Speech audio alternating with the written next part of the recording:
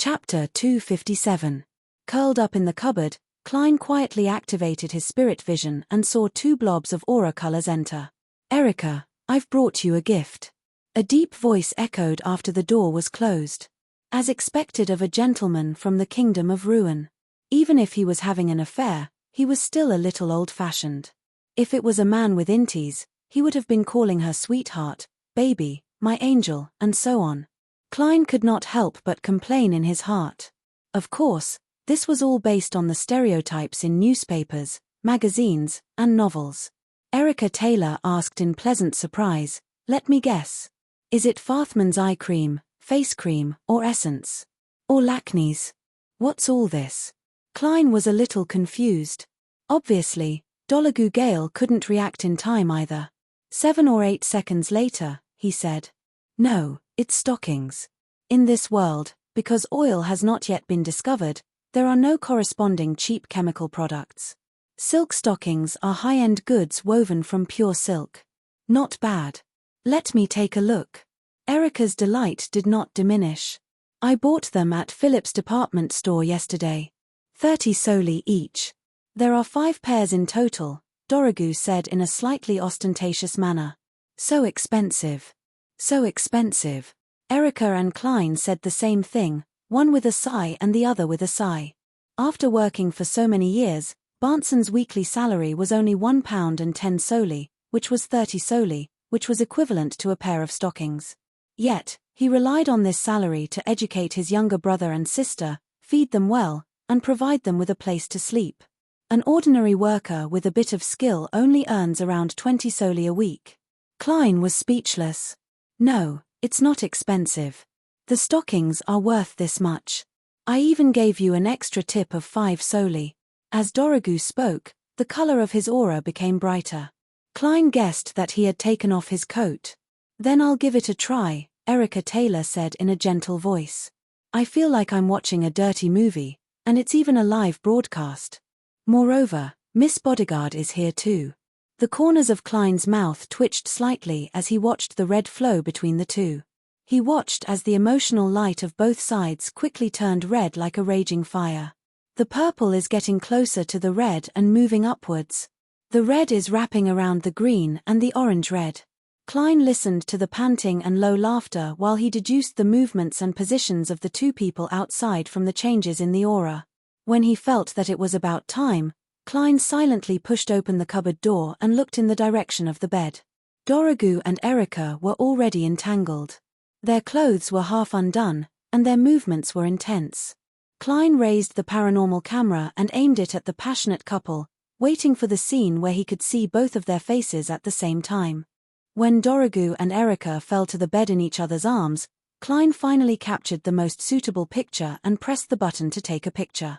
The cracking sound was not obvious, and the intense flash and other anomalies were confined to a small area, so it did not alarm the man and woman. Due to his lack of confidence in his photography skills, Klein took a few more photos, intending to have a choice in the future. He was only prepared to give his employer one photo, because too many photos would make the lawyer question why the other party hadn't noticed that someone was taking photos. The underwear fluttered to the ground, and the panting suddenly intensified. Klein hugged the portable camera, skillfully rolled out of the cupboard, and closed the door in passing.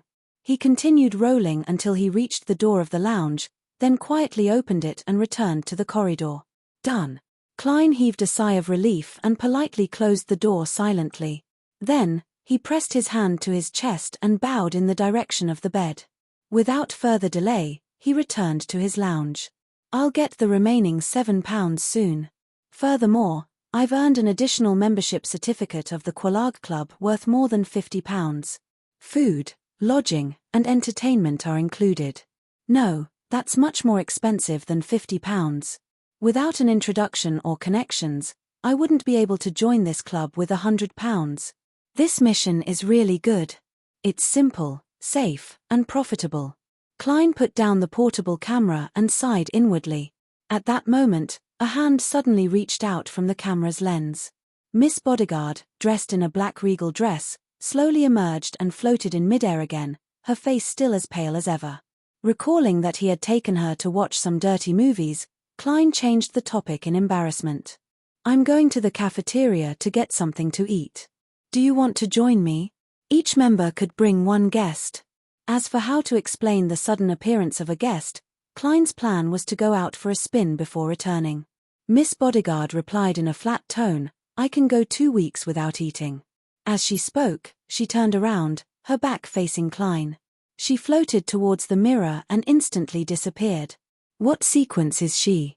Klein thought curiously as he put the portable camera back into the suitcase. After doing all of this, he went to the bathroom and resolved his personal problems. After washing his hands and wiping his face, Klein looked at the mirror and examined his current appearance. As he hadn't shaved this morning, there was a bit of bluish-black stubble on his mouth and chin. His hair was parted at a ratio of 3:7, and he wore a pair of gold-rimmed glasses. He looked refined and scholarly with a hint of maturity. There's a certain difference from before, but it's still recognizable upon closer inspection. When my beard grows to a certain extent, I won't have to worry too much. In the future, when I advance to sequence 6 faceless, I won't have to be afraid of anything. Klein took out his golden pocket watch and opened it. He walked out of the bathroom, picked up his suitcase, and went to the cafeteria on the first floor.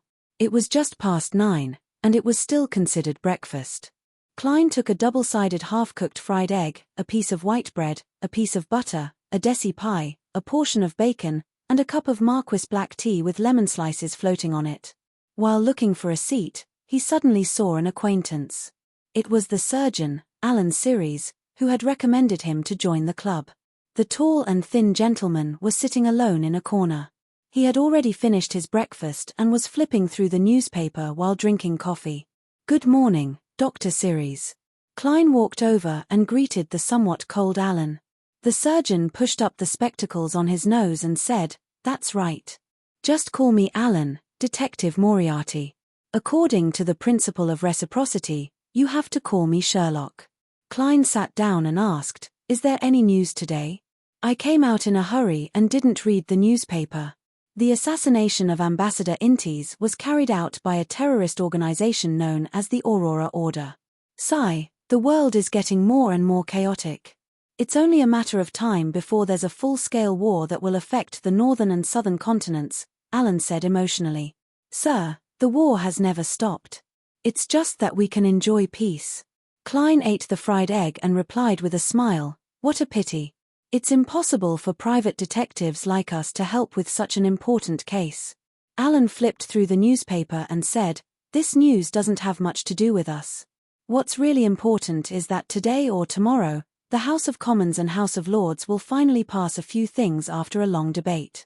The first is the Government Employee Unified Examination Act, as well as the corresponding regulations and implementation plan. The second is the establishment of the National Atmospheric Pollution Council. The third is the establishment of an independent alkaline industry prosecutor. The latter two are to deal with pollution. God, they're finally paying attention to this problem. The number of patients in the hospital suffering from lung diseases is constantly rising. Is it finally going to be passed? I wonder how Barnson's preparations are going. Will he be affected by my death? Klein's smile suddenly brightened. This is a good thing. She wants herself or her husband, Dorigu, to become a member of the kingdom's National Atmospheric Pollution Council. Her chances are greater. She doesn't hold a position in a commercial company, and she's a believer of the goddess. And no matter what kind of organization it is, there's always a need for balance. Alan mentioned Klein's employer. I suggest that she come to the club more often. We have a few members of the House of Commons here. In the Kingdom of Ruin, the composition of the House of Commons was mainly made up of wealthy people and representatives of certain nobles. However, there were also many professionals, such as doctors, lawyers, priests, teachers, scientists, and accountants. The Quelaag Club targeted all kinds of professionals from the middle class, regardless of party affiliation. Klein didn't know much about such matters, so he casually responded with a few words before changing the topic. Alan, it's Friday today. Don't you need to go back to the hospital? No, I'm on leave. Things have been really bad recently. Alan suddenly frowned. What happened? Klein drank a mouthful of black tea and asked. As Bakerland had just been assassinated, Rosago's corpse had been thrown into the source far away, and it was unknown when it would be discovered. Klein was concerned about the fallout and his incomplete disguise, so he didn't plan on taking on any difficult missions that would easily expose him. Therefore, he was very interested in potential, simple, and lucrative tasks. Alan put down the newspaper and sighed. I've been too unlucky recently. I've made mistakes in a few consecutive surgeries. Thankfully, they didn't cause too serious of an outcome. Otherwise, my license might have been revoked. Although in the current era, it wasn't big news for surgeons to die during surgery, and it was a common occurrence, the punishment was still quite severe if a serious accident was caused by a mistake. All right, I can't help much. Well, actually, I know of a luck enhancement ritual, but its effect is to send you above the grey fog. Klein lowered his head and chewed on his bread.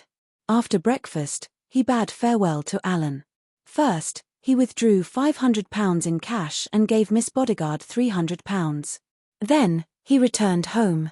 As he waited for the photos to be developed, he hoped that some simple commission would come knocking on his door. Unfortunately, he didn't encounter any for the time being.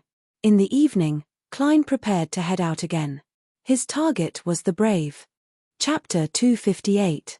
Before leaving, Klein flipped a coin and asked if it wasn't a good day to go to the Brave. After getting a negative answer, he looked around and whispered to the air, "Is there anyone monitoring me today?" After a few seconds of silence, Miss Bodyguard's ethereal voice suddenly came from behind him. "No." Klein subconsciously looked back, but he still couldn't find Miss Bodyguard. His attention quickly shifted to the answer, and he could not help but chuckle in his heart. MI9 didn't even put me on the suspect list.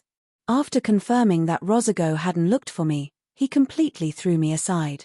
Should I feel honored or insulted? That's right. A detective who's busy looking for a cat to catch an affair can't possibly be related to assassinating an ambassador or killing a Sequence 5 powerhouse. Also, MI9 had been monitoring me for a while.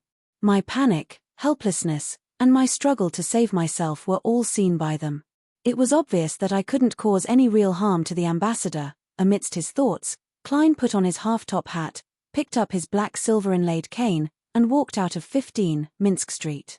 He spent 2 solely on a rental carriage and arrived at the Brave on Iron Gate Street in the Beekland Bridge area.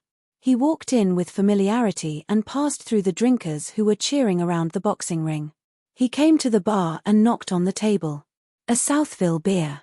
The bartender looked up at him and muttered, "Casper's is in card room number 3. Klein smiled, took out 5 one-penny copper coins, and pushed them to the man. Following that, he picked up a wooden cup and drank the white frothy Southville beer. He circled around the 2 most crowded, lively, and sweaty arenas and knocked on the door of card room 3. Casper's was playing Texas Hold No Limit with a group of people. The stack of cash in front of him was high, and the pile of yellow coins was dazzling. Noticing Klein's gaze, the black market weapons merchant with a huge scar on his face twitched his big red nose and said casually, "That's right. I don't like to use chips. It makes me feel unreal. The texture of the banknotes and the weight of the coins are intoxicating. It feels as good as F*king a woman." After mumbling these words, Casper's frowned slightly. "What are you doing here?" Klein did not answer directly. He gestured with his lips to indicate that they should talk outside. "Damn it. I'm going to empty them." "Bullshit, I'm not following." Casper's threw the 2 cards in front of him to the middle, then limped to the door and said to Klein, "You better have a good reason."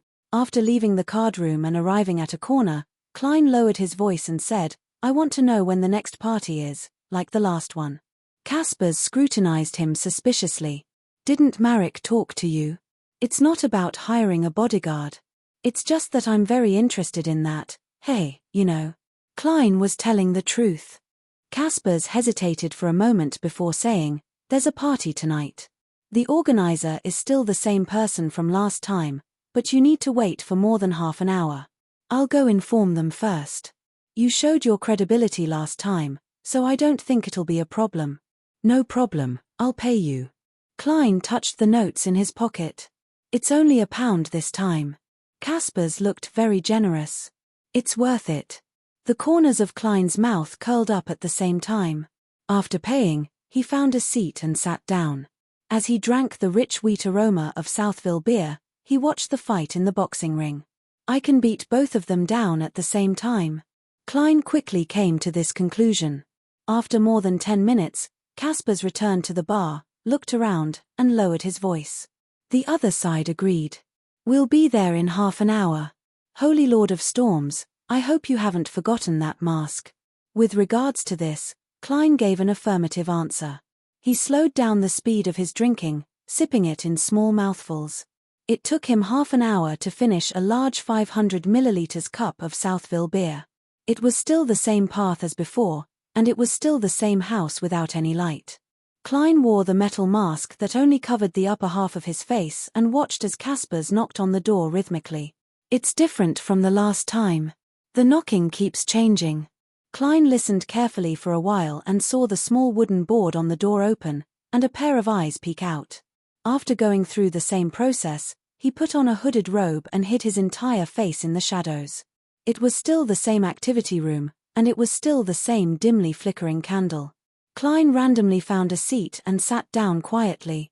But unlike before, he wasn't repressed or tense this time. Instead, he leisurely surveyed the area. The cold wind that blew at the back of his neck confirmed that Miss Bodyguard had followed him in without anyone noticing.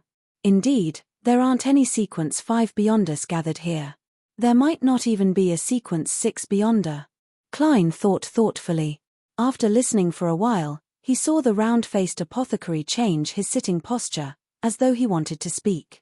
Indeed, the apothecary, who revealed half of his chubby face, quickly raised his hand. Black Snake seems to have died in the sores. Those beasts are still plundering. Black Snake is dead. Upon hearing this news, Klein was rather stunned. Black Snake was the man who had sold him the listener's relic, allowing him to successfully create the language of foulness. He was suspected to be a member of the Aurora Order. He can't be weak, but he actually died in a simple mission to clear the beasts in the sores. Klein frowned in puzzlement and suddenly recalled something. When he discovered Zriel's corpse, he had heard thumping sounds deep in the sores. By the time he led Ian over, Zriel's corpse had already been partially devoured by strange beasts. It was at the bottom of Iron Carbon Street in East Borough, quite far from the Beekland Bridge area. I wonder if it's related. Klein didn't have the urge to verify this matter. The news of Black Snake's death quickly spread in the dark activity room, attracting many people's whispers, spreading a sense of empathy and fear. The apothecary clapped his hands. So, what should I do? The whispers suddenly disappeared, and the silence in the room seemed to solidify. Due to the apothecary's advice, which he wasn't afraid of offending others, Klein thought for a moment and took the initiative to speak.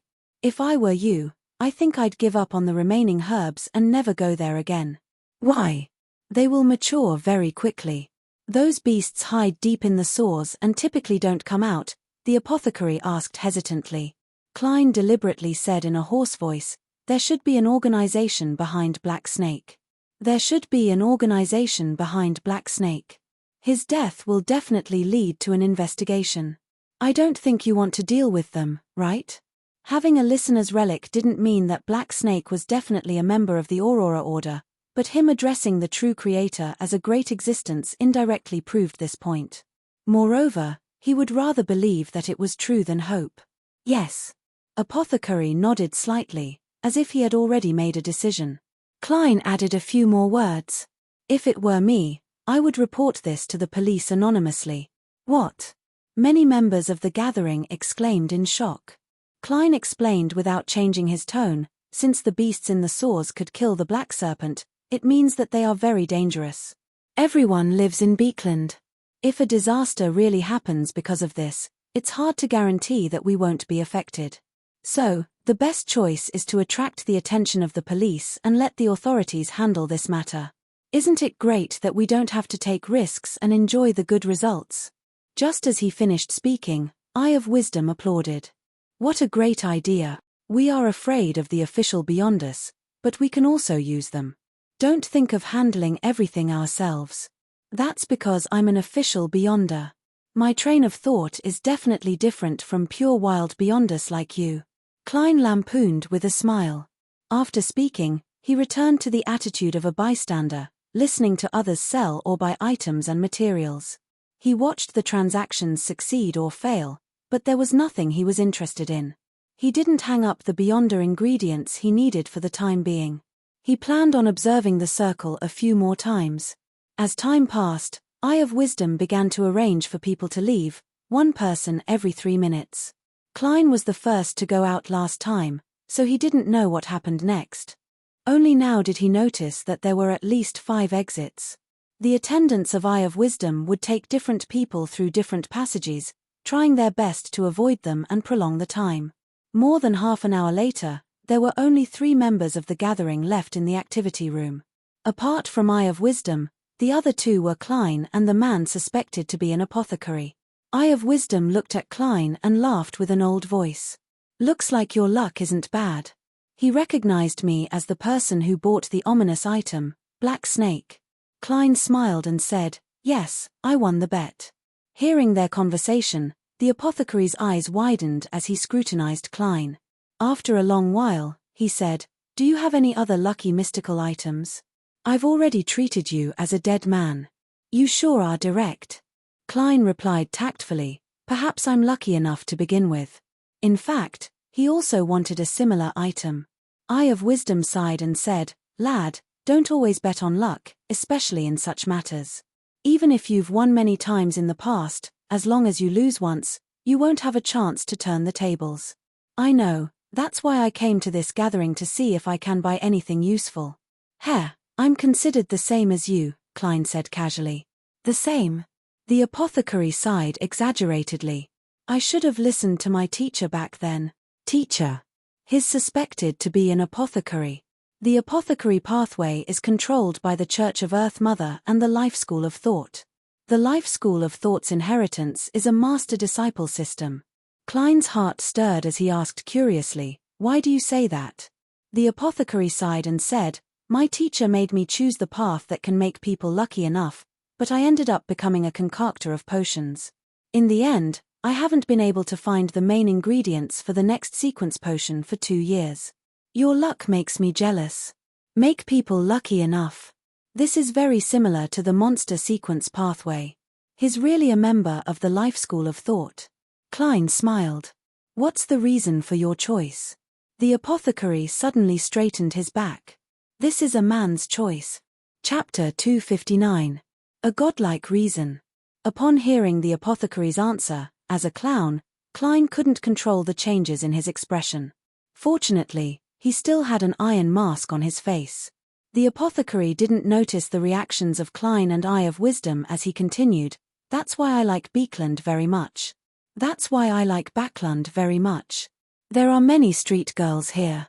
They appear outside music halls and theaters, waiting in the streets and alleys. Some of them are professional, while others are part-time. They were originally female workers and maids, and they have a different flavor. It's said that in certain places in Westborough, there will occasionally be a bankrupt noble lady. It's really something to look forward to." Klein nudged up the iron mask that covered half his face and quickly changed the topic. "Does your teacher have anything to say about your choice?" The apothecary shook his head slightly. "No, he just kicked me out of the door after teaching me about herbs. He told me to travel the continent and experience life. Damn it, he didn't even tell me where to find the ingredients for the subsequent potions." At this point, the apothecary looked at Klein and added, "If you know where to find the spring of the elves' marrow crystals, please tell me. If you know where I can find the essence crystal of the fountain of the elves, please tell me. I will pay you. Of course, you can also buy it first and sell it to me at a higher price. You are a lucky guy. Maybe you can help me fulfill my wish." "All right." Klein casually agreed and asked thoughtfully, "When the time comes, can I use it to exchange for the apothecary potion formula?" From his point of view, apothecary was a very useful support job that could be used to nurture helpers.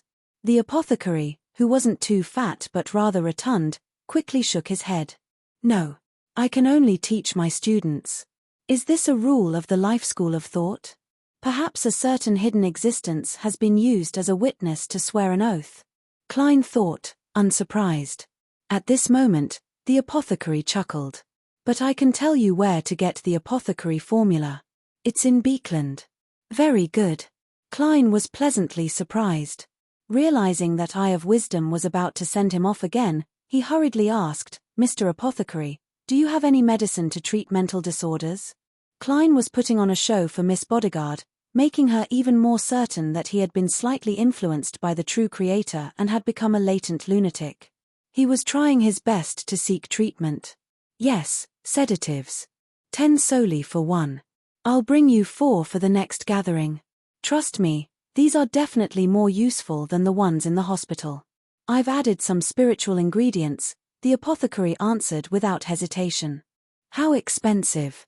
In Tingen's underground market, the sedatives from the hospital cost 1 to 2 solely each, while the ones from the Nighthawks, mandated punishers, and machinery hivemind cost 4 to 5 solely each. As these thoughts flashed through his mind, Klein put on an act and looked at Eye of Wisdom. Honorable sir, may I attend the next gathering? Pay attention to the Beekland Morning Post every day. When there's an advertisement for the purchase of goods by the Ernst firm on the 5th page, it indicates that there will be a gathering here at 8 in the evening the next day. The strength and interval of the knocking depends on the price. The first number is the number of heavy knocks, the second is light, the third is long, and the fourth is short. The rest are meaningless. Eye of Wisdom nodded. After describing the information, he sighed. Beyonders who don't belong to the official organizations and aren't part of any organization aren't as good as you imagine. On the one hand, we have to hide our secrets and avoid the officials. We have to maintain a cautious and careful state at all times. On the other hand, we have to fight against losing control and madness. Too many of our kind have died because of these 2 matters. Even if we successfully avoid the attention of the officials and avoid losing control and madness, we will still fall into a predicament of lacking ingredients, not being able to find the items we want, and not being able to obtain enough knowledge at any time. I organize such gatherings so that everyone can help each other. Unfortunately, it's an era where mysteries are scarce. Many Beyonder ingredients rarely appear again. That's right, but I have Mr. the Hanging Man, who knows the coordinates of some primitive islands.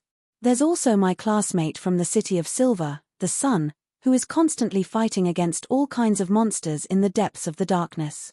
I can rely on them for some Beyonder ingredients. Klein politely got up and bowed to Eye of Wisdom. Your character is admirable. After sitting down again, Klein suddenly thought of something and asked after some deliberation, what's going on? He deliberated and asked, Gentlemen, do you have any mystical items? Just like the one Black Snake sold me, but it doesn't have too serious or negative problems. I want to have some ability to protect myself. His plan was to find something he was interested in and figure out the price before determining his goal. Although I don't have money now, it doesn't mean that I won't have it in the future. Can't I ask for the price if I don't have money? Klein silently added in his heart. The apothecary spread his hands, indicating that he didn't have any, or that he wouldn't sell them even if he did. Eye of Wisdom chuckled and said, I do have some. I do have some. What kind do you want to buy? Give me a rough range. Some. He's most likely a savant pathway beyonder who relies on external objects. Klein didn't hide his envy as he said, I want something stronger than myself. It's best if it has mystical powers that don't improve my combat skills. He didn't go into too much detail to maintain his image as a beginner. Eye of Wisdom smiled and said, I have an item that's very suitable for your requirements. I have an item that suits your requirements very well. It was once codenamed 2-081. 2-081? Klein asked in puzzlement. His puzzlement was just a facade, and he was more alarmed inside. This is a sealed artifact from the Church of the Goddess, from behind Channy's Gate? Klein didn't expect to encounter a familiar numerical code name here. Eye of Wisdom casually explained, many mystical items have obvious latent dangers that can cause a certain degree of harm. Therefore, the churches of the 7 Orthodox deities are collecting and sealing them. They call them sealed artifacts and use numerical codes to distinguish them. Many mystical items have obvious latent dangers and can cause a certain degree of harm. After a long period of debate and communication, the 7 churches have formed a unified naming system. They use 0, 1, 2, and 3 to indicate the different levels of danger. Among them, grade 0 is the most dangerous. It's said that it's a terrifying item that can destroy a country or even the world. The churches of the 7 Orthodox deities will inform each other of their grade 0 and 1 sealed artifacts, telling each other what they have. Therefore, the code names for grade 0 and grade 1 won't be repeated. Grade 2 and grade 3 will be ordered separately. Different churches might have the same code name. Klein had long known the general situation from the Nighthawks, but he was very puzzled by one of the problems. Inform each other of their grade 0 and 1st Street sealed artifacts code names? Isn't this exposing our family's assets? It will let the other churches know how many trump cards we have. Of course, this can also be seen as a form of strategic deterrence to prevent direct conflict between the 7 churches. Klein thought about the possible reasons. Yes, although I can't understand the reason for doing so, it has indeed happened.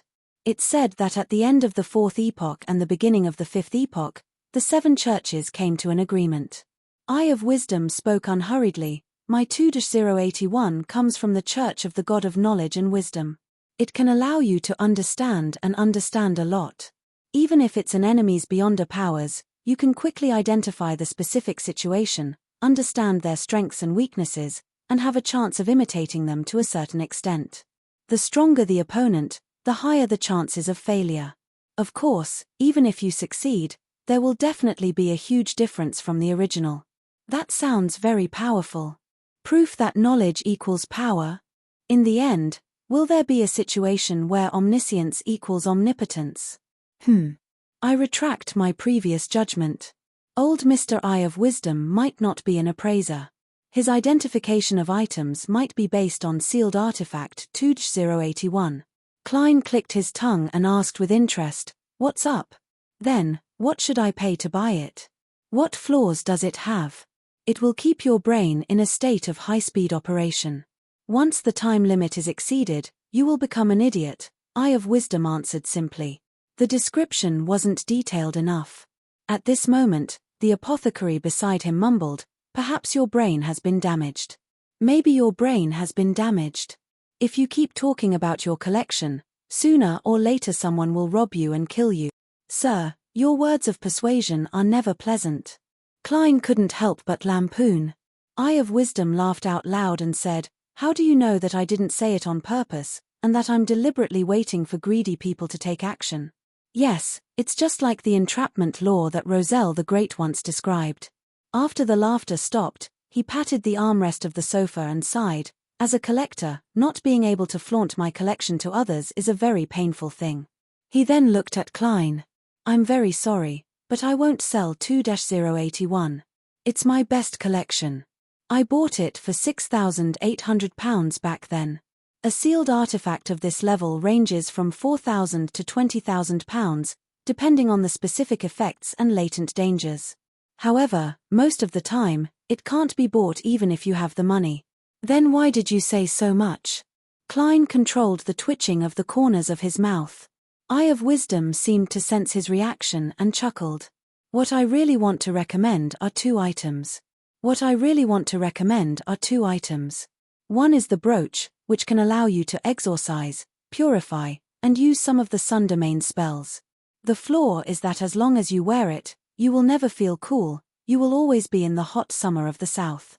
The other is a hat that can change shape. Wearing it will allow you to move freely underwater for at least half an hour, and you can use some water and wind domain spells. The flaw is that you will desire water, and once you walk on land, you will become weaker and weaker. Similar items cost between £1,500 to £3,500. Similarly, sometimes, even if you double the price, you might not be able to buy them. This is because they rarely appear. I've spent more than 30 years collecting a few." Klein nodded slightly. "I'll think about it and decide at a future gathering." Having said that, he deliberately smiled. "Besides, I don't have that much money right now." Chapter 260. The cement road was dirty due to the long period of rain, and the gas lamps on both sides, which were as tall as adult men, emitted a bright but misty glow due to the dampness of the glass covers. A rental carriage drove through the night, and the pedestrians around it were either wearing hats or holding umbrellas. Klein leaned against the side of the carriage, leisurely admiring the Beekland streets at night. At that moment, he suddenly felt the temperature inside the carriage drop significantly, and a cold wind swirled around. Klein suddenly turned his head and saw Miss Bodegaard, who was dressed in a black Gothic regal dress, sitting opposite him at some point in time. Her voice was illusory and ethereal. "That eye of wisdom has sensed my presence." "As expected." Klein nodded, unsurprised. "He has several mystical items. Perhaps he relied on them to detect me. I even suspect that there's an organization behind him. Otherwise, with the power of Eye of Wisdom alone, it was unlikely that he would be able to collect several relatively powerful mystical items even after spending more than 30 years. Previously, Rear Admiral Hurricane Zillings, as one of the 7 pirate admirals, only had one creeping hunger. Of course, it was more likely that the latter had high standards and didn't think highly of ordinary mystical items. After all, creeping hunger could be all round without any weaknesses. Yes, it's also a reasonable explanation that Eye of Wisdom is very rich. He organizes so many gatherings, and whenever he finds a suitable mystical item, he buys it at all costs. After more than 30 years, it's not too unbelievable for him to have several collectibles. Sigh, it's as if he has a mine at home or runs a bank. Klein lampooned inwardly. He didn't specifically mention that he had guessed that Eye of Wisdom was from the Church of the God of Steam and Machinery, or the Church of the God of Knowledge and Wisdom. He was afraid of exposing the fact that he hadn't just become a beyonder in front of Miss Bodegaard. The pale blonde Miss Bodegaard nodded slightly, as if agreeing with Klein's suspicions. Suddenly, she frowned and looked out the window opposite her. "There's a strong smell of blood." "A strong smell of blood." Klein turned his head in puzzlement and looked out the window. In the thin drizzle, there was a secluded alley. Near the entrance of the alley, there was a woman in a gorgeous dress. At this time, a passerby took a closer look and suddenly let out a scream. Amidst the screams, the horses were slightly frightened. The coachman quickly tightened the reins, and the carriage slowed down. With the light from the street lamp, Klein saw that the woman lying on the ground at the entrance of the alley was pale. There was a deep wound on her abdomen, and her internal organs seemed to have been dug out. The blood on the ground around her was flowing slowly, crimson and thick. This. As a qualified former Nighthawk, he quickly thought of many cases with similar modus operandi. These cases were often related to demon worship. When it came to demon worship, it was difficult to bypass an ancient organization, the Blood Sanctify cult, which first appeared in the Fourth Epoch. According to the records, this was a loose alliance formed by worshipping demons. There were several so-called demon families within it, such as the Noir, Androlade, and Beria families. They did not belong to each other. They persistently spread the belief in the devil, causing many murders. The accountant of the Tingen Nighthawks, Mrs. Oriana, was one of the victims, but she was lucky enough to be saved. Of course, not all similar cases were committed by them. Many people found those things cool and began to imitate the crimes. "It looks like the Blood Sanctify cult," Miss Bodegaard whispered as her figure quickly turned transparent and disappeared. Miss Bodegaard whispered as her figure quickly turned transparent and disappeared. She didn't care if Klein understood or not. At this moment, the carriage had already passed the crime scene. Klein also noticed that there were patrolling policemen rushing over. Hence, he resisted the thought of getting out of the carriage to observe and treated himself as an ordinary citizen passing by. Citizen Mr. Moriarty, the Blood Sanctify cult is in control of the criminal pathway, also known as the Devil Pathway.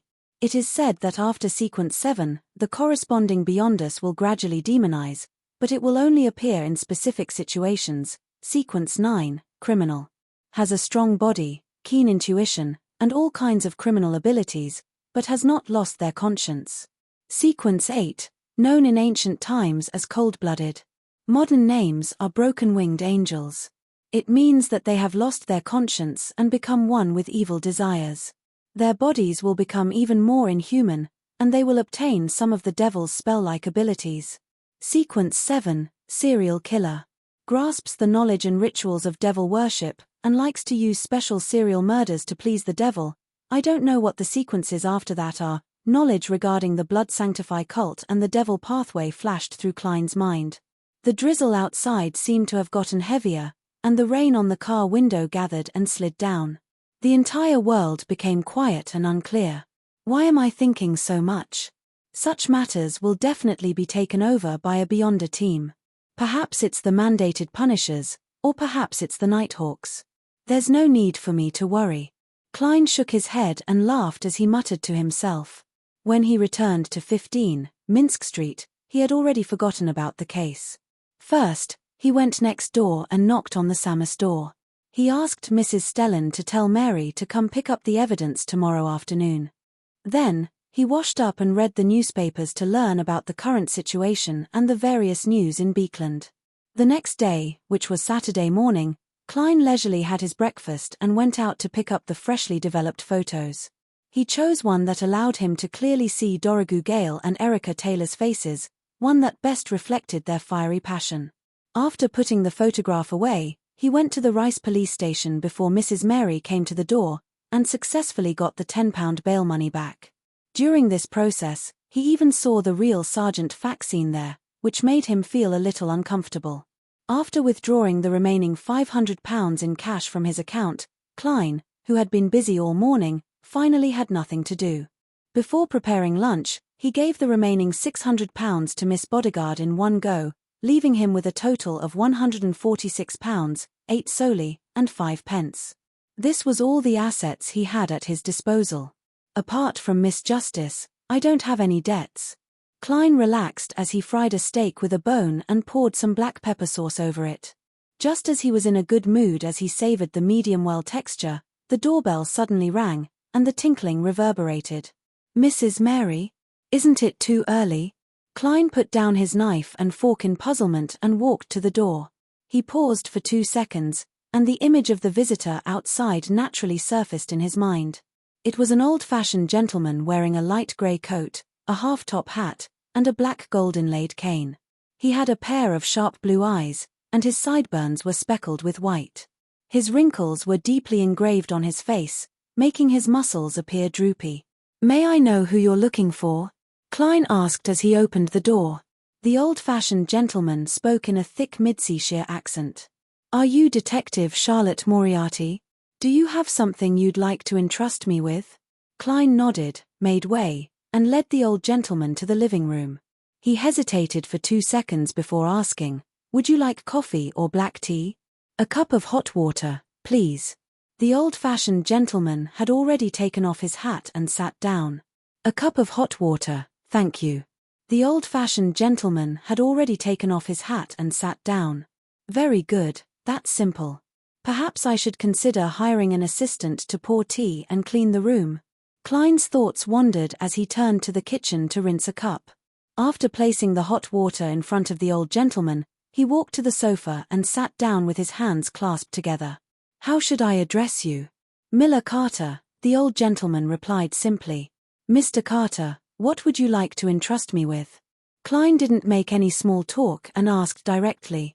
As he spoke, he secretly activated his spirit vision and observed the man opposite him.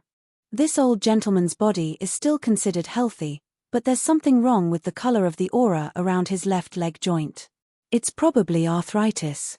His emotions are mainly blue for calm thinking, with a hint of anxiety. Klein had come to a general conclusion with just a glance. Miller Carter picked up a white porcelain cup and stroked its outer layer. "This is what happened. I bought a house on Williams Street. I'm from Midseashire, and because of my business, I'll be settling in Beekland in the future." Williams Street. Where is it? It hadn't even been a month since he arrived in Beekland. Klein, who either checked maps or relied on his intuition, tried his best to appear steady and reliable. Miller Carter glanced at him and continued under Klein's gaze. That house was said to have belonged to a bankrupt viscount. It was said that the house was originally owned by a bankrupt viscount. This happened about 20 to 30 years ago. After a few hands, it was finally bought by me. I planned on doing some modern renovations, but I discovered a hidden door in the basement that leads to a large underground building. I considered that it might not be safe inside, so I temporarily stopped construction and didn't allow the workers and servants to rashly explore. I hope that you can help me confirm the situation inside the underground building. Underground building? Ancient ruins? Secret treasure? Klein thought for a moment. Why didn't you call the police? The police can mobilize hundreds of times more resources than a private detective like me. The results of the exploration will definitely be better and more guaranteed. Miller Carter rubbed the spot between his eyes. I don't want too many people to know about this, especially the government. If I confirm that there's no danger inside the underground building, I plan on making it part of the entire house and repurposing it. I know that this is a high risk for you. I'm willing to pay £50 for it, but you can't hire more than 3 assistants. After the matter is settled, I can even compensate you according to the specific circumstances, £50. That's a very high price. If I were an ordinary detective, this would be equivalent to 2 or 3 months of my income. He's new to Beekland and doesn't know any other detectives. He can only hire people from the newspapers, so he came to me. Klein deliberated for a few seconds. Let me think about it. He suddenly revealed an apologetic smile and pointed behind him, saying, I'm going to the bathroom. Miller Carter nodded indiscernibly and drank a mouthful of hot water. After entering the bathroom and closing the wooden door, Klein looked into the mirror and took out a halfpenny. Since Miss Bodyguard was around, he couldn't go above the grey fog to confirm it, so he could only rely on his own divination skills. I should accept this commission. Klein silently repeated it 7 times and flicked out the copper coin. His eyes turned deep as he watched it tumble down. Pa. The coin fell into his palm, the head of the king facing up in affirmation. Klein nodded slightly and whispered to the air, what about your intuition? Miss Bodyguard's figure quickly appeared in the mirror, and she replied expressionlessly, there's some danger, but it's not serious. Very good. Klein put away the coins, washed his hands, turned around, and walked out of the bathroom into the living room. He looked at Miller Carter and smiled. I'll accept this commission. Chapter 261. After signing the contract with Miller Carter and receiving an advance payment of £10, Klein wasn't in a hurry to go to William Street. Instead, he made an appointment at 4 in the afternoon. Miller understood this very well. From his point of view, Detective Charlotte Moriarty, who was working alone, would definitely need to recruit people to carry out the exploration. After the old-fashioned gentleman left, Klein immediately returned to the dining table and stuffed the cold steak into his stomach. Seriously, doesn't he need to eat lunch? Why did he have to pick this time to visit? After barely filling his stomach, Klein bitterly began to tidy up. At 2 in the afternoon, Mrs. Mary visited as scheduled. Her eyes were slightly red and swollen, but her expression was increasingly gloomy. Stellan Sammer, who was accompanying her, had no choice but to remain silent. Klein placed the photo he had carefully chosen into the envelope and handed it over. Please confirm it. Mary hesitated for 2 seconds, slowly took a breath, took the envelope, pulled out the photo, and examined it carefully. Very good, very good. You are the most efficient and responsible detective I've ever seen. I'm honored to introduce you to the members of the Quelaag Club. Here's the rest of the £7. It's what you deserve. Mary took out a wallet from her leather handbag and counted out a £5 note and 2 £1 notes. Then, without waiting for Klein's response, she stuffed the photo into the envelope, put it in her handbag, and abruptly got up to leave. Tap, tap, tap. Her buttonless leather boots produced a hurried sound. Stellan Sammer tried her best to chase after her before she could barely keep up. When she opened the door to leave, Mary suddenly tripped and almost fell. Fortunately, Stellan happened to support her. With this interlude, Mary clearly slowed down and seemed to have become quiet. You forgot to bring your portable camera. I'll give it to Mrs. Sammer later and get her to bring it to you. Klein silently watched this scene, shook his head slightly, and didn't say a word. He returned to the 2nd floor, took an afternoon nap, and woke up comfortably to the sound of the nearby cathedral clock striking on time. Klein had already flipped through the map and confirmed that William Street was at the junction of Westborough and Queens. It belonged to the core of Beekland and was suitable for living. A good house in West Borough or Hillston Borough costs about £2,500. Miller Carter's house is close to Empress Borough, and it's the property of a former viscount. It's definitely not small. Buying it in its entirety would cost at least £3,500, or even £5,000. That's enough to exchange for a rather good mystical item. He came to visit me without a butler or attendant. Is it because he's just arrived in Beekland and hasn't gotten on the right track in every aspect? Klein put on his double-breasted frock coat and hat, picked up his cane, and went out into Minsk Street. At this time, the gas lamps had not been lit, and the streets were even gloomier than in the evening. However, the air was still okay, not as pungent as the few districts in the east. Riding a rental carriage all the way to Williams Street, Klein saw a manservant waiting outside the house at number 8. The male servant was wearing a red waistcoat and light-colored trousers. He bowed respectfully to the guest. "Good afternoon. May I know if you're Detective Moriarty?" "Yes, I've made an appointment with Mr. Carter." Klein nodded slightly and followed the male servant into a mansion with a lawn in front and a garden on the side. The house had 2 floors, and the first floor was rather messy. There were a lot of construction materials on display, and workers were coming and going to renovate it. Miller Carter didn't wear his top hat. He covered his nose and came over. "I'm very sorry. It's too messy and dirty here, but I hope that everything will be fine before my family arrives in Beekland. I can only urge them to keep working." With that said, he looked at the male servant and instructed, "Continue watching them. Keep an eye on them." It's no wonder he didn't bring a servant with him. "A servant has become a supervisor." Klein smiled and said, "I know quite a number of doctors. They told me that newly renovated houses aren't suitable for immediate occupancy. They have to wait at least 3 months for ventilation. Otherwise, the elderly and children who aren't strong enough will easily fall ill." "Is that so?" Miller asked in puzzlement as he led Klein to the basement. "I haven't verified it, but I choose to believe in authority. It's said that it originated from the words passed down by Roselle the Great." Klein casually made up a story. Miller nodded and turned to look at the door. He couldn't help but frown. "Mr. Detective, you didn't bring an assistant? That building might hide quite a bit of danger." "I have an assistant, but you can't see it." Klein lampooned and said seriously, "This is my first exploration. So I will proceed cautiously. If there are any problems, I will immediately retreat. I have rich experience in this aspect. I won't let myself fall into a dangerous situation. And an assistant who isn't skilled enough with me will make my actions less agile and decisive." Miller was taken aback. "You're very professional."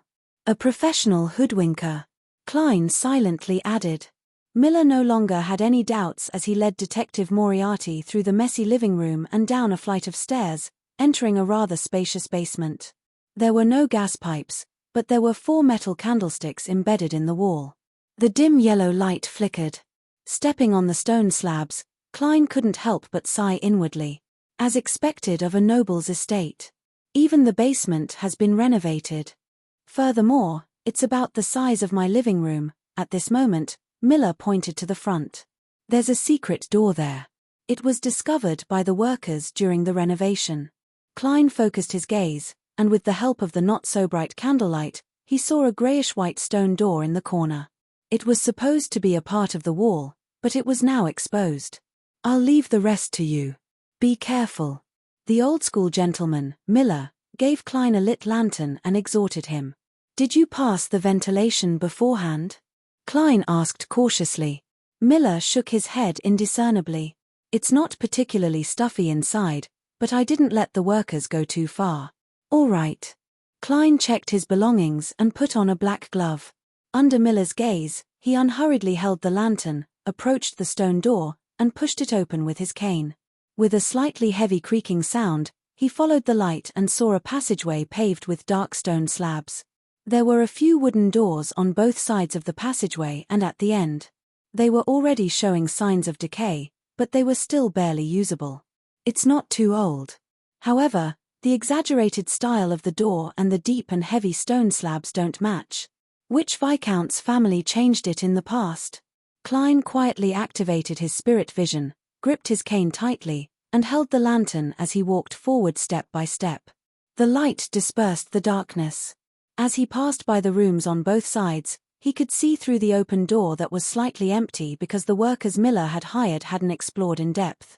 He saw long tables and benches that matched the style of the door. There's no flickering of spiritual light. Klein did a quick inspection and continued forward without stopping until he came to the black stone door at the end. He stretched out his gloved right palm, half-clamped his cane, and slowly pushed the door open. A jarring grinding sound began to reverberate as the stone door gradually cracked open. Suddenly, specks of light appeared in Klein's eyes, reflecting the countless intertwining aura colors. His heart tightened as he suddenly pushed the door open and took a few steps back. The gap in the stone door rapidly widened as a black, slippery creature suddenly fell from above. It was a long snake with a triangular head and red patterns. It straightened its upper body, spat out its forked tongue, and looked at Klein with its cold, brownish-yellow eyes. Pa. Pa. Pa. One snake after another fell from the door and piled up at the entrance. Past them, Klein saw a hall inside. In the middle of the hall, there were countless snakes of various colors squirming together, forming an exaggerated nest that was more than 10 meters long and wide. The slippery and disgusting feeling assaulted his senses. Klein's scalp went numb as he couldn't help but take 2 steps back. He even wanted to look away, not daring to look straight at it. Although he was a man, he was still afraid of snakes. Snakes were the animals he was most afraid of. This stemmed from a psychological trauma. When he was still a child, he liked to secretly push open the door to his room and watch movies with his parents through the gap when he was supposed to be sleeping. Unfortunately, his parents once watched a movie about a snake disaster. There was a scene where a building was being demolished and a large nest of snakes was dug up. The dense squirming of the snakes was still deeply engraved in his mind. Can a slumber charm affect so many snakes? Klein swallowed his saliva with difficulty and said to the air, "What solution do you have?" Miss Bodyguard's figure in a black Gothic dress quickly appeared beside him. She pursed her lips and didn't say a word. Klein glanced at her, and she glanced at Klein. Neither of them spoke. After a snake slowly slithered out, Klein finally coughed and repeated, "That's right. What solution do you have?" Miss Bodyguard didn't answer as she floated up.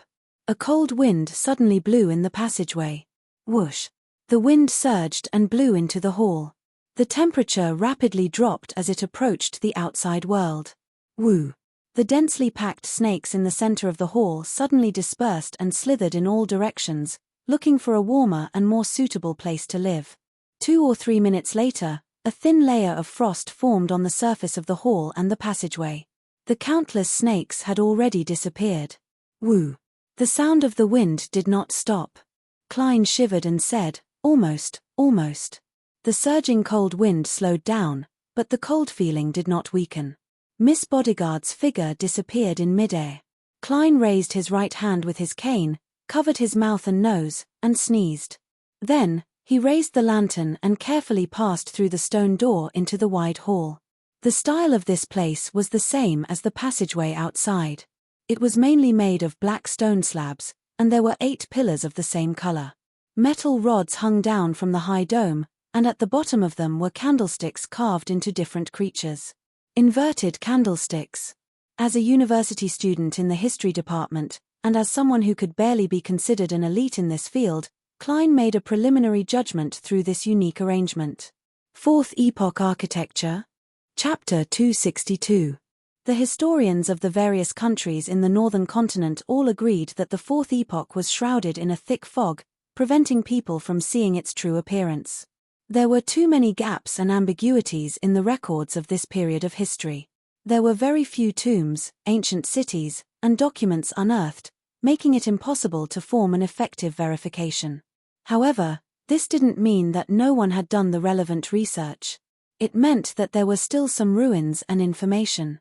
Klein was originally a fanatic of the history of the Fourth Epoch. He had read many papers and books, so he still remembered quite a bit of the content. Be it the Solomon Empire, the Tudor dynasty, or the Tuluan Sostal Empire, they all had similar architectural styles. They had architectural styles that defied common sense, were messy, asymmetrical, and loved black. Among them, the most representative ones were the candlesticks that hung from the ceiling and the black walls that had patterns that resembled slashes. It was precisely because of this that when Klein raised the lantern and saw the metal rods that extended down from the dome and the candlesticks embedded at the bottom, his first reaction was that this underground building belonged to the Fourth Epoch. It belonged to an ancient period that was shrouded in a thick fog, one that many historians and archaeologists found regrettable.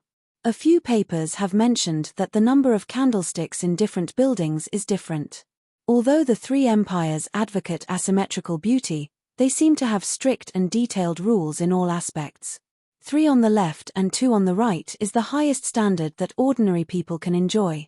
This is determined from the architectural layout and the remains of the houses. Klein raised his arm and raised the lantern high. As he slowly walked forward, he counted the candlesticks on both sides. The hall was wider than he had expected. He walked at least 100 meters before he saw the platform that was half a meter above the ground. Only then did he see the thick wall that marked the end. There are 41 inverted candlesticks on the left, and 40 on the right. This is a little exaggerated. What class does this belong to? A powerful noble? Man, the Antigonus family and the Zaratal family are nobles from the Fourth Epoch. They are also powerful and terrifying beyond families. The other powerful nobles shouldn't be too far off. Klein raised the lantern and continued forward. He saw the staircase on the side of the raised platform, and he saw the marks on the black stone bricks that looked like they had been carved by knives and axes. Was it really a relic from the Fourth Era? As these thoughts flashed through Klein's mind, he relied on his keen eyesight and the light from the lantern to discover that there were 2 iron-black seats on the platform that was half a meter above the ground. They were huge and ancient, and they overlooked the seats below. There were 2 of them. 2. Why were there 2 of them? According to the layout, the seat here should belong to the person with the highest position and the greatest authority here, but there were actually 2. Great aristocrats on par with each other? 2 earls, 2 dukes, 2 princes? Klein slowly began to feel that his historical knowledge was starting to lack. He clearly remembered that many papers had mentioned that the 3 empires, Solomon, Tudor, and Tulu-and-Sostal, had a strict hierarchy. The hierarchy was clear and could not be crossed. Based on this theory, there should not be 2 leaders in a force. Strange.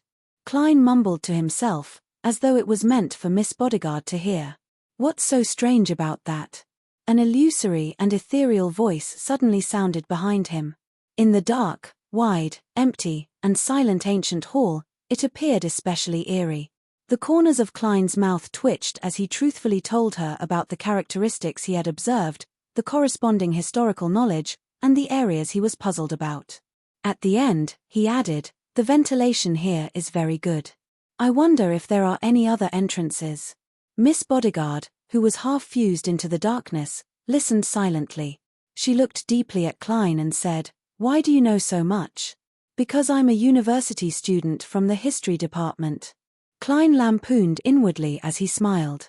"If I hadn't chosen to be a detective, perhaps I would have become a young historian with a conscience." Miss Bodyguard didn't respond, nor did she vanish again. She floated onto the platform. With the lantern in hand, Klein followed closely behind. He discovered that the platform was extremely large. It was nearly 40 meters across and 10 meters vertically. The architectural style is grand and gigantic. It's also one of the characteristics of the Fourth Epoch. He mentioned it casually and cautiously walked up to the 2 huge iron-black chairs. He raised the lantern and examined them carefully. It seems to be for a 3 or 4 meter tall giant to sit on. There are badge-like patterns on the back of the chair. On this side is a black crown, and on this side is a hand holding a scepter.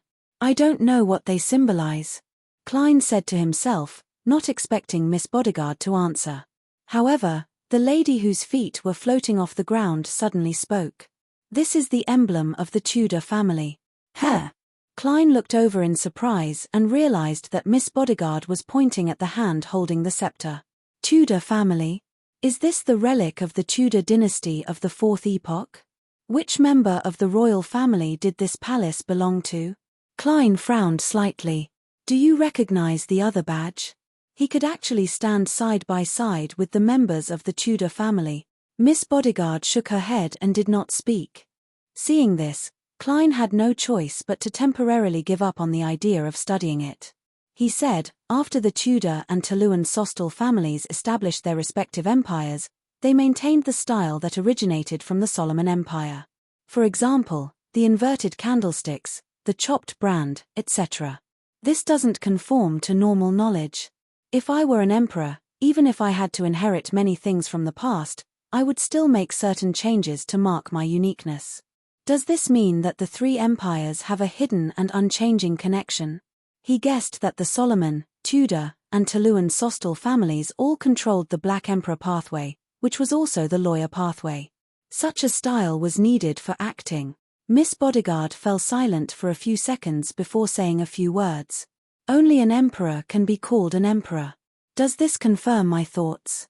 Klein didn't ask any further. With the lantern in hand, he circled around the two huge iron-black chairs, but he didn't discover anything else. Let's take a look forward, Klein suggested. Before he could finish his sentence, Miss Bodyguard had already floated to the end of the platform, but the surrounding coldness didn't change. After walking a few meters forward, Klein used the lantern's light to see 7 tall and heavy black stone doors on the wall at the bottom of the hall. They were lined up in order, 2 on the left, 1 in the middle, and 4 on the right. It perfectly matched the Fourth Epoch's pursuit of asymmetry. Klein handed his cane to the hand holding the lantern, casually tossed a coin, and whispered, "We should start from the left." Clang! The copper penny tumbled down and landed in his palm, the portrait facing up. Let's go to the left. Klein took the lead. Miss Bodyguard followed silently until she approached the door on the far left. Only then did she say, "It's the same from the right." In other words, it doesn't matter if I can divine it or not. The corners of Klein's mouth curled up as he raised the lantern and examined the symbols and patterns on the door. It was dark black with resplendent embellishments, clustered around a crimson circle that was half covered. This. Klein's pupils suddenly constricted. This is the dark sacred emblem. This is the symbol of the Evernite goddess. In the Fourth Epoch, the Church of the Goddess supported the Tudor dynasty. He thoughtfully pressed his hand on the stone door. Creak. Amidst the jerky and heavy grinding sounds, the black stone door slowly opened. As the lantern's light shone in, the scene inside was outlined in Klein's eyes. First was an empty space a few meters long and wide. It was also paved with dark black stone slabs, followed by a platform that was nearly a meter tall. Klein carefully walked forward and raised the lantern, allowing it to illuminate what was on the platform. A few seconds later, the fiery glow outlined a huge statue. It was about 4 to 5 meters long and almost occupied the entire end of the room. It was a lady with a hazy but abnormally beautiful face. She supported her head with her right hand as she lay on the platform. She wore a black classical dress that was layered but not complicated. Beneath her head was a circle that radiated lines. The lady's dress shimmered with specks of light. They were bright and resplendent gemstone fragments. At a glance, it was as though Klein had seen the night and the stars. In such a contrast, the circle under the lady's head was like a full moon. This. Klein's thoughts seemed to freeze, but a guess was crazily charging in, about to burst out. Evernite goddess. Miss Bodyguard's tone carried a rare hint of doubt. Be it in terms of symbolism or actual performance, it seemed to be a statue of a goddess. Klein's guess finally took shape and echoed loudly in his mind. He remembered asking Captain Dunn Smith about one of the differences between evil gods and orthodox gods. The former had an image similar to an intelligent being, while the latter only had a sacred emblem formed from symbols.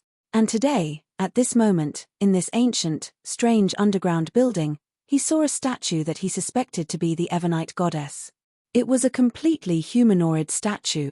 Just the thought of what this meant made Klein shudder. Could the goddess have once been an evil god? No. Maybe it's another evil god of the Evernite domain. But the dark sacred emblem at the door is no different from the current one. Or could it be that having the image of an intelligent being isn't the standard to distinguish between orthodox gods and evil gods? After all, The captain's level wasn't high enough, and his understanding wasn't accurate enough. It was also possible that the Tudor family had deliberately blasphemed the goddess. Yes, it could also be to use this to set up some strange ritual. Thoughts jumped in Klein's mind, making him puzzled, nervous, and tense. He also felt that there was an indescribable and strange feeling here. Let's go take a look behind the other doors. After looking around and finding nothing else, Klein took a deep breath and took the initiative to speak. I wonder what the remaining 6 doors correspond to. Are they equally evil and strange? He thought solemnly. Miss Bodyguard nodded slowly. Chapter 263. I updated 58 chapters this month, and every chapter was more than 3,000 words long. Other than the rest day after the first novel ended, I didn't miss any chapters or drag any chapters. Every day was on time. Of course, I had to thank my classmates for this. I didn't update in July. First, it was because I was starting a new novel. Everything had to be developed accordingly, and the difficulty of conceptualizing had increased significantly. Second, my body kept having small problems. I finally decided to go swimming 4 times a week. This took up a lot of my time. Unless I didn't rest at all, it would be very difficult to write another 3 chapters. I was already working very hard to maintain 2 chapters without reducing the number of chapters. I had to continue exercising in August, so I probably wouldn't be able to update yet. In September, if I could successfully lose weight and reduce the number of times I went swimming, I would try to update. That was about it. Chapter 264. In the cold hall, Klein suddenly shivered. He retracted his gaze and said to Miss Bodyguard, "Let's go back. Based on Aztec's Copper Whistle's performance, there's likely a terrifying evil spirit in the innermost room. The level of danger is very likely above that of Nimble Right Master Rozigo and Rear Admiral Hurricane Zillings. It's lingered for hundreds or even thousands of years, and it might already be equivalent to a high-sequence Beyonder. If it wasn't for the fact that it's difficult for its power to seep out of the room, I'd already be a dead man. Even if Miss Bodyguard is one of the cream of the crop among Sequence 5 Beyonders, there's almost no hope of me turning the tables with her. As a person, one must know one's limitations. One mustn't be tempted by the treasures that are suspected to be left behind by Beyonder characteristics and mystical items. Greed often leads to death. Klein silently found a reason to convince himself. Miss Bodyguard turned her head to look at him and asked without any emotion in her eyes, "And then?" After that? Klein secretly bared his teeth and deliberated over his words. Have Miller Carter call the police. Who knows when the evil spirit will break free? We should get rid of it as soon as possible. No, that won't do. Mr. Carter doesn't know much. If we call the police this way, the police department won't pay enough attention. The first batch of people who come to investigate will suffer heavy casualties. It might even indirectly help the evil spirit break free. Also, if I see such a statue, I might be silenced as a detective. Did you see the white bones and spiritual light in the room? Miss Bodyguard turned her gaze back to the dark tunnel behind the half-open stone door and nodded slightly. Klein's thoughts raced. I'm guessing that those are the corpses of the explorers from before. They were killed by the evil spirit in that room, and the Beyonders among them left behind mystical items. This might be related to the Viscount's family that originally lived in the house outside. I plan on asking them for their surnames, going to the library to search for information, and searching for their descendants to see if I can obtain any useful clues. After the initial confirmation of the situation, I will make a decision based on the severity of the situation. I might use some explosives to destroy the door to prevent others from coming in, or I might send an anonymous letter to the police department, describing the existence of the evil spirit in detail. However, I have to think of a way to avoid the risk. This is not too urgent. We can take it slowly. Miss Bodyguard listened quietly, looked straight ahead, and said in a light tone, "Don't you want to organize some people to purify that evil spirit? Even if there aren't any mystical items left behind, just the remnant parts of the evil spirit are precious enough. This is the first time I've seen you talk so much. Perhaps." Klein replied without hesitation, "The risk is too high. I think my life and health are more important." He organized his words and added, "The most powerful person I know is you, and judging from your performance just now, you don't seem to be a match for that evil spirit. I can't think of any other way to deal with it other than calling the police." Miss Bodyguard turned around, her pale face slightly transparent. "You're still rational," she commented calmly and indifferently. She then floated towards the exit of the ancient hall. "Apart from being suspected of being influenced by the true creator, how am I a lunatic?" Klein cursed inwardly as he held the lantern and cane and followed closely behind Miss Bodyguard. Throughout the entire process, he felt that he was being watched by the cold gaze in the dark passageway. This feeling only dissipated when he walked out of the stone door that exuded an ancient aura. Klein turned around and closed the door, sealing the inverted candlesticks, the knife-like brand, and the sinister statues of the 6 deities inside, allowing them to continue their slumber in the unchanging darkness and silence that had lasted for thousands of years. Patting the dust off his clothes, he switched the lantern to his other hand and quickly returned to Miller Carter's basement. As for Miss Bodyguard, she had already disappeared into thin air out of habit. Miller Carter was pacing in the basement. When he saw Klein come out, he hurriedly asked, "How is it? What's the situation inside?" Klein had already thought of an excuse as he said with a look of lingering fear, "It's very bad. It's very bad. There are a lot of snakes, and many places have collapsed. I plan to collect some information, gather some manpower, and make preparations for a second exploration. During this time, it's best if you don't send anyone in. Trust me, the number of poisonous snakes is beyond your imagination." The old gentleman, Miller, took a deep breath and asked in slight fear, "Will they swim over? Will they swim over?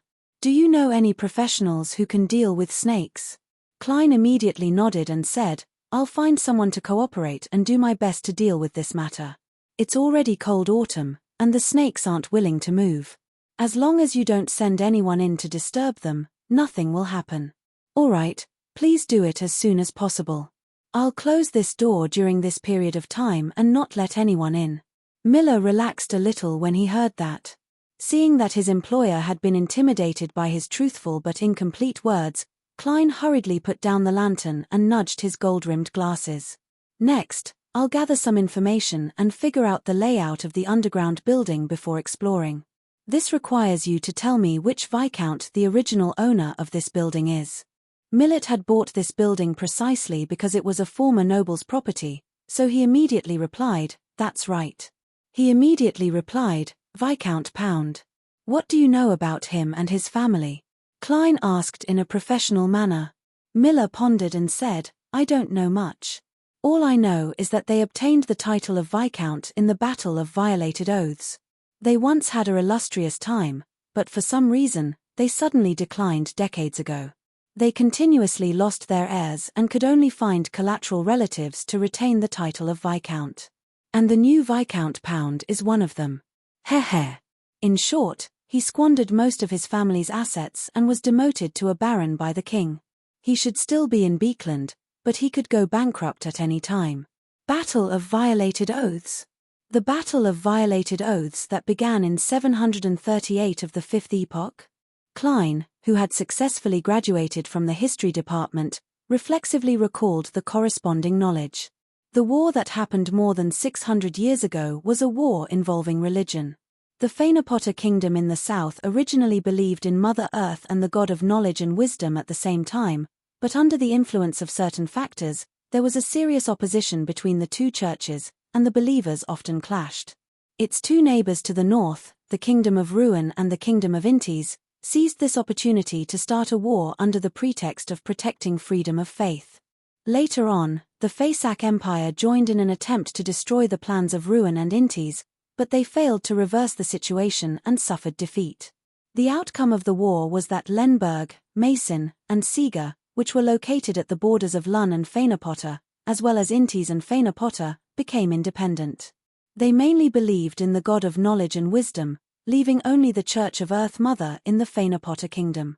As both sides of the war accused each other of betraying the sacred oath at the end of the Fourth Epoch, this conflict that lasted for 5 years was known as the Battle of Violated Oaths. After that, the northern continent had more than 300 years of peace. This didn't mean that there were no conflicts between countries, but there were no more large-scale wars. All of this lasted until Roselle invented the steam engine and improved sailboats and cannons. This is the content recorded in history textbooks. Now that I think about it, since it involves faith, there must be beyond us from the church involved. There must have been an intense beyonder war in secret. However, it was said that it was an era where beyond us were rare, and there weren't many beyond us. A battle in a small team? Could the sudden decline of the Pound family decades ago, with the successive loss of heirs, have something to do with the discovery of the ancient building underground? Klein asked thoughtfully, then, do you know where Baronet Pound currently lives? Sorry, I'm not sure. Miller shook his head slightly. Klein asked a few more questions, but seeing that he couldn't get any more information, he bade farewell and returned to 15, Minsk Street. At that moment, it was almost 5:30. The sky was gloomy and dark, as though it was night. Thinking that the public libraries were probably closed, Klein temporarily put aside the matter of the underground building and prepared dinner for himself.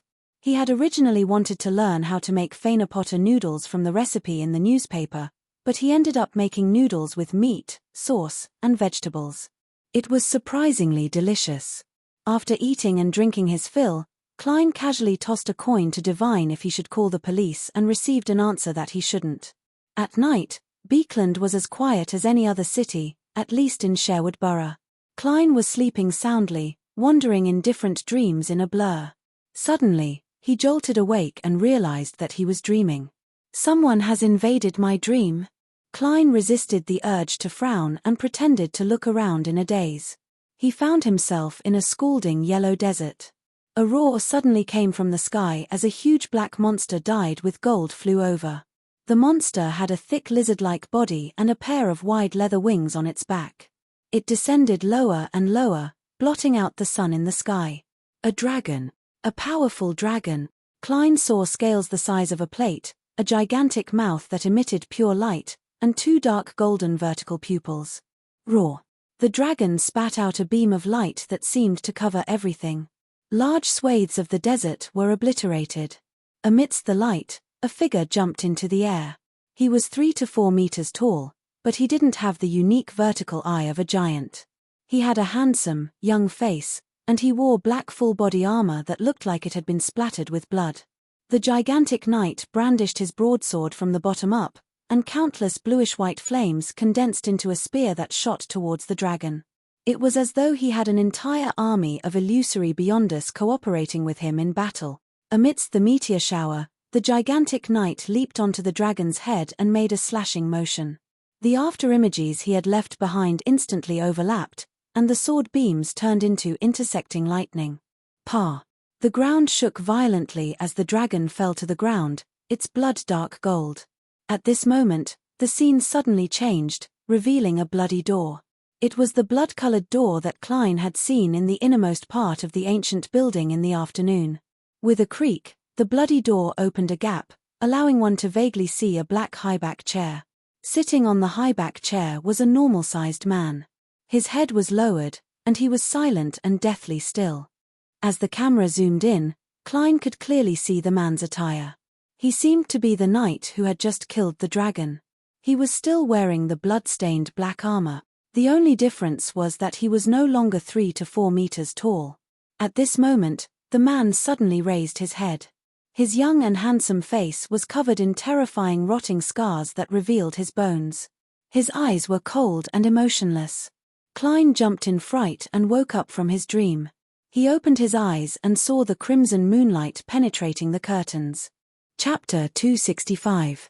Under the dim crimson moonlight, Klein lifted the blanket and got up. For a seer, paying attention to dreams was the most basic quality, and the dream just now could not be explained as a simple nightmare. Wearing comfortable clothes, he came to the front of the full-length mirror and said in a low voice, he whispered, "I dreamed of the blood-stained door in that room." Miss Bodyguard's figure slowly outlined itself in the mirror as she replied without any expression, "The influence of the evil spirit's aura. It will gradually weaken until it disappears." "Is that so?" Klein nodded slightly and returned to the bed.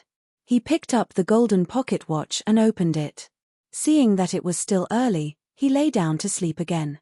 This time, the dream was fragmented and did not have the previous encounter. The next day, which was Sunday morning, Klein felt refreshed as he made himself a soft-boiled egg to go with the buttered bread. In the kingdom of ruin, or rather, in the countries of the northern continent, reading newspapers at breakfast was a must for gentlemen. Klein was no exception. He opened his subscriptions of the Tussock Times, Beekland Post, and Beekland Morning Post. The Unified Government Employee Examination Act has been officially passed by the House of Lords. The first round of examinations will be held in early December, and the second round of examinations will be held at the end of January next year. The final interviews will be held in 2 weeks. Within a week, the government will announce the positions and requirements involved in the examination and begin the registration process. The reporter speculates that most of them will be in Beekland. Klein scanned the contents line by line, picked up his cup, and took a sip of Sibe black tea.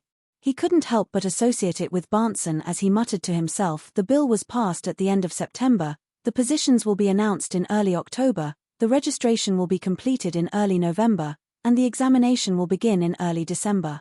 The schedule is very tight and unreasonable. It's enough to show the urgency of the king and the prime minister. But this is very beneficial to Barnson. He's prepared more than 2 months ahead of others. Even if he can't compare to the elites who graduated from universities, he'll definitely be able to beat most others. And the positions that those elites want won't coincide with his. He should be fine.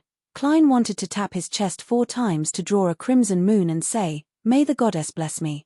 However, thinking that Miss Bodyguard was nearby, he resisted the urge. After all, he claimed to believe in the god of steam and machinery. After eating the last mouthful of bread, he continued to read the newspaper. Both the upper and lower houses have approved the establishment of the kingdom's National Atmospheric Pollution Commission, allowing the government to establish this body. The next month will be a crucial period for all parties to compete for the position of committee member. A separate alkali industry prosecutor has been approved, targeting acid and alkali production plants to minimize their level of pollution. There's no advertisement of the Ernst firm purchasing goods on the 5th page. There's no need to consider attending the Beyonder gathering tomorrow night, Tingen City, 2, Narcissus Street. Barnson read the news in the newspaper over and over again, completely forgetting about the bread on his plate. The Unified Examination Bill has been passed. Wearing a long black dress, Melissa tilted her head to look at her brother who was behaving strangely. A few days ago, the newspapers had been reporting that the bill would be passed this time. Barnson finally put down the newspaper, wiped his black hair, and slowly exhaled. Yes. At this moment, the two of them suddenly fell into silence. The room was silent. There wasn't even the sound of knives and forks colliding with plates. The indescribable atmosphere was broken by the maid, Bella, who came out of the kitchen. Barnson smiled and said, "This is something predictable. This is something that can be predicted. Actually, the most important thing is the previous piece of news." Oh! Melissa's expression was abnormally calm. Barnson took a bite of the bread and smiled. News that Beekland Institute of Technology has been reorganized into a university. It will officially recruit students next year. There will be no tests on grammar or classical literature. Instead, it will focus on technical content. It's very suitable for graduates and current students from various technical schools. Melissa, I think you can give it a try. But, Melissa subconsciously retorted. Benson interrupted her with a smile. Its tuition fees will be half that of universities like Tingen, Perth, Coe, and Backlund. It's equivalent to Mid-Seashire's Constant University of Technology, and there will be more scholarship opportunities.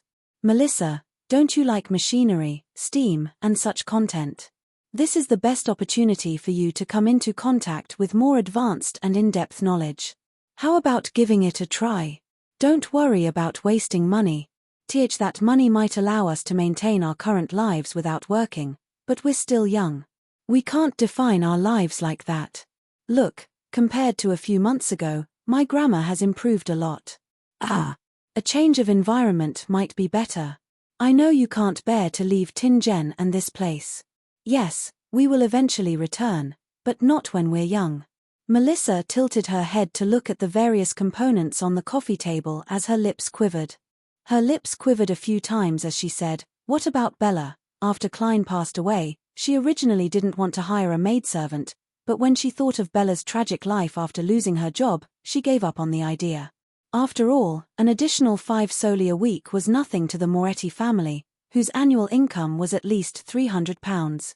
With regards to this, Barnson shook his head and smiled. There's still a few months to go.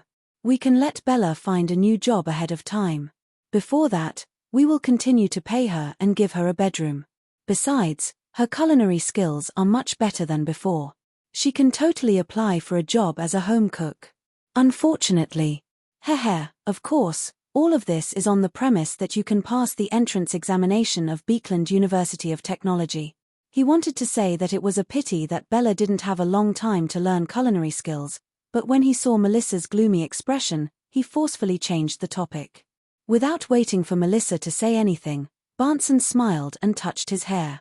I plan on resigning tomorrow to focus on preparing for the exam. It's said that most of the positions are in Beekland. That's my goal. I hope we can go there together. After a moment of silence, Melissa finally nodded slowly. At the same time, she put down her cutlery and wiped her mouth with a napkin. I'm going to the bathroom.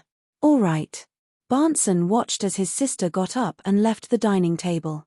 The smile that had been plastered on his face quickly vanished. He took out the silver vine-patterned pocket watch, looked at it carefully, and sighed very softly. Throughout the entire Sunday, Klein busied himself in the few public libraries in Sherwood Borough, hoping to find information related to Viscount Pound. However, the Viscount's family didn't have any individual biographies, nor did it pique the interest of any historian. Everything about them was scattered in different corners of various historical materials. Without the search function, Klein, who didn't have the search function, felt his head throbbing in pain as he faced the sea of books and theses. He spent 6 hours flipping through a lot of information, but he still didn't obtain any useful information. I have to find someone who has extensive research on the history of nobles for help, or bribe someone from the police department to get Baronet Pound's current address. He's a noble, so the police department definitely has the corresponding records. There aren't many nobles. Klein returned home, stood in front of the mirror, and spoke to the air. The surface of the mirror quickly outlined Miss Bodyguard's Gothic regal dress and the black bonnet on her head. She nodded indiscernibly, as though agreeing with Klein's idea. Then, her ethereal voice was heard. The employment is over. I know, it's been 3 days. Klein thought for a moment. If I can obtain any clues regarding the Pound family, would you be willing to know? Miss Bodyguard didn't answer, but she nodded gently. Pass it on through Marek? Klein asked. After nodding again, Miss Bodyguard bent down, lifted her skirt, and bowed. Her figure quickly disappeared, and everything reflected in the mirror was no longer special. Klein looked around, but he didn't relax. He prepared dinner step by step and filled his stomach. When it was late at night, he returned to his bedroom and drew the curtains. Only then did he take out the iron cigar case and reach out to touch the all-black eye left behind by Rozigo. Illusory roars immediately swept through his mind, as though they were tearing apart his mind and destroying his thoughts. Klein struggled to resist the pain that made his head feel like it was about to explode. Once again, he saw the thin black lines spreading out from different parts of his body. They were densely packed, illusory, and terrifying as they extended into the infinite distance. Klein looked around and didn't find any other black lines. He finally confirmed that Miss Bodyguard had left. He hurriedly let go and escaped from the negative influence. After dozens of seconds, he completely returned to normal. Phew, I can finally go above the grey fog to verify the inspiration I had previously. Klein silently muttered to himself as he quickly set up a ritual to summon himself and respond to himself. Then, in his spirit-body state, he carried Aztec's copper whistle, picked up the iron cigar case, and returned above the grey fog. Klein sat at the end of the long ancient table and used his fingers to create a spiritual flame, burning the blood-stained documents and other items that he no longer needed in the corner. After doing all of this, he opened the iron cigar case and, unsurprisingly, found that the all-black eye had become silent and no longer revealed its madness. However, the influence and corruption were still present inside, just that it was no longer active, as though it was hibernating. Indeed, there's no way to separate it directly, Klein whispered. Then, a man wearing a hooded robe appeared on the chair opposite the long ancient table. Just like his previous attempt at creating an avatar, the man was dull and stiff. It was obvious that he wasn't a real person and couldn't deceive the members of the tarot. However, Klein already had an idea. He reached out to hold the all-black eye, and his ears fell silent. There were no longer any terrifying roars. With the Beyonder characteristics gathered, he saw that the dummy opposite him also had thin black threads floating outwards. Right on the heels of that, Klein carefully let his spirituality spread out through the all-black eye and touched a few of the illusory threads. Suddenly, he felt like he was holding something. That's because, with a thought, the dummy immediately raised its hand. It really works. I can use the powers of a marionettist to create a fake tarot member. However, it's very draining. I'm unable to maintain a second one. The symbol on the back of the chair won't change accordingly, but it's not like Miss Justice and the rest can't see it. Klein began practicing repeatedly in delight. He even grasped the technique of controlling the dummy's throat and mouth to make it speak. When his spirituality was almost drained, he smiled at the dummy opposite him. Welcome, new member. Which tarot card would you like to draw? With that said, he closed his mouth. The dummy opposite him raised its hand to stroke its chin and laughed hoarsely. World. I choose the card World. Chapter 266. If the Fool was the beginning of tarot cards, then the world was the end. It represented perfection and sublimation. Klein named his Smurf World because he hoped that it would have a beautiful meaning from beginning to end. In the future, many things that I can't say or make requests can be done by the world. This will greatly reduce the possibility of the Fool's image collapsing. A life with an avatar, no, and Smurf is a complete life. Klein praised in his heart in a good mood and waved his hand to make the world disappear. Following that, he spread his spirituality and enveloped himself before falling into the grey fog and returning to the real world.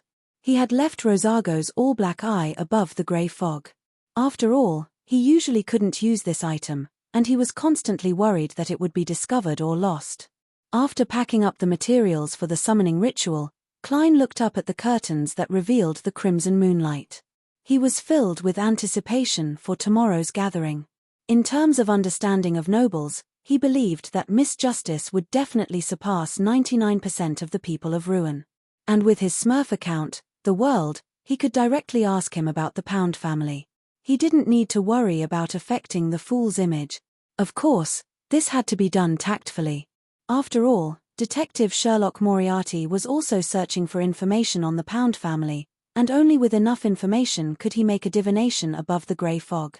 Phew. Klein thought seriously for a while before relaxing and falling asleep. After going above the grey fog, the remnant influence of the evil spirit aura seemed to have completely disappeared. Klein slept until dawn, but he didn't see the sun because there was a thin fog outside. He followed his plan and continued to visit the other public libraries in Beekland, but he didn't ask the librarians or mention the Pound family. He only flipped through the information that involved the nobles. At 20 minutes past 2 in the afternoon, Klein entered the mysterious space above the grey fog ahead of time. In the magnificent and ancient palace, he sat at the Fool's seat and once again faced the fake world at the long, mottled bronze table to familiarize himself with the controls. After a few minutes, Klein took out his pocket watch and glanced at it. He sent a message to the Crimson Star representing Sun to prepare for the gathering. While waiting, he played with the all-black eye and equipped it with a silver chain. Then, he wrapped it around his right wrist and covered it with his sleeve. At 3 in the afternoon, beams of light soared into the palace that looked like a giant's residence. Justice, the hanging man, and Sun each projected blurry figures that were dyed red. Good afternoon, Mr. Fool tilde good afternoon. Audrey was about to greet every member of the tarot when her gaze suddenly landed on the figure sitting at the end. It was a stranger in a hooded black robe. He was equally illusory and hazy. This is. Audrey looked at Mr. Fool in puzzlement and delight. Has the tarot expanded again? Is it Force or Zeo? No, the height doesn't match, or someone else. As Audrey was lost in her thoughts, Klein leaned back leisurely. This is a new member, Mr. World. At the same time, through the grey fog's augmentation of his spirit vision, he discovered that the surface color of Sun's astral projection had become purer, but it hadn't reached the level of a sequence 8. His preliminary judgment was that he had completely digested the Bard potion. Hello, Audrey politely greeted him and curiously examined the new member. She quickly read the corresponding information from the details revealed in the hazy grey fog. Mr. World is a person with restrained emotions. He rarely moves his body and always keeps a straight face. I wonder where he comes from. Ruin, Intis? Or a mysterious place like the City of Silver? Audrey nodded in thought. After the numerous gatherings, she had determined one thing from the fact that Sun's mouth couldn't match his words. It was very likely that he wasn't speaking in Ruin. What they were hearing was likely Mr. Fool's translation. After the Hanging Man Alger and Sun respectively summoned the world, and the new member responded rather coldly, Klein looked at Justice and said, "The 2 candidates you proposed are still being examined. I'll give you a simple mission. Entrust it to them in your name. This is part of the examination. It should be that strict." Not only did Audrey not feel disappointed, she even felt that it was only natural. The members of the tarot had to be strictly selected.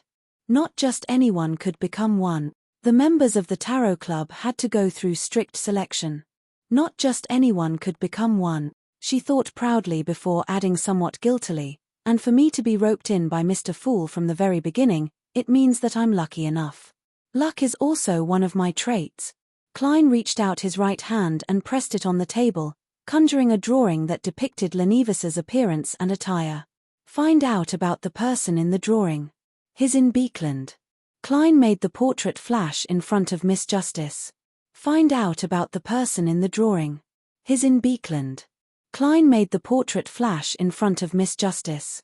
Audrey focused her gaze and saw a young man with black hair neatly combed back, revealing a full forehead and round-rimmed glasses. It was a colorful oil painting. The pair of brown eyes that were filled with mockery stood out abnormally, and below it was a label with information such as former name Lenivus. A simple mission. This means that the target isn't strong.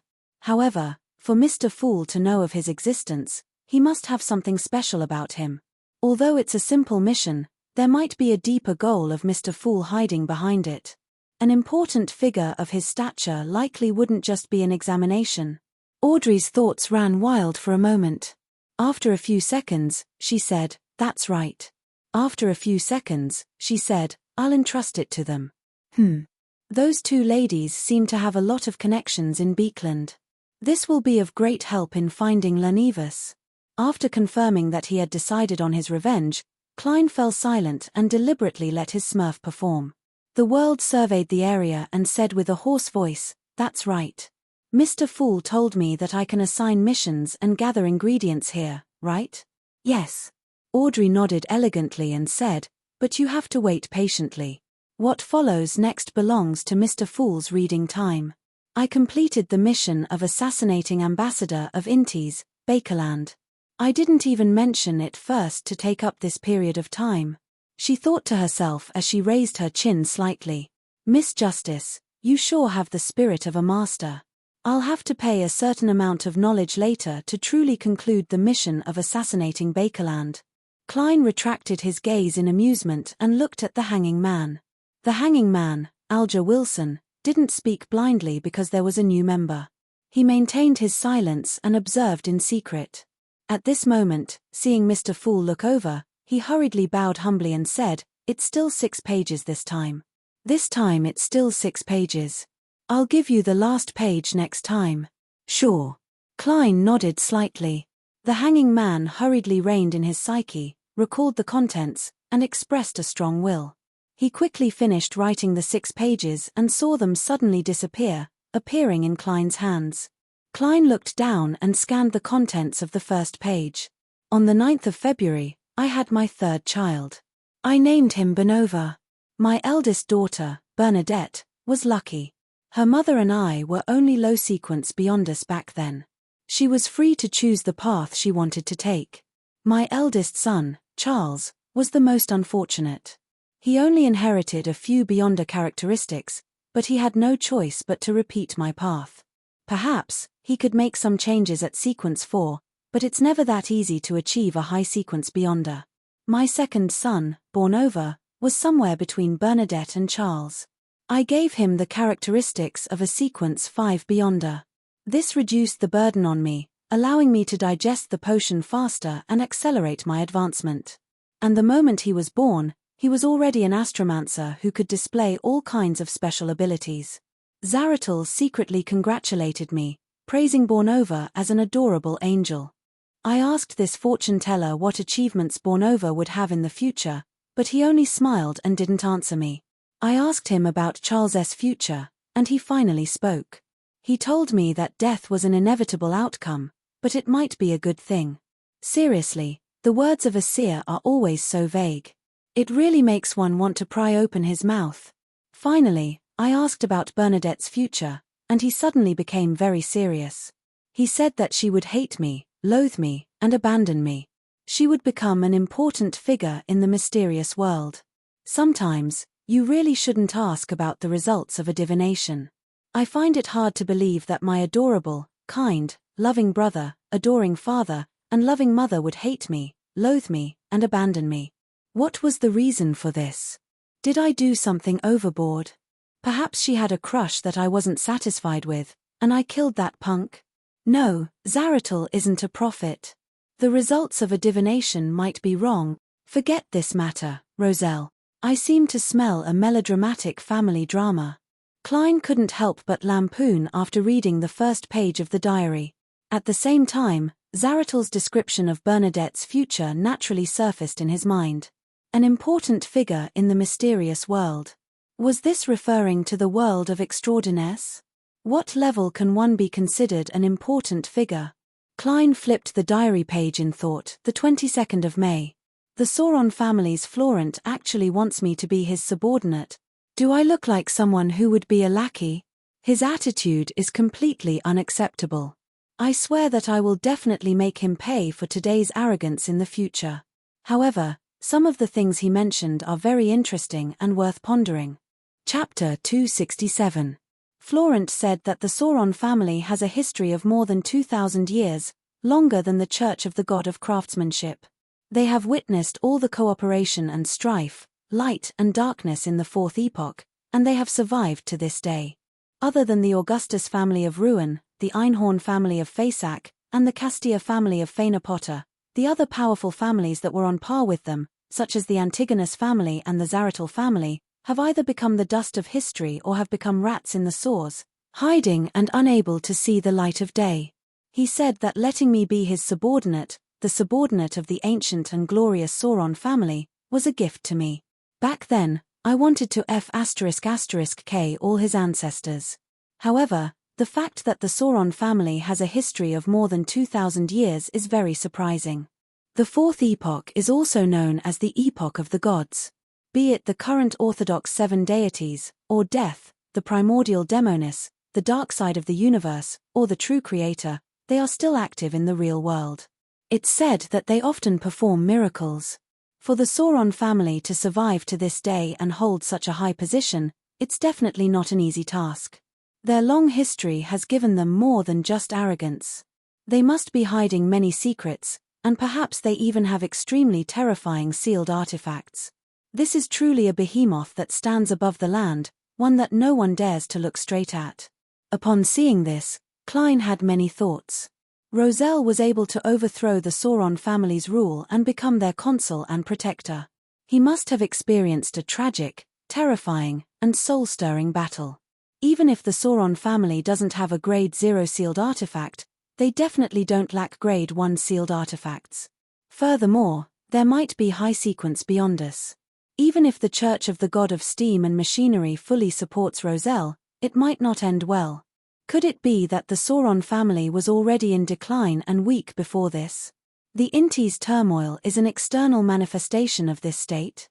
What did they experience during that period of time? Did they lose their sealed artifacts? Did a high sequence beyonder die? Thus, it attracted the attention of many ambitious people. From this diary, the Augustus family of Rouen is no stranger to Antigonus and Zaratal. They likely have the corresponding records. The son once mentioned that the city of silver has lasted for more than 2,500 years in the Dark Ages. According to my preliminary judgment, this is the number of years since the cataclysm. The Sauron family claimed to have a history of more than 2,000 years, nearly 200 years ago. I wonder if they have managed to survive until before the cataclysm. I'll find an opportunity to deliberately mention the Sauron family and see the son's reaction. If the son is still dumbfounded, it will indirectly mean that the Sauron family rose to power after the cataclysm. Perhaps they had benefited greatly from the cataclysm, allowing them to become nobles of the Fourth Epoch and royalty of the Fifth Epoch. Even if son doesn't know, South Sauron. Klein flipped to the third page and discovered that the content recorded on it was written in the early days of Rosel's tenure as consul of the Republic of Intis. From the diary entries on this page, it could be seen that Rosel's formulation and promulgation of the new civil code, encouraging inventions, protecting trade, and incubating the Industrial Revolution wasn't just to satisfy his vile interest in acting as Napoleon and his ambition to change the world. He was using this method to reconcile with the Church of the Eternal Blazing Sunday. The Eternal Blazing Sun was also the god of contracts, the guardian of commerce. A more complete civil code that was more in line with the times and more prosperous trade was in line with the needs of his church. From this diary entry, the relationship between Roselle and the Church of the Eternal Blazing Sun was gradually thawing and beginning to improve. More than 10 years later, he brazenly declared himself emperor and called himself Caesar. It was likely because he had the endorsement of both churches, otherwise, it would be too risky. Then, why was he assassinated? Klein cast his gaze at the fourth page in puzzlement. The 11th of August. That idiot, Florent, is showing off again. He said that he's the most promising person in this generation of the Sauron family to become a high-sequence beyonder because he's very similar to his great-great-grandfather. Is there a definite connection? I look up and down, left and right, but I can't tell what talent this guy has. Besides, is talent very important in the field of beyonders? Well, being good at understanding the essence of acting is considered a core talent, but it's not necessary. As long as one knows the acting method and isn't stupid enough to misunderstand it or do things that easily cause one to lose control, there's a chance of completely digesting the potion. It's just a matter of spending a little more time. It's not impossible to become a high-sequence beyonder in one's lifetime. The main obstacle to becoming a high-sequence beyonder is the difficulty of obtaining beyonder ingredients and the trouble of corresponding rituals. Of course, I have to admit that those born as beyonders have more time to prepare. Florent's great-great-grandfather is a high-sequence beyonder. Just because he looks like him means that he has talent. I can tell that Roselle was still very inexperienced when he wrote this diary entry. He didn't understand the two laws of beyonder characteristic indestructibility and conservation. Klein nodded indiscernibly. With his current knowledge, he could roughly understand the hidden meaning behind Florent Sauron's words. The beyonder characteristics left behind by a high-sequence beyonder had their own mental imprint. This was also one of the reasons why potions concocted with such ingredients could easily cause people to lose control. And people who resembled the original owner could avoid this negative influence to the greatest extent. Their chances of advancing successfully were much higher than the average person, so they were said to have talent. The holy artifact's acknowledgement of its owner was likely a similar situation. This is similar to the acting method, but it can't be popularized. When the advancement is successful, one still has to act according to the potion's name and completely digest the characteristics. Klein glanced thoughtfully at the two diary entries at the back of this page. He discovered that Roselle the Great was very fond of the liberal customs of Intis, but he was also worried that his future wife would be equally liberal. With a slight rustle, Klein placed the fifth page at the top. The 20th of April. I once again participated in that ancient organization's secret gathering. Those members still left me shocked. It was hard to believe that they were all members of this organization. This time, I learned of part of the philosophy of this ancient organization. They believe that humans are always losing themselves bit by bit until they fall asleep. Therefore, they have to work hard to observe themselves and remember themselves. They rely on this and all kinds of knowledge to obtain purification, so as to deal with the final apocalypse. They protect and pass down secrets that have been passed down for thousands of years. They believe that dusk is inevitable and that the apocalypse is unavoidable. They believe in the original creator and believe that he isn't truly dead. When dusk comes, when everything ends, he will awaken from his slumber and return everything to himself. He will then create a new world, a new history. All the actions of this organization are based on this philosophy. It can be seen that they are very hostile towards the true creator. They aren't stingy with using all kinds of depraved and evil words to describe him. They control the second blasphemy slate and the 22 paths of the divine, but they stipulate that members can only choose a few of them, with the exception of those who were already beyond us when they joined. Are there any secrets to these few pathways?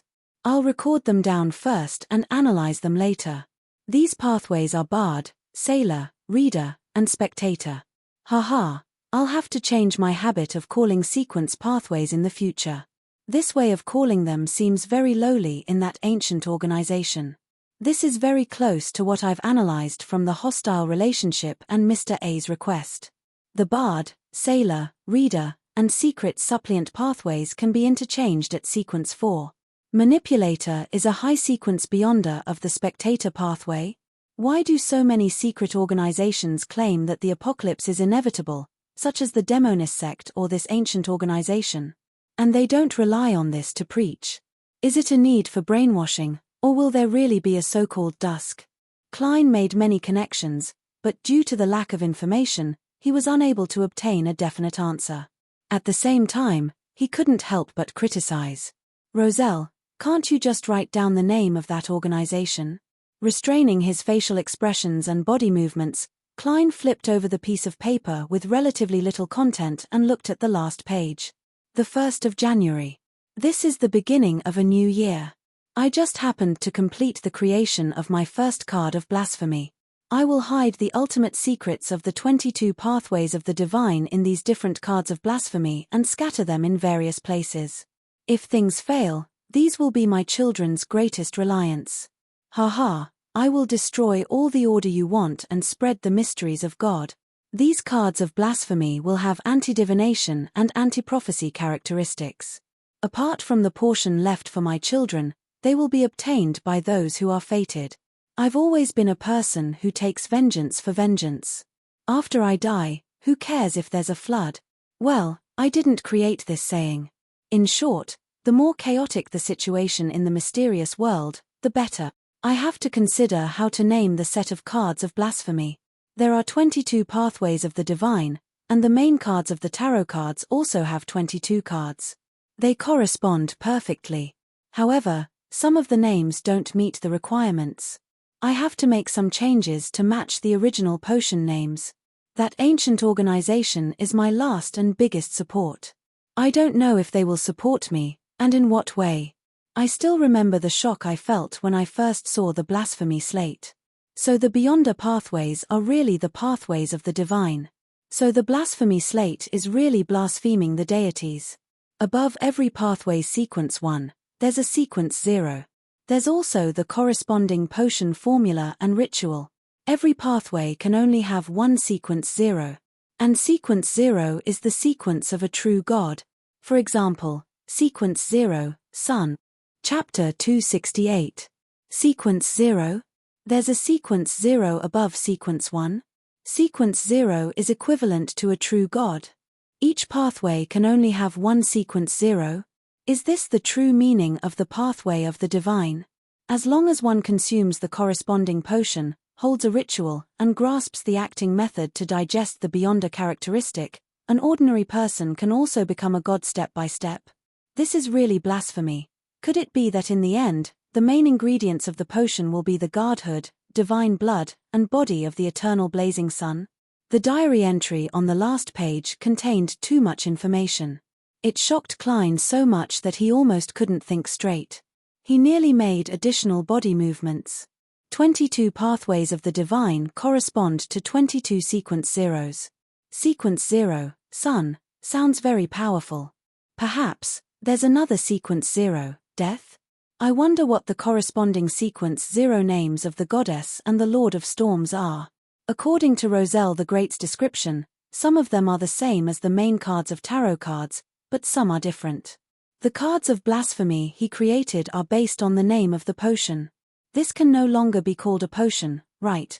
The Emperor regrets not choosing the seer, apprentice, and marauder pathways because their corresponding sequence zeros haven't been produced. Then why did the symbolic deity, the hidden sage, suddenly personify? What's Roselle plotting at the end? It gives me the feeling that I'm the enemy of the entire world, as though I can only rely on that mysterious and ancient organization. Primordial Demonis is the sequence 0 title of the Demonis pathway. Klein gradually regained his train of thought and restrained the raging winds and waves in his heart. He knew that he couldn't immerse himself in this matter. He had to return to normal as soon as possible. Otherwise, Justice and the Hanging Man and the other members would discover a problem and find it odd. Mr. Fool has been looking at that diary page for too long. I really want to obtain a card of blasphemy created by Roselle the Great. I want to see what else is in it other than the potion formula for becoming a god and the corresponding ritual. Klein suppressed his shock and puzzlement and made Roselle's diary disappear from his palm. He rapped the edge of the long bronze table and looked to the side. Miss Justice, you did well. You finished off Bakerland in less than a week. According to the agreement, what kind of payment do you want? Bakerland is dead. So fast. The Hanging Man Alger had been away from the island for the past few days and hadn't received the corresponding information. He was momentarily surprised, which made Audrey, who was secretly observing, feel relieved. Even if Alger was in the capital of the Rorsted Archipelago, the city of generosity, Bayam, he might not be able to learn of it in time. This was because the information that could be transmitted by cable telegrams was limited. If it wasn't particularly urgent or important, it would always be delayed by a few days. Sometimes, the colonists of the Rorsted Archipelago would even take a month or two to learn of the latest situation in the northern continent.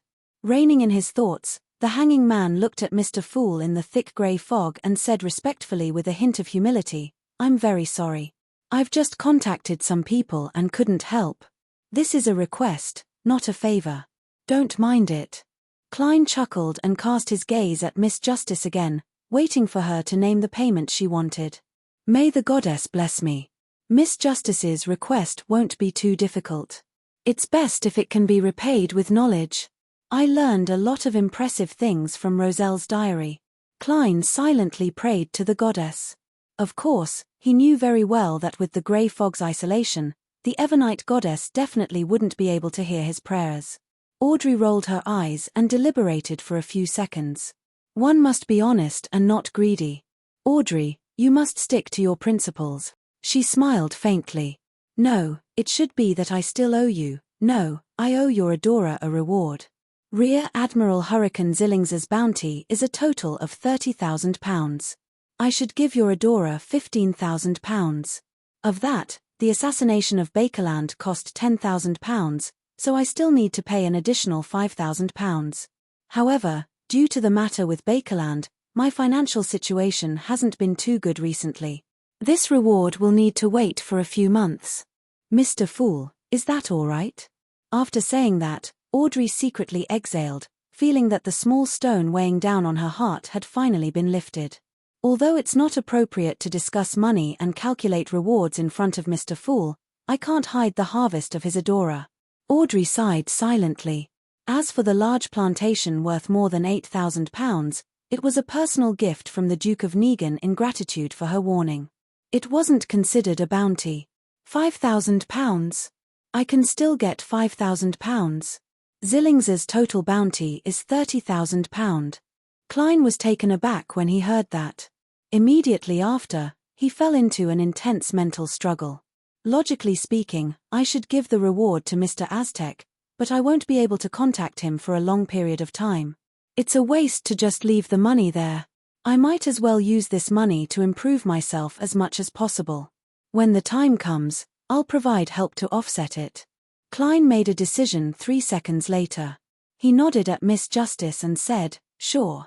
Upon hearing Mr. Fool's answer, Audrey's elegant sitting posture didn't change, but her heart completely relaxed.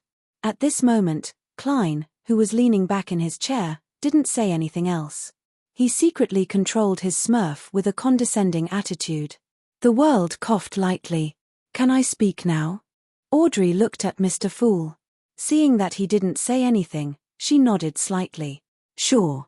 At the same time, she read the information again and made a judgment on the new member, Mr. World.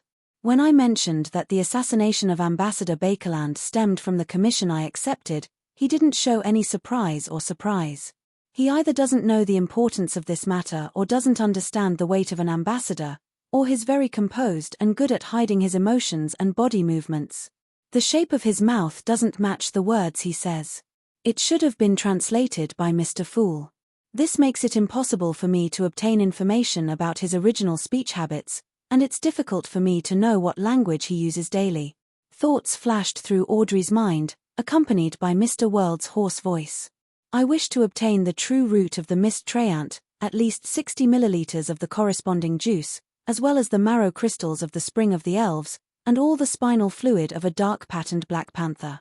Who can provide it or have the corresponding clues? What do you want me to exchange for it?"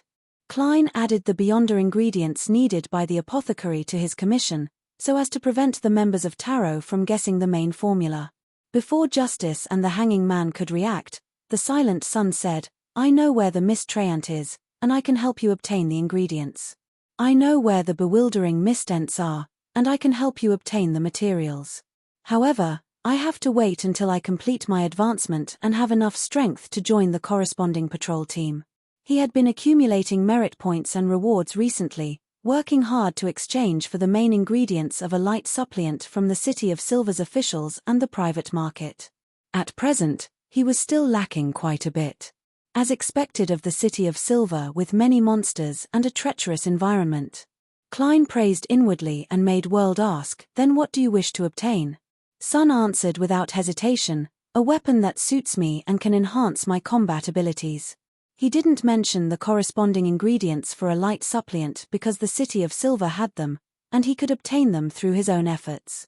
Upon hearing such a request, Klein instantly thought of the runic steel sword that had appeared at the Beyonder gathering organized by Eye of Wisdom. It was sharp enough and had the effects of exorcism and purification. It could be used for 3 years, and it was worth £500. It perfectly matched Sun's description. "Why didn't you say so earlier? It's already been bought." Klein stared at the members in silence, while World nodded. "Why didn't you say so earlier? It's already been bought by someone." Klein silently looked at the members as the World nodded and said, "Yes. I will find a weapon that meets your requirements as soon as possible. This transaction will be witnessed by Mr. Fool." At this moment, Justice Audrey looked at Sun and reminded him, apart from the Mist Trent's sap, the ingredients that Mr. World requested are all Beyonders corresponding to Sequence 7. They are worth between £500 to £700. At this moment, she felt that Sun was naive and was worried that he would be fooled by the unfathomable Mr. World with a weapon that wasn't worth much. Although Mr. Fool is fair and advocates equivalent exchange, it's not his place to stop both parties if they agree. After all, some items aren't worth much, but there are people who are in urgent need of them. It's normal to pay a premium. Audrey thought to herself. Although Mr. Fool is fair and advocates equivalent exchange, it's not his place to stop both parties if they agree. After all, some items aren't worth much, but there are people who are in urgent need of them. It's normal to pay a premium. Audrey thought to herself. The formula for a Sequence 7 is about £800, the hanging man Alger added. He had an instinctive aversion towards new members. Klein struggled to translate because he didn't know what the currency unit of pounds corresponded to in the City of Silver. He could only use a Sequence 9 potion formula as an analogy. "Got it." Sun nodded slightly before adding softly, "Thank you." The World maintained his gloomy style and didn't comment on what had just happened. He turned to look at Justice and the hanging man, waiting for their answer. Audrey pondered for a few seconds. the psychiatrist potion formula and the corresponding Beyonder ingredients. This is sequence 7 of the spectator pathway. You can search for information first. You don't have to rush to buy them. Wait until I have clues about the dark-patterned Black Panther and the Elven Spring Marrow Crystal. If you are willing to exchange them for gold pounds, you can buy them anytime. Although I don't have any money recently, if I really need it, I can still raise quite a bit. Audrey comforted herself in her heart. The hanging man, Alger pondered. The potion formula for sequence 6 Windblessed of the Sailor Pathway. It's more expensive than all the Beyonder ingredients you need combined. If you can find it, you can think about what the extra compensation will be. I can't guarantee that I'll definitely be able to help you gather those materials. Even if it's just one of them, you don't need to spend anything on it in advance. Mr. the Hanging Man should have a close relationship with the Church of the Lord of Storms. He should be able to obtain the formula of Windblessed through normal means, right? Is he trying to hide the fact that he's about to digest the Seafarer potion? Klein was taken aback. Chapter 269. The world surveyed the area and said, I hope to get the information of all the fallen nobles in the Kingdom of Ruin, including their current addresses. The more detailed, the better. He didn't directly mention Baronet Pound because Detective Sherlock Moriarty was taking over an underground building investigation involving the Pound family. Klein didn't wish for justice to figure out the world's identity through this. Not a single detail could be overlooked. He repeated it to himself. Audrey was taken aback when she heard that. She scrutinized the member at the end of the long bronze table again and probed. What do you want? The world laughed hoarsely and said, You don't have to worry. I'm only searching for something. I won't cause them any harm. I can swear that Mr. Fool will bear witness to this. Mr. World is really good at controlling his body language. Is his profession the nemesis of spectator and telepathist? Audrey nodded thoughtfully. I know some information about the declining nobles, but it's not detailed, specific, or comprehensive enough. I need some time to perfect it. About 3 or 4 days. Is that okay? As a noble, it was a compulsory course to understand people of the same level. When she attended various balls, banquets, and salons, Audrey could always hear interesting stories. However, they were all fragmented and difficult to form a whole. After all, she was not an expert in this field. She still needed to read books, inquire, and search for information to fill in the details, and not miss any declining noble. No problem. The world said with a deep laugh, then, what do you wish for in return? I can immediately pay you some of the secret history of the Fourth Epoch, knowledge regarding certain Beyonder pathways, and a few formulas.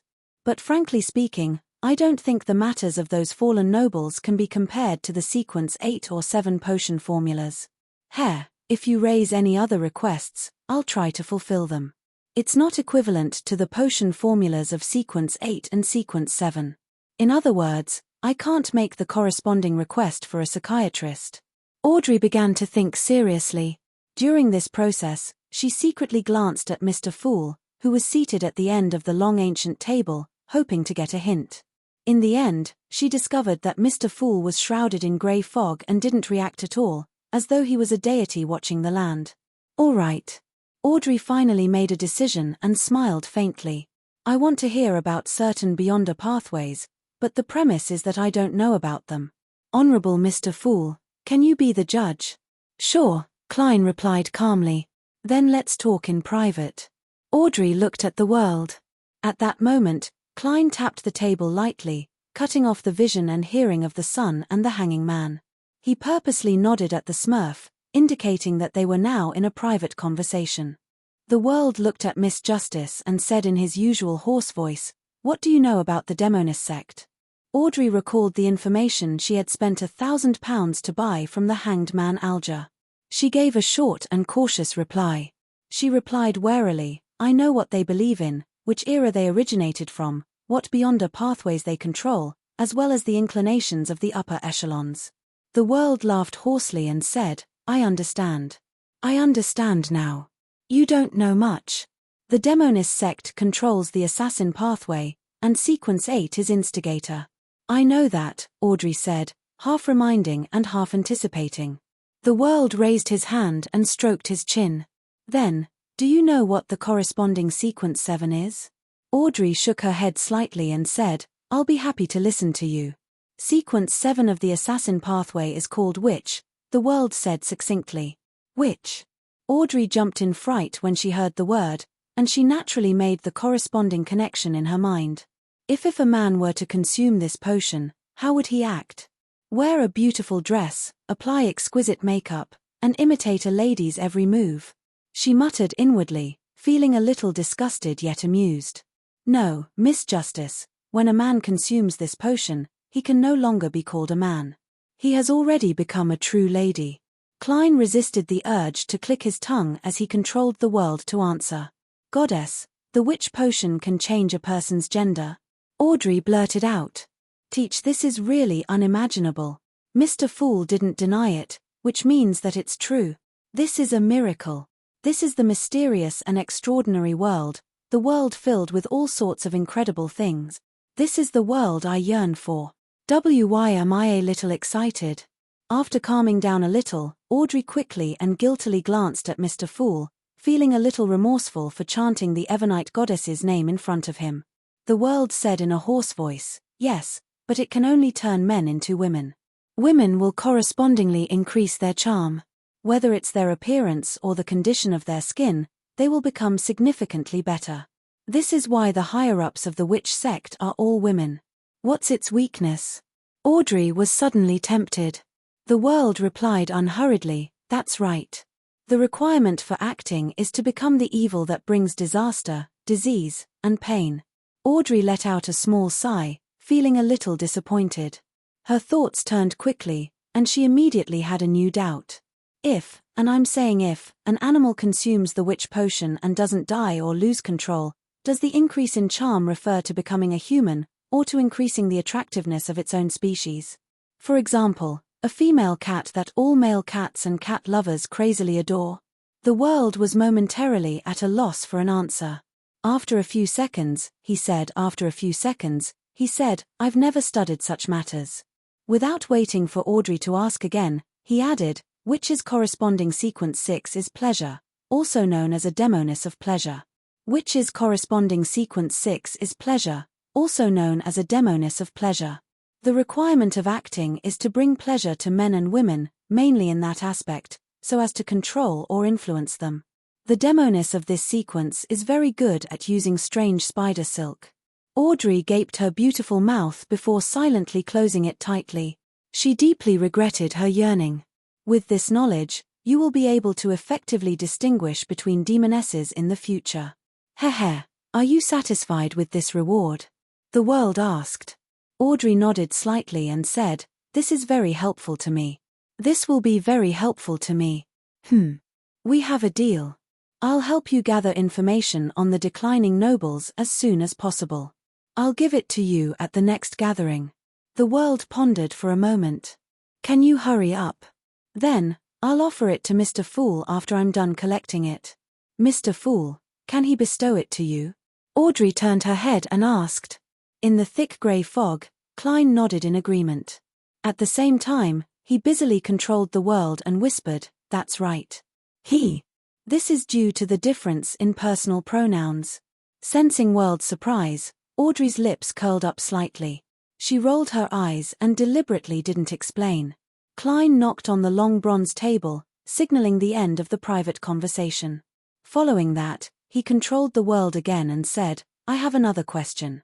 As expected, newcomers have accumulated a lot of needs. Audrey looked over, unsurprised. The hanged man Alger and Derek also had their own body language that indicated that they were listening.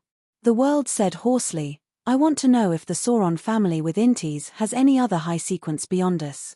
As world spoke, Klein glanced at Sun from the corner of his eye and realized that the youth didn't have any additional reactions.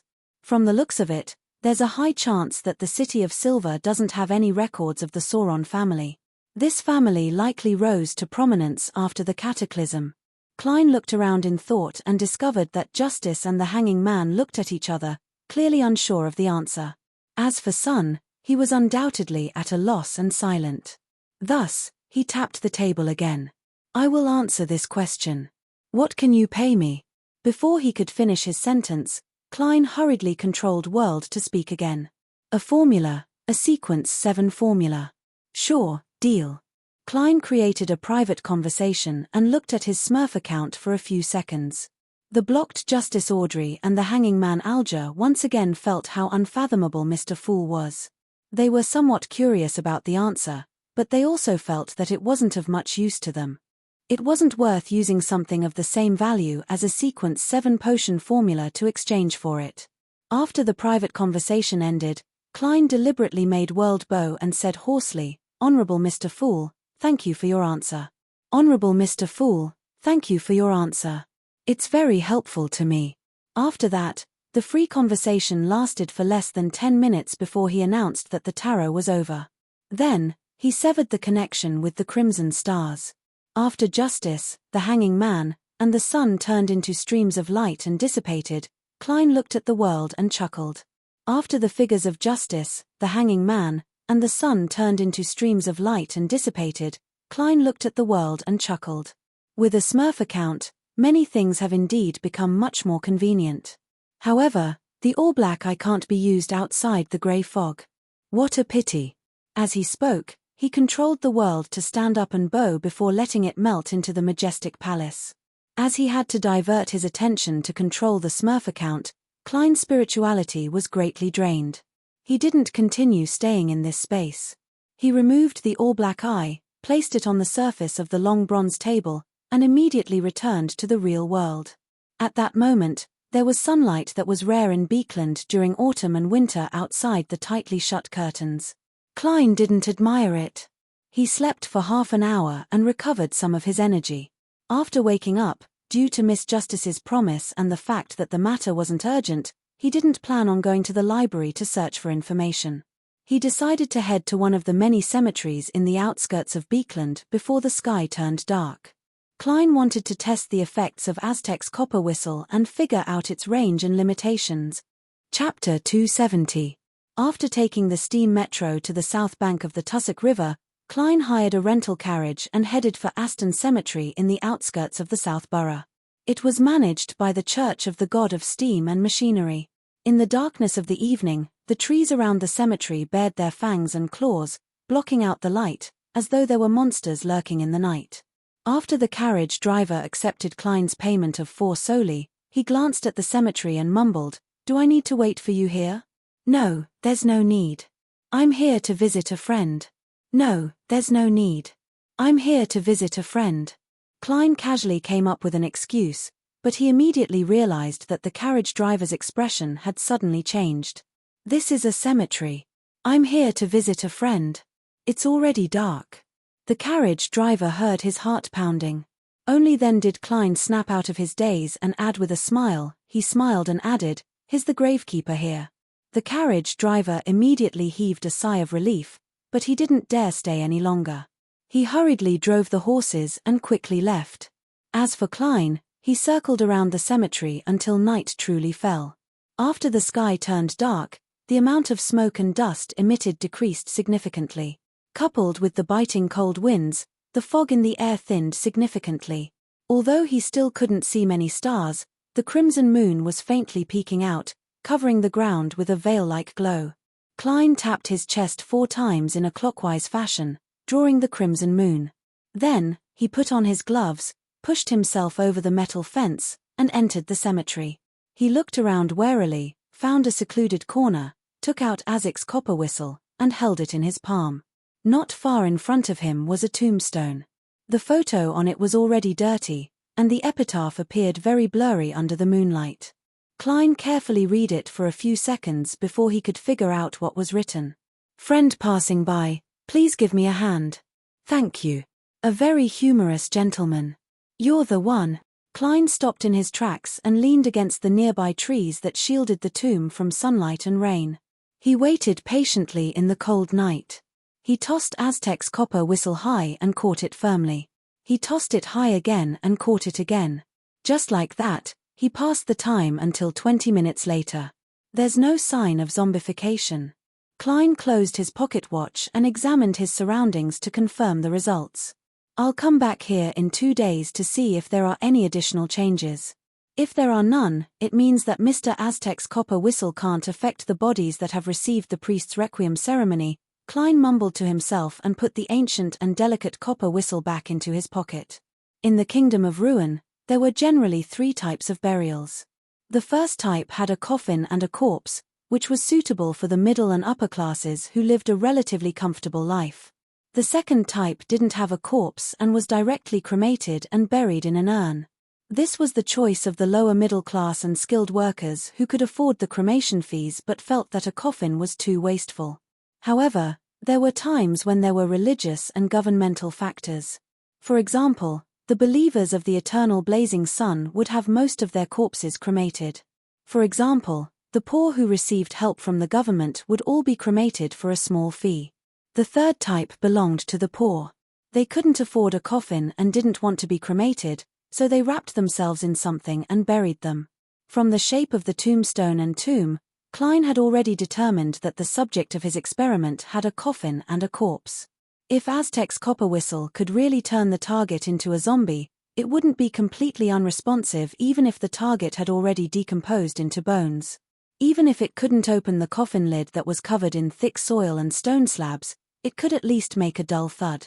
Striding toward the fence, Klein suddenly thought of a careless part of the experiment. Well, I have to classify it. This is a corpse that has been buried for a long time. I have to find a target that has just been buried. That's the only way to make the most accurate judgment. After that, Klein and the tombkeeper caught the treasure and found a grave where the burial ceremony had just been completed during the day.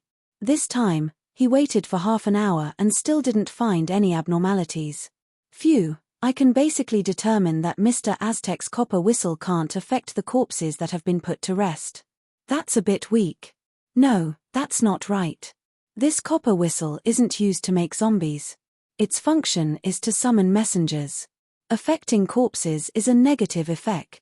Klein tightened his double-breasted coat and walked toward the fence. He planned to go home and change his clothes before carrying out the second set of experiments. The second set of targets were corpses that hadn't been put to rest for long and had not been dead for long. Such targets often existed in hospital morgues. Climbing over the fence, Klein returned to the south side step by step in the gloomy night. The surroundings were dead and peaceful. Only the evergreen trees covered in dust swayed gently. This reminded him of the night he came back to life. At that time, he also walked from the cemetery to the city. Sigh. Klein sighed and suddenly began to run, as if he wanted to get rid of the melancholy far away. Half an hour later, he hired a rental carriage in the south side. His destination was the nearest steam subway station.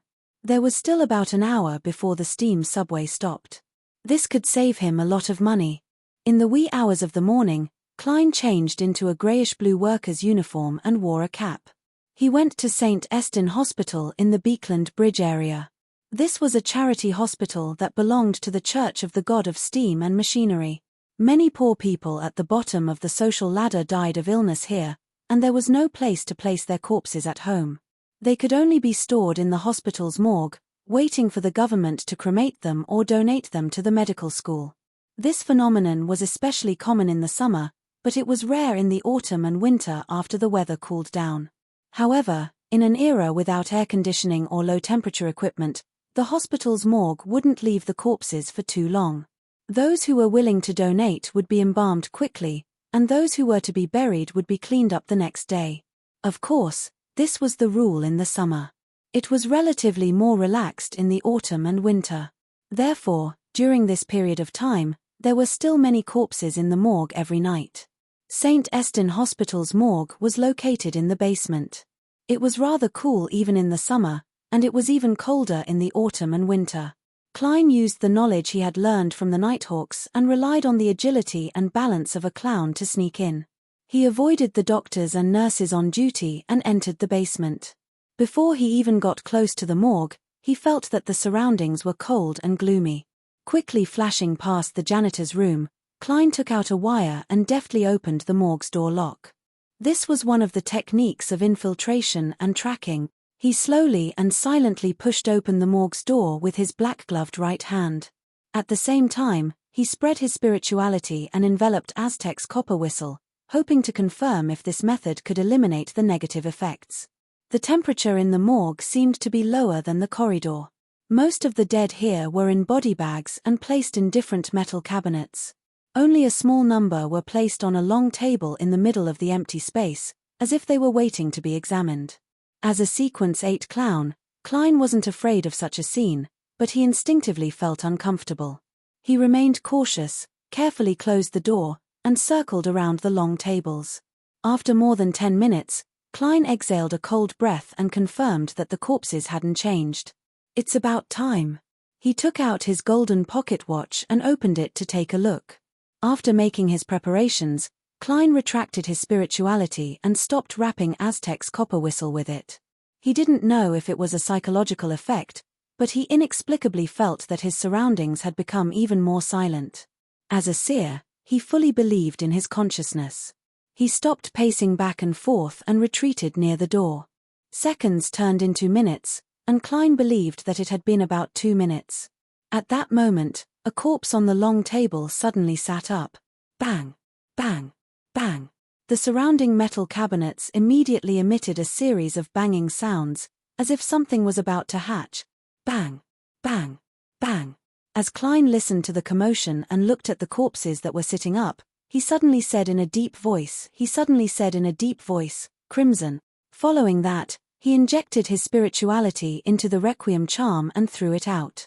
Icy blue flames burned silently as a peaceful and gentle black spread out.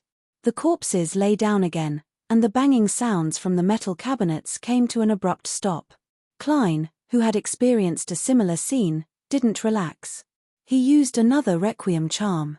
As there were many corpses here, he used a third charm just to be safe, using up all the stock he had. Not bad. As expected, it only affects corpses that haven't undergone the requiem ritual and have just died, including zombies. Covering them with spirituality can block this effect, Klein thought with a smile.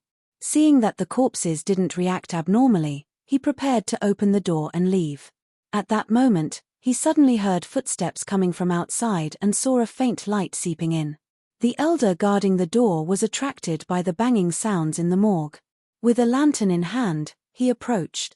Klein looked around and pressed his hand on the door. He nimbly jumped and climbed up, stopping at the gap between the door and the ceiling. His fingers dug into the protrusions and gaps, and he maintained a very good balance. Creak. The elder opened the door with a key and entered the morgue. He took a few steps forward, raised the lantern high, and examined the metal cabinets and the long table, as well as the corpses. And behind him, Klein nimbly leaped down and landed silently. Seizing the opportunity, Klein quickly escaped the morgue. He first hid in the gatekeeper's small room for a few seconds before carefully returning upstairs. The gatekeeper checked and didn't find anything out of the ordinary. He was a little afraid of the corpses, so he quickly left, locked the door, and didn't stay any longer. Returning to the guardroom, he wrapped himself in a thin blanket. It took him a few minutes to calm his racing heartbeat. He mocked himself in a low voice. He muttered to himself in a low voice, "Those old guys always tell me about the abnormalities that happened in the morgue to scare me. That strange sound just now probably counts. It's nothing much, and those corpses didn't come back to life.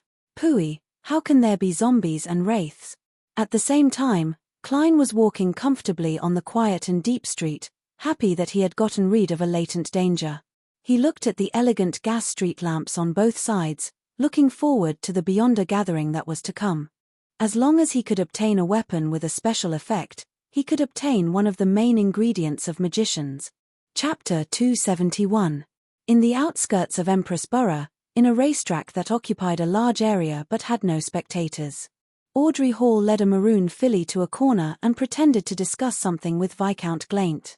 She wore white trousers and knee-high black boots.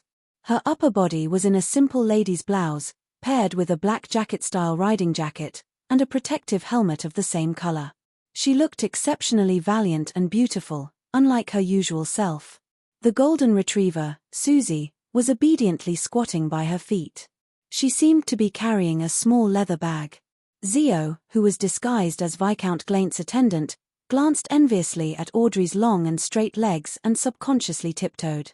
Glaint sized up Audrey and said half-jokingly, "Horsemanship alone is meaningless. Only when it's combined with hunting will it have life. Of course, I'm talking about male horsemanship. No matter what a beautiful lady does on a horse, it'll be a sight to behold." Audrey replied with a faint smile. There are still a few months before the next hunt. Every year from June to the new year, the nobles of the Kingdom of Ruin would follow tradition and come to Beekland to participate in all sorts of banquets, balls, and salons. This was a very important event to them, and many things would be settled in the next few months. As the years passed, this tradition gradually gained a fixed name. It was called the Beekland Social Season. And after the new year, the nobles would return to their fiefdoms one after another. They would return to their luxurious castles, country manors, and large plantations to spend a leisurely and wonderful time. During such times, the most popular game was hunting. The nobles would invite guests of equal status to enjoy the fun of running on horseback and chasing prey. As long as their financial situation allowed it, they would not be stingy with the purchase of hunting dogs. The most famous of the hunting dogs was the foxhound. I already miss that kind of life. Beekland is a place that makes people feel restrained. Its air is indescribably terrible. Of course, I still like its prosperity and extravagance. Viscount Glaint put on his gloves and took a step back so that Audrey could converse with Zio and Force. "Honorable Miss Audrey, why have you summoned us here?" Zio retracted her gaze and took the initiative to ask. Most of her recent income came from Audrey. Audrey was honest and generous. She was a rare good employer. "I seem to smell the scent of ink from banknotes again. I hope it's not a difficult mission. Miss Audrey is perfect in every aspect, except for one thing. Every mission is surprising and extremely dangerous." Zio thought with anticipation and trepidation. She couldn't help but turn her head to glance at Force and realized that her companion, who was disguised as a maidservant, was looking at her. The expressions reflected in their eyes were so similar. Audrey held her gloves and smiled in a reserved and elegant manner. "It's a simple commission this time."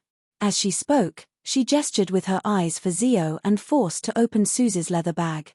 Zio, who had always been known for her mobility, immediately took 2 steps forward, bent down, and reached out with her hand. During this short process, she had wanted to stroke Susie's head to express her goodwill, but just as she extended her right palm, Susie had already turned her head and body halfway, sending the leather bag to her. "I'm usually very popular with animals. For example, mosquitoes." Zio maintained her expression as she unzipped the bag and took out a stack of paper from the leather bag. She stood up straight and opened it to take a look. She realized that it depicted a young man with an ordinary face, but his neatly combed hair, round glasses, and brown eyes that contained a mocking smile made him look abnormally familiar. "I've definitely seen him somewhere before." Zio looked down and saw the corresponding text. Former name, Enigmas. Wanted swindler. "I know where I've seen him." Zio immediately came to a realization and nearly slapped her forehead in an inelegant manner. Before she met Audrey, one of her main sources of income was flipping through newspapers and researching wanted posters. With the help of her connections in the East Borough's gangs, she would be able to find valuable criminals. "I once thought of looking for this Enigmas. His bounty is £100, and he took away more than £10,000 in cash. However, I was busy with Miss Audrey's commission and forgot about this matter." Zio and Force looked at each other and frankly said, "How much was the commission? How much was the commission? How much was the commission?" Audrey was taken aback. She had completely forgotten about the payment, because from her point of view, this was a test from Mr. Fool. How could a test give money to the other party? £100. Audrey deliberated and gave a number. "Deal." Zio and Force replied in unison. If they could capture Enigmas, not only would they receive Miss Audrey's £100, but they would also receive a bounty of the same amount. What a good mission. Zio's eyes lit up as she casually asked, "Why are you looking for this swindler? Did he cheat you of your money?" "I don't even know who he is. It's indeed a simple commission, and it's done for £100. There's no need to tell Mr. Fool about this. It's only £100. With a polite smile, Audrey ignored Zio's question and mentioned, I received news that he's in Beekland. I received news that he's in Beekland. Ah yes, there are more than a dozen portraits here, different portraits. I considered that Lenivus would definitely disguise himself, so I gave him a portrait of him without glasses, a beard, and a changed hairstyle. I guessed it. I'm also very good at sketching and oil painting. Audrey raised her chin slightly. Zio immediately forgot her doubts and said in pleasant surprise, that's really good news. She could almost see the £200 bounty waving at her. The mysterious person she had met at Mr. A's gathering had yet to establish contact with her, so she could only continue her business of earning money. Audrey nodded indiscernibly and pondered. Are there any clues about psychological alchemy? Force combed her long curly hair and glanced at Viscount Glaint, who was listening by the side. I recently joined a new Beyonder gathering. It said that the Spectator and Telepathist potion formulas appeared there. I suspect that there are people from that gathering who specialize in psychological alchemy. When there's another gathering, I'll make an application to bring you along. All right. Audrey deliberately didn't hide her joy. She had just read Zio and Force's true state of mind from their aura, body language, and subtle expressions.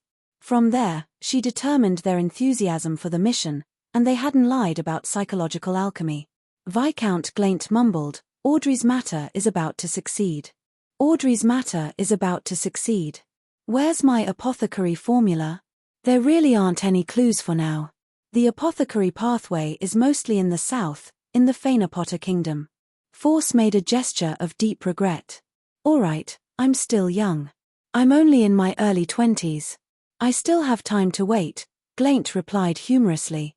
All right, thank you for your help. See you next time. Audrey bowed gracefully, put on her gloves, mounted her horse, and rode along the track.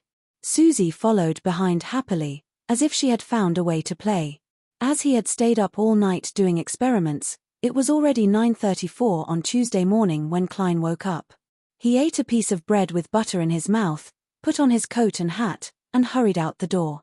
He wrote on the guest book hanging beside the bell's drawstring, Master is out and will be back after 5 in the afternoon.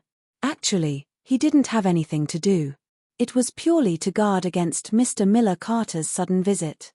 If the other party were to discover that the detective hired for a total of £50 wasn't busy searching for information, organizing manpower, or confirming the layout of the building, but was instead leisurely drinking tea at home and reading newspapers and novels, he would definitely revoke the commission and not pay the remaining £40.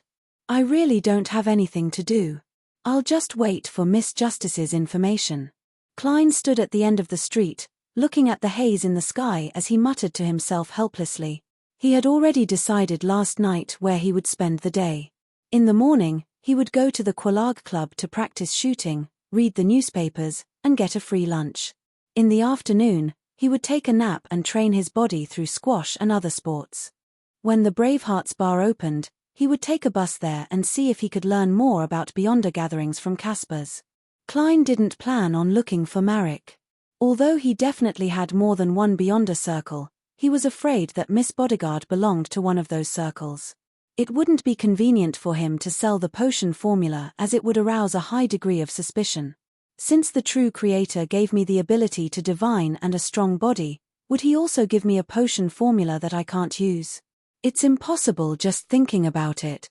Klein filled in the blanks with his imagination as he boarded the public carriage to Hillston Borough. More than half an hour later, he entered the Quelaag Club and saw an acquaintance.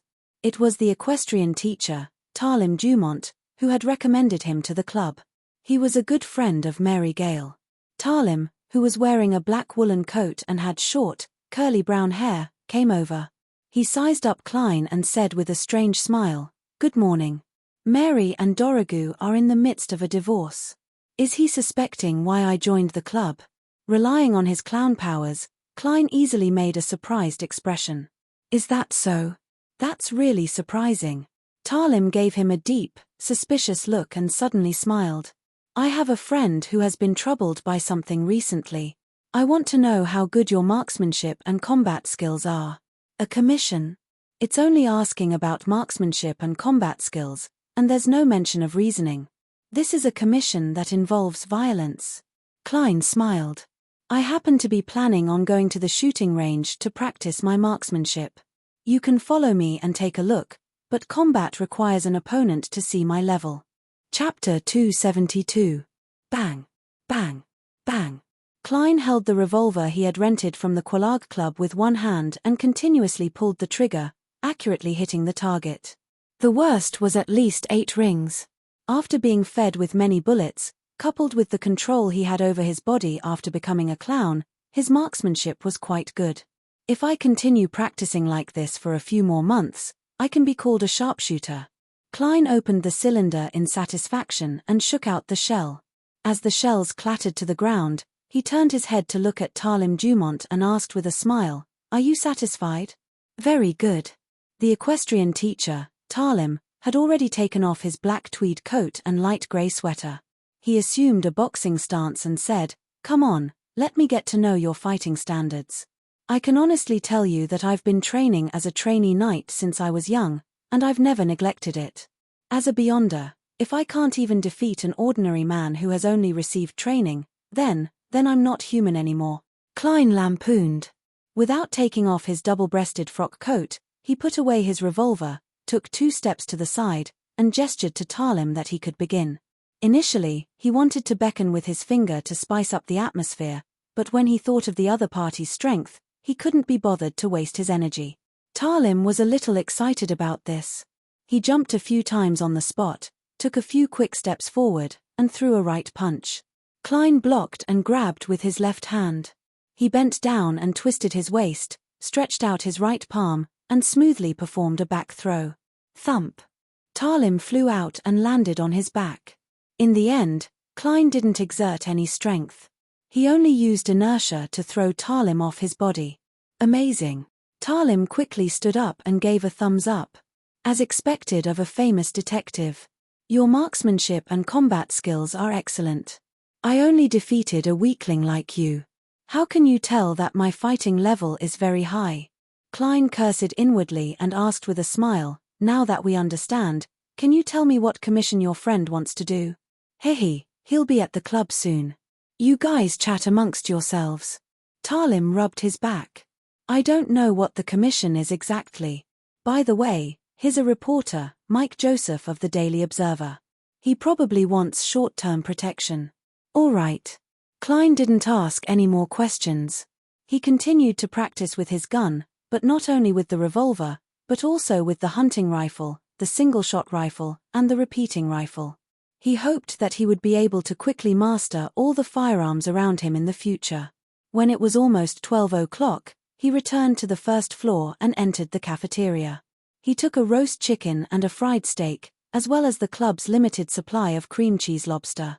After putting these things away, Klein took out Faina Potter paella, fruit salad, oyster clear soup, and Marquis black tea. In the face of this sumptuous lunch, he couldn't help but swallow his saliva and praise the goddess in his heart. "If I were to eat outside, this meal would probably cost me 3 soli." Klein alternated between a silver knife, fork, and spoon as he ate contentedly. Just as he was about to finish the food on the table, Talim Dumont led a man in a heavy coat and half-top hat over. "Detective Moriarty, this is the friend I mentioned, Mike Joseph. Mike, this is the famous detective, Mr. Sherlock Moriarty." Talim smiled as he introduced both parties. "Nice to meet you." Mike took off his hat and bowed. He looked to be in his 30s. His eyebrows were relatively sparse, his skin was rather rough, and his pores were abnormally obvious. However, his facial features weren't bad. His blue eyes were especially charming, and with his beautiful mustache, he had a mature charm. Klein couldn't help but touch the stubble around his lips that had thickened. He got up and invited the man to sit down. He smiled and said, "Today's cream cheese lobster isn't bad. You can give it a try." "All right." Mike Joseph didn't decline. He took the tray, circled around, and took out a lot of food.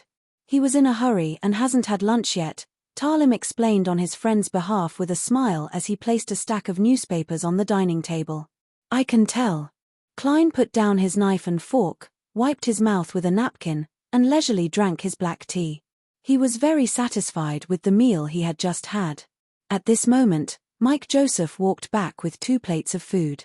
He quickly ate a few mouthfuls to fill his stomach before looking up at Klein. "Detective Moriarty, have you heard about the recent serial murders? The ones who removed the organs?" Klein's heart stirred as he asked briefly. Talim nodded and sighed with emotion. "Sure enough, every detective is paying attention to this serial murder case." Mike took out one of the newspapers and pushed it to Klein. "This is the latest report." Klein took it and saw that it was from the Daily Observer, where Mike worked. Their headline read 11. Another lady had been killed. Civilau's Yard is helpless. The headquarters of the Beekland Police Department was on Civilau's Street at the edge of Queens, so they were also nicknamed Civilau's Yard 11. "It's the 11th case." Klein resisted the urge to frown and continued reading in puzzlement. He found that it was indeed the same as the one he had encountered. The target was a woman wearing a gorgeous dress and had her organs removed by disembowelment. This was a case with obvious traces of devil worship. Civilau's Yard must have handed it over to the Nighthawks, mandated punishers, or machinery hivemind teams. They have divination, spirit channeling, and all kinds of strange and effective beyond a means. Why haven't they solved the case and caught the criminal yet? That fellow has rich anti-detection abilities and destroyed the souls of the deceased. Or could it be that the souls of the deceased were taken away along with their organs, as required for a devil ritual? He can definitely interfere with divination. That's right, if a Beyonder of the devil pathway doesn't have such abilities, how would they dare to commit serial murders? Klein thoughtfully said to Mike Joseph, "You want to do a private investigation?" "I'm sorry, but I can't take over. Without an invitation from the police, I can't take over. I have to maintain a good relationship with them. The so-called good relationship is the relationship of inviting me to the police station for tea." Klein lampooned himself. The real reason he refused was that it was easy to encounter official Beyonders if he was involved in the investigation of the serial murders. Among them might be the Nighthawks of the Church of the Goddesses Beekland Diocese. "No, it's not an investigation. No, to be precise, it's not an investigation to find the murderer. I just want to complete my report," Mike Joseph explained after swallowing the prawn meat. "Report?" Klein asked leisurely as he put down the white porcelain teacup and clasped his hands together. Mike Joseph said, "Yes. If you buy the Daily Observer tomorrow or the day after tomorrow, you will see my in-depth report on this serial murder case. The most important part of it is to reveal the commonalities of the victims and remind similar groups of people to pay attention." "Oh, what commonalities do they have?" Klein asked curiously. Mike took a sip of his coffee and said, "Apart from being female and wearing colorful dresses, there's another very important commonality. I did an in-depth investigation of the victims' occupations and discovered something interesting. Some of them are maids, some are textile workers, some are tailors, and some are female teachers. On the surface, there's no overlap, but in fact, they were once street girls." "Street girls? Female teachers?" Klein asked in surprise. In the Kingdom of Ruin, teachers were part of the middle class. The lowest salary was £2 a week, which was enough for a lady to live a pretty good life. There was no need for her to be a street girl. Mike twitched the corner of his mouth and sighed. It was in the past. Before they found a job that could support themselves, they might have had a very difficult time. I previously did a survey. In Backland, 1/6 of women between the ages of 15 to 55 are or have been street girls in the past. Heh, this is our country. All foreigners will be surprised when they come here. It's a very conservative country, a bustling metropolis, but it's filled with street girls. Note 1. This number is a little exaggerated. If it's true, it can only be said that reality is more exaggerated than fiction. This darn world. Klein clicked his tongue. After some thought, he deliberately said, "The next question is, how did the murderer know that the victims were once street girls? They didn't have any labels on them, so you would need to do an in-depth investigation to discover it." As expected of a great detective. "This might be a clue," Mike Joseph answered, unsurprised. "No, if it's a Beyonder of the devil pathway, then the standard he chooses might be those who appear to have fallen but haven't completely fallen. And they should have a keen intuition when it comes to corruption. They might even be able to directly see the corresponding deep color. Coupled with the colorful dress as a trigger, the target is basically locked onto. Klein answered himself inwardly before asking, "What's wrong?" He then asked, "Then, what else do you want to investigate?" Mike nodded. In these 11 cases, 10 of the ladies were once street girls, but there's one who isn't. She's still a prostitute. Yes, it's the youngest, the 16-year-old Seba. This seems very strange, very strange. I want to go to the Golden Rose, which is the place where she works, to do an in-depth investigation to see if I can discover anything. I'm worried that my inquiries will anger the people there, so I plan on getting you to protect me temporarily. You don't need to teach them a lesson. All you need to do is to protect me when I escape at the most critical moment. If nothing happens, I'll pay you £1. If there's a fight, I'll raise it to £5. What do you think? Klein smiled. I'll give you an answer after I wash my hands. He bowed politely and slowly walked to the bathroom. Then, he tossed a coin and received an affirmative answer. Chapter 273. Sherwood Borough, 19, Hope Street. This place was close to the Tussock River that passed through Beekland. Pedestrians could see the slightly turbid but abnormally wide water through the gaps between the houses. The Daily Observer reporter, Mike Joseph, got off the carriage and pointed at the 3-story greyish-blue building in front of him. He said to Klein, who was wearing a black double-breasted frock coat, half-top hat, and gold-rimmed glasses, "That's Golden Rose. It's the best legal brothel in Sherwood Borough and Beekland Bridge. It opens at 3 in the afternoon every day and stays open until 2 in the morning. The best legal brothel in Sherwood Borough and Beekland Bridge. That is to say, there are better ones in these 2 boroughs that aren't legal." Klein mumbled silently as he glanced at the building's entrance. There was a golden rose embedded in it, but it didn't have the so-called signboard. "This shouldn't be considered a street girl, right?" he replied casually. "Of course, it's of a higher grade." Mike led Klein to the building with great familiarity and pushed open the door. The moment he entered, Klein smelled a slightly pungent mixed fragrance and heard a soothing but ambiguous melody. He instinctively surveyed the area and discovered that there were thugs in black coats and half-top hats standing on both sides of the entrance and in every corner of the hall. As a place that operated legally, these were clearly used to deal with drunkards and boorish men. There were all kinds of sofas and chairs around the Golden Hall. There was even a piano, and there was a dancing area in the middle. At this moment, ladies with blonde or brown hair, pale yellow or black dresses, and complicated, simple, or gorgeous dresses were sitting in different spots. Some of them were mature and charming, some shy and young, some youthful and alluring, and some rather beautiful. These ladies were either holding their cheeks as they enjoyed the melody, chatting and laughing with each other, quietly flipping through newspapers and magazines, or dancing with the men. Because it was only 3:30 in the afternoon, there were not many customers. At first glance, it looked more like a formal ball than a brothel.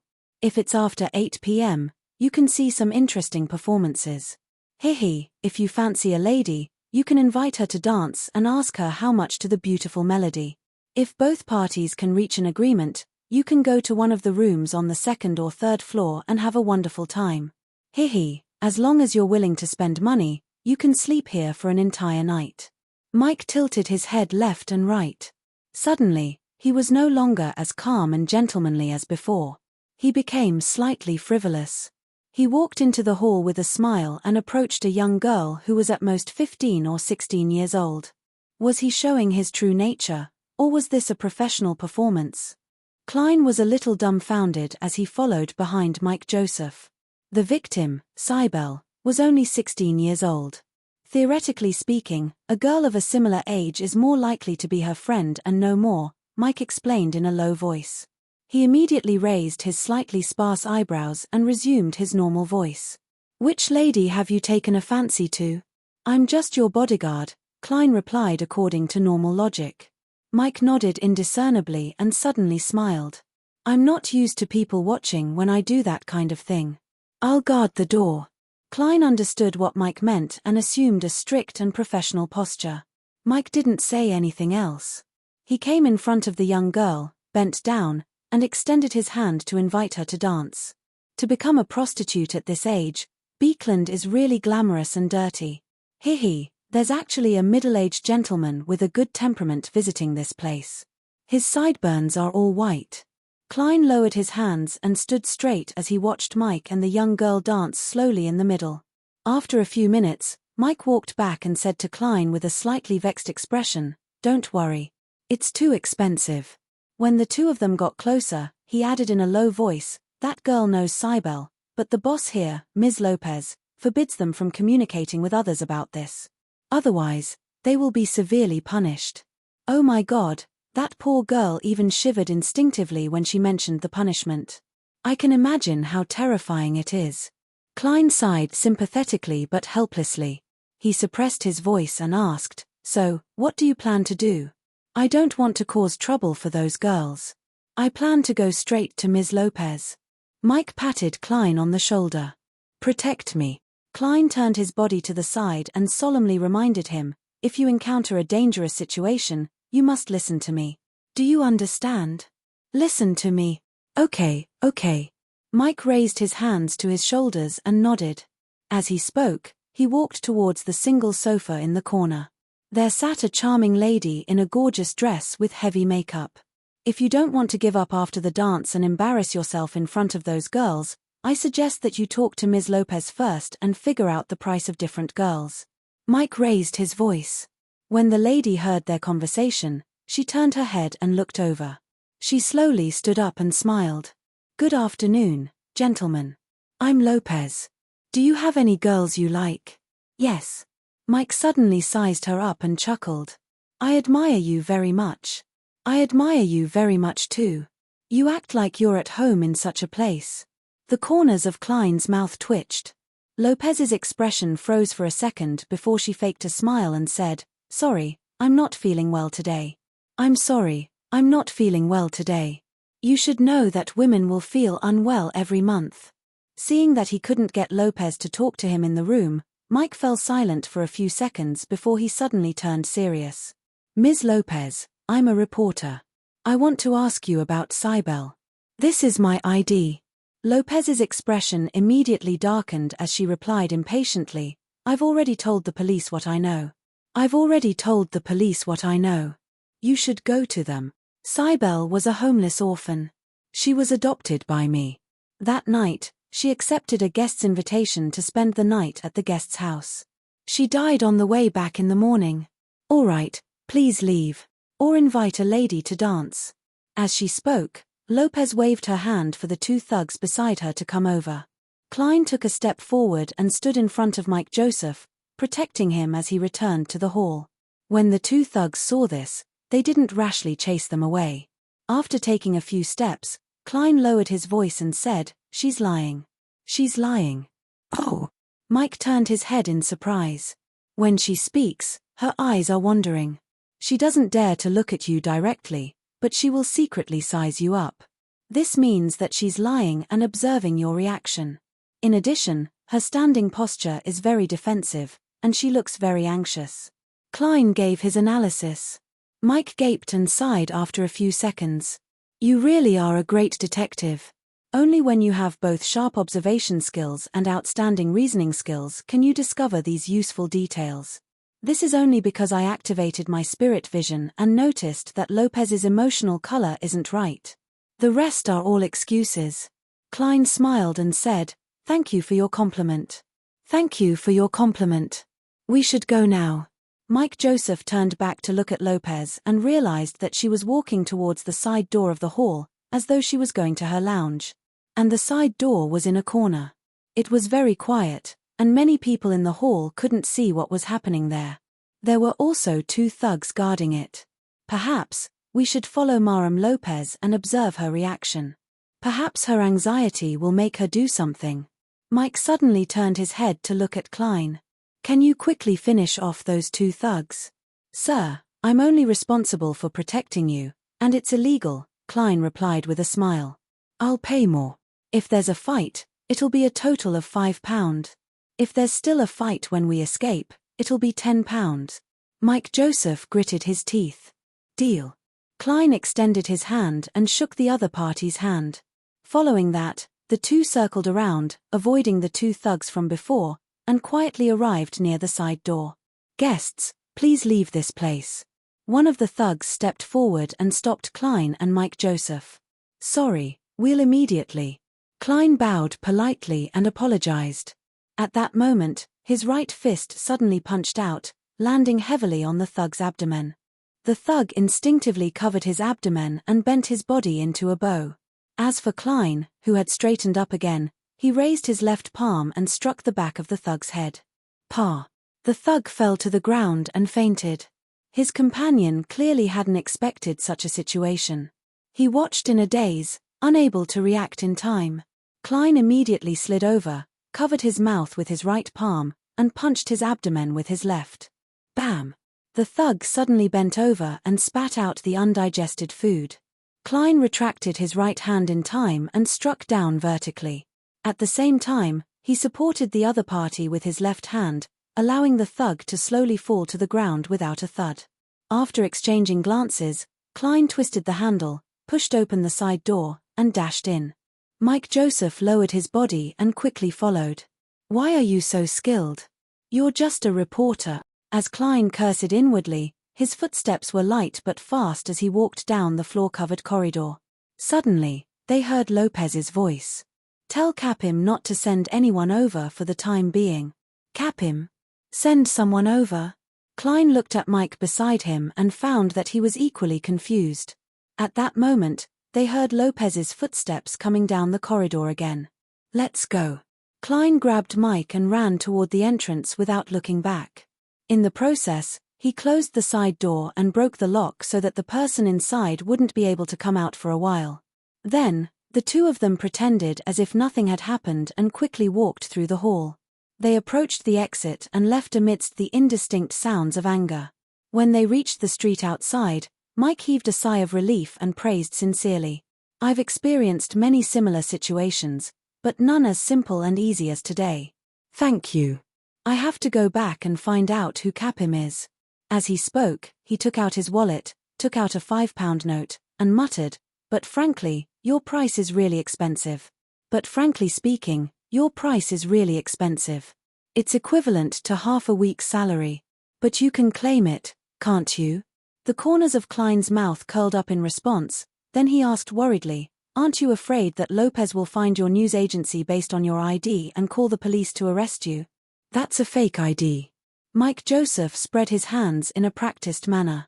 Klein could only express his deep admiration. After watching Mike get on the car and leave, he walked diagonally across the street and waited for the public carriage, paying close attention to see if anyone chased after him. At that moment, a rental carriage slowly drove over and stopped in front of him. A middle-aged man in a black coat walked out of the carriage and nodded at Klein. He had blue eyes, a thin face, and graying sideburns. It was the old gentleman Klein had seen at Golden Rose. He's not a customer of Golden Rose. Just like us. This realization suddenly flashed through Klein's mind. Hello, I'm Detective Eichinger Stanton, who is assisting the police in handling this case. Can we have a chat? The middle-aged man pointed at the carriage. Chapter 274. Detective. He's in the same line of work. However, for him to be able to assist the police department in handling such a serious case, it means that he's a truly famous detective. At the very least, he's very famous within Civilau's yard. Shouldn't the serial murders be handed over to the Nighthawks, mandated punishers, or the machinery hive mind? The police department could just send out some assistants. Why would they need to hire a private detective? The 11 consecutive murders must have caused a sensation, and the Civilau's market was under a lot of pressure. Did they not want to wait in torment?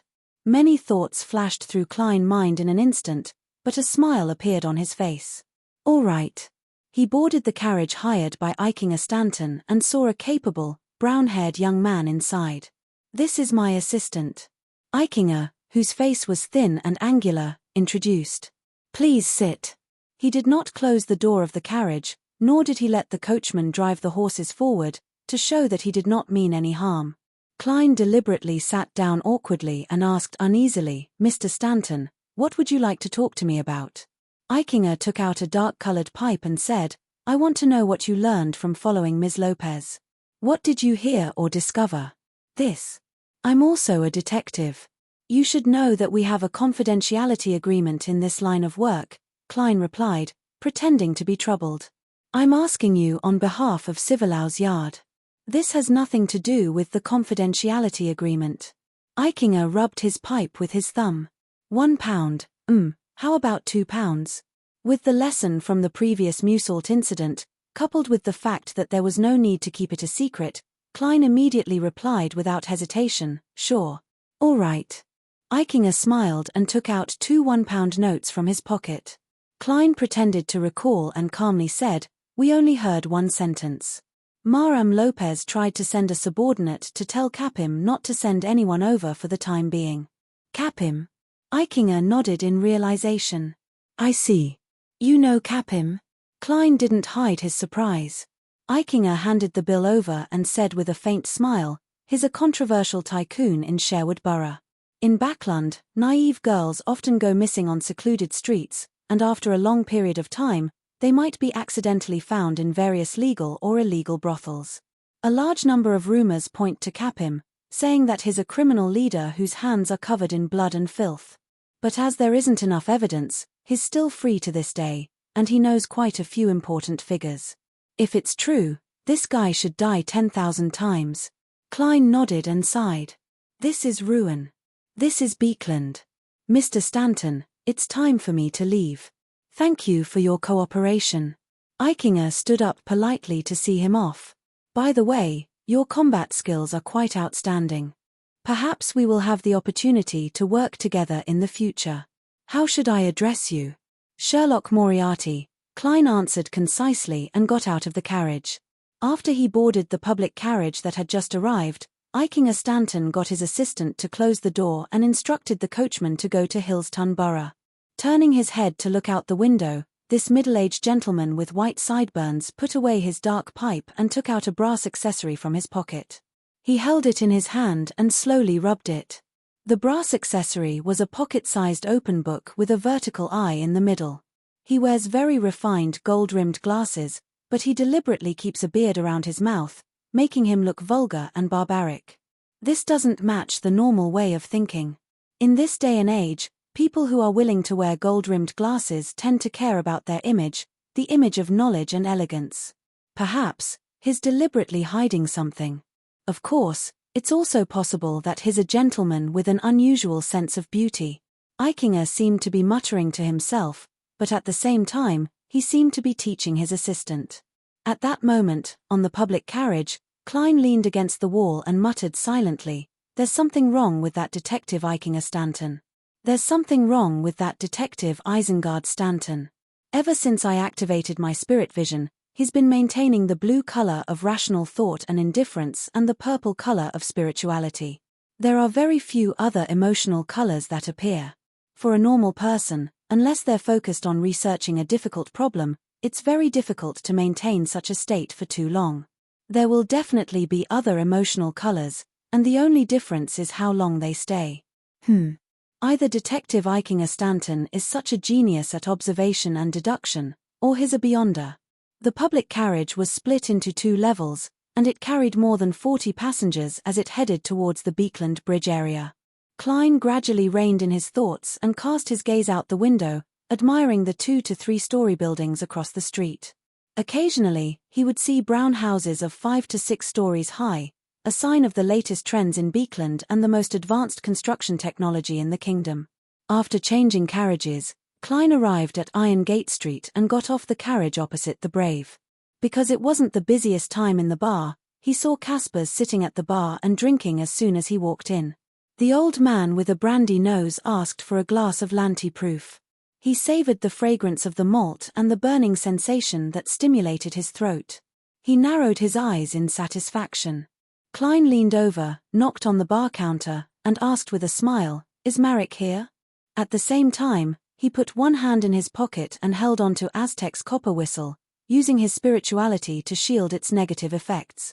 But before he finished speaking, He suddenly felt a gaze sweeping over him, filled with a scrutinizing feeling.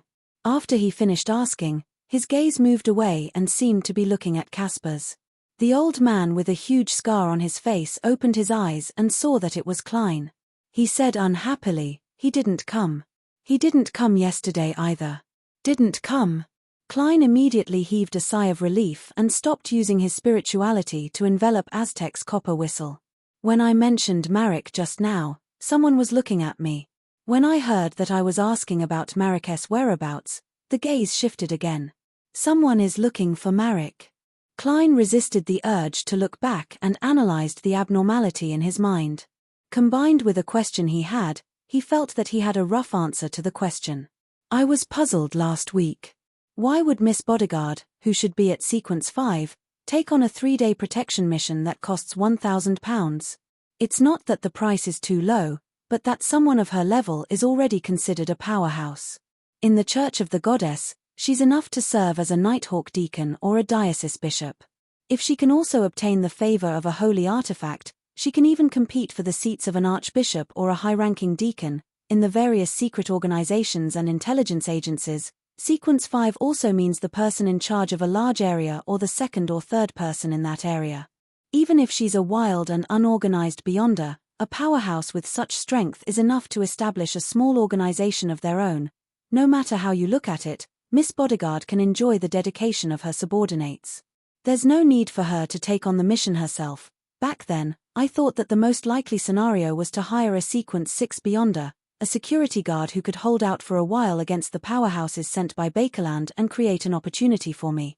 Who knew that Miss Bodyguard would be so terrifyingly strong? From what happened today, Miss Bodyguard and Marek might be in the same situation as me.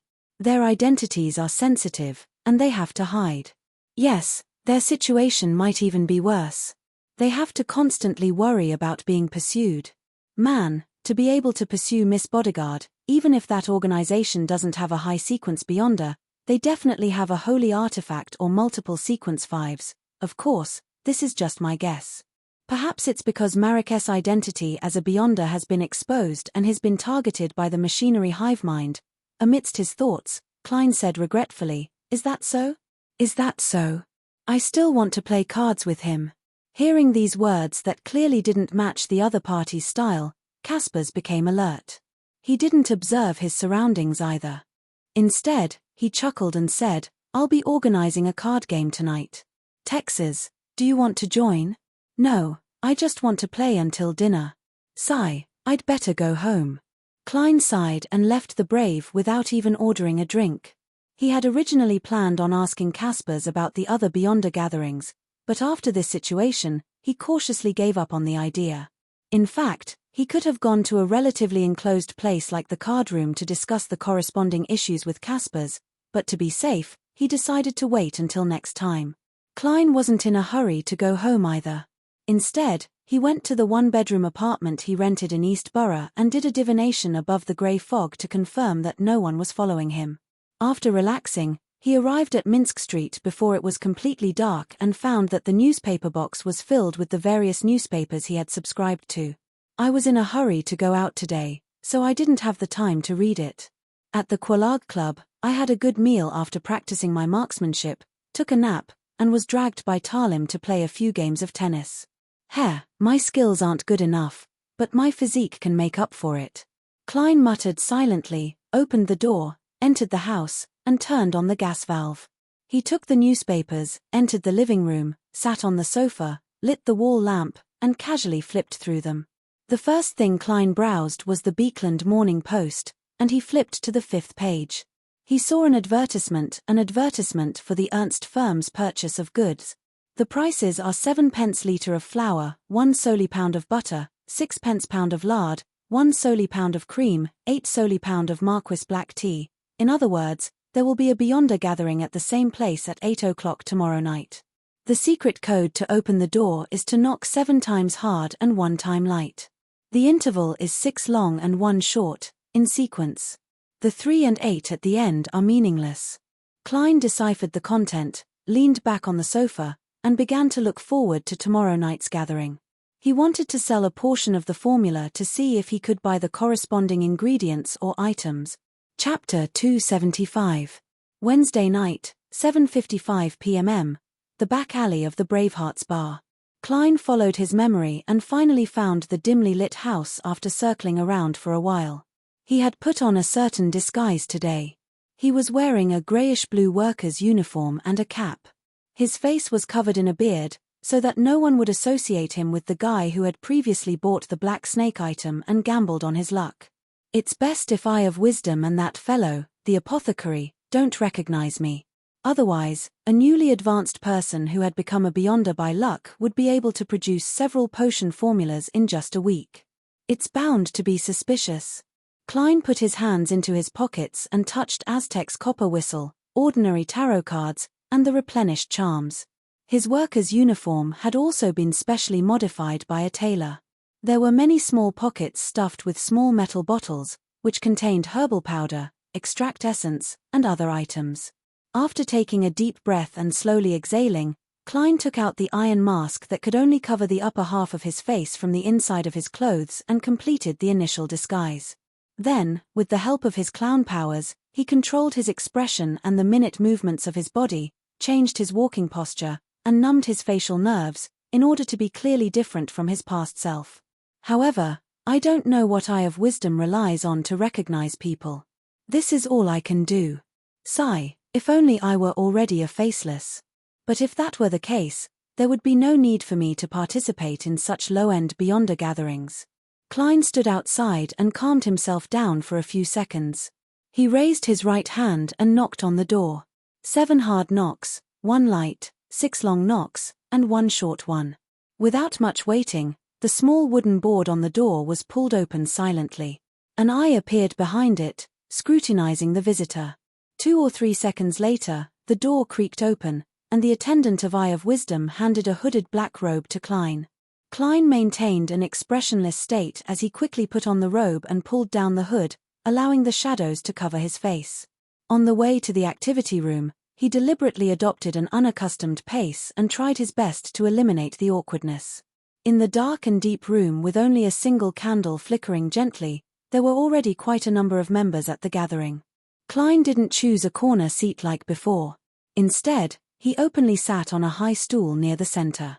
In short, his outward appearance had to be different from the previous 2 times, and this was precisely the area where a clown's ability to reflect himself in his mind and gain initial control over himself. The living room was so quiet that it was almost frozen. Time passed. Finally, Eye of Wisdom looked at the clock on the wall and said in an aged voice, "That's not right. Let's begin. There's no need to wait for our late friend." Just as he said that, Klein immediately said in a hoarse voice, "I want to sell the potion formulas. Sequence 9 Bard and Sequence 8 Light Suppliant of the Church of the Eternal Blazing Sunday, £220 for the former and £450 for the latter." This was the most suitable plan after some thought. Spectator and telepathist involved the Church of Psychological Alchemy, a secret organization that was rather active in the Kingdom of Ruin and Beekland. If he were to take them out rashly, it might attract their attention. And the Church of the Eternal Blazing Sun was blocked outside the Kingdom of Ruin by the Church of the Lord of Storms. The corresponding Beyonders rarely appeared in Beekland, and there was almost nothing they could do. It was a very safe choice. The potion of the seer pathway involved Klein himself, so he naturally didn't want to expose his characteristics. After experiencing and witnessing Beyonder battles so many times, he gradually came to a realization. Beneath the high-sequence Beyonders of different pathways had their own characteristics and were different. In other words, they each had their strengths and weaknesses. Furthermore, their strengths and weaknesses were very obvious. The strong were indeed strong, and the weak were rather weak. For example, the spectator pathway lacked the ability to engage in head-on combat. However, if one were to ignore them and unknowingly be led astray, then no matter how strong one's combat skills and Beyonder skills were, it was possible for one to die without even knowing why. A clear example was Rear Admiral Hurricane Chilangos. He clearly had the mystical item, Creeping Hunger, and his overall combat strength had reached Sequence 5, but he still died a baffling death. Most of the credit was due to Azic's strength, but one couldn't ignore the role of a spectator. It was precisely because most Beyonder jobs below high sequence Beyonders had distinct characteristics but obvious weaknesses, such as weak bodies. Therefore, if one could conceal their strengths and figure out the enemy's situation ahead of time, and make effective arrangements to target their weaknesses, it wasn't impossible for the weak to defeat the strong. Under extreme circumstances, there was a very small chance of a sequence 9 killing a sequence 5. Of course, this example was a perfect hypothesis. In reality, it was almost impossible. A sequence 5 was already considered a powerhouse, and the corresponding Beyonder powers had their own magical aspects. Strengths could effectively cover up weaknesses. It was very difficult for those below sequence 6 to affect them. On the other hand, many Beyonders below high sequence Beyonders were afraid of being besieged, even if their opponents were all below their own sequence. This was because once they were flustered and failed to attend to one thing, their weaknesses would become a fatal factor. These problems were also the reason why shepherds were ranked first below high sequence Beyonders. They were too well-rounded. If their Beyonder powers were combined and matched well enough, they had almost no weaknesses. When I advance to sequence 7, I'll have all sorts of magical Beyonder powers. Then, even if I encounter a sequence 6, I'll be able to fight them head-on for a while. I might even have a chance of winning. If I encounter a sequence 5, I'll also have a chance of escaping. Amidst his thoughts, Klein looked around, hoping that someone would speak. If Bard and Light Suppliant can't be sold, then I'll have to settle for the next best thing. I'll consider Spectator and Telepathist, as well as the knowledge of Beyonder characteristics indestructibility and conservation. I definitely can't sell the formulas of my own pathway, nor the Demonis pathway. That will cause many tragedies. Be it an instigator or a witch, they're the type that have to actively do evil. Klein felt a little uneasy, but he remained expressionless as he waited. Actually, I can consider buying it. At this moment, the chubby apothecary laughed. I can take in another apprentice and give him these 2 formulas. I'll get him to specifically pray for my herbs to be illuminated. Perfect. How extravagant. His words broke the momentary silence in the room. In the corner, a man with his hood pulled down deliberately said in a sharp voice, "Perhaps I can give it to my child. At the very least, he'll be stronger than my sequence." Sequence £9,200. Sequence £8,400. If you agree, then it's a deal. To be able to fork out £600 in one go, he's quite rich. That's enough to buy a house in Tingen. Klein pretended to think as he looked at the other members of the gathering to observe their reactions. Seeing that no one had the urge to raise the price, and that the other party's offer had reached his bottom line, Klein deliberated for a moment before saying, "I have an additional request. You can't sell these 2 formulas at this gathering. Feel free to sell them anywhere else." The man said sharply, All right, Mr. Eye of Wisdom will bear witness." Klein didn't know how to prove that the formulas were real, but he didn't want to ask and expose the fact that he hadn't attended many gatherings. All he could do was silently pull up his robe, take out the 2 potion formulas that he had long written, and hand them to the attendant beside him. The attendant didn't walk to the corner, but to the sofa in the middle, and handed the folded paper to Eye of Wisdom. The old gentleman spread out the paper, but he didn't take a second look at it. He placed it on the small round table beside him. Following that, he took out a handkerchief, wiped his right palm, and took out a ring that looked like it was embedded with many fine diamonds from his pocket. The ring's design was complicated and exquisite. In the middle, there was a green gem that looked like an eye. Just looking at it from afar made Klein's head swell and his body feel uncomfortable. It was the same feeling he had when he saw the math test papers. Eye of Wisdom solemnly wore the ring on his right middle finger, then closed his eyes, as if he was preparing something. Suddenly, the emerald on the ring emitted a brilliant gold, a gold that resembled sunlight. Eye of Wisdom quickly stretched out his right hand, allowing the gem to touch the potion formula that Klein had written. The golden beams became purer and purer, finally turning into a projection that resembled a seal. "Real and effective," Eye of Wisdom announced in a deep voice. Then, he took off the ring, not daring to wear it for a second longer. That tone sounds very much like a notary. That ring is old Mr. Eye of Wisdom's best collection, sealed artifact 2081. It simulated the powers of a notary. Klein looked at it thoughtfully. He was quite envious. After the notarization, the transaction was quickly completed, and Klein received a thick stack of cash, all of which were £10 notes. After counting them 3 times, he didn't fold them into his pocket. Instead, he held them in his palm and waited for the next opportunity to spend them. He planned to observe for a while and confirm that there were no items he needed before asking to buy them. At this moment, the rotund apothecary looked around. I brought some tranquilizers. Did he really bring it? I forgot about it.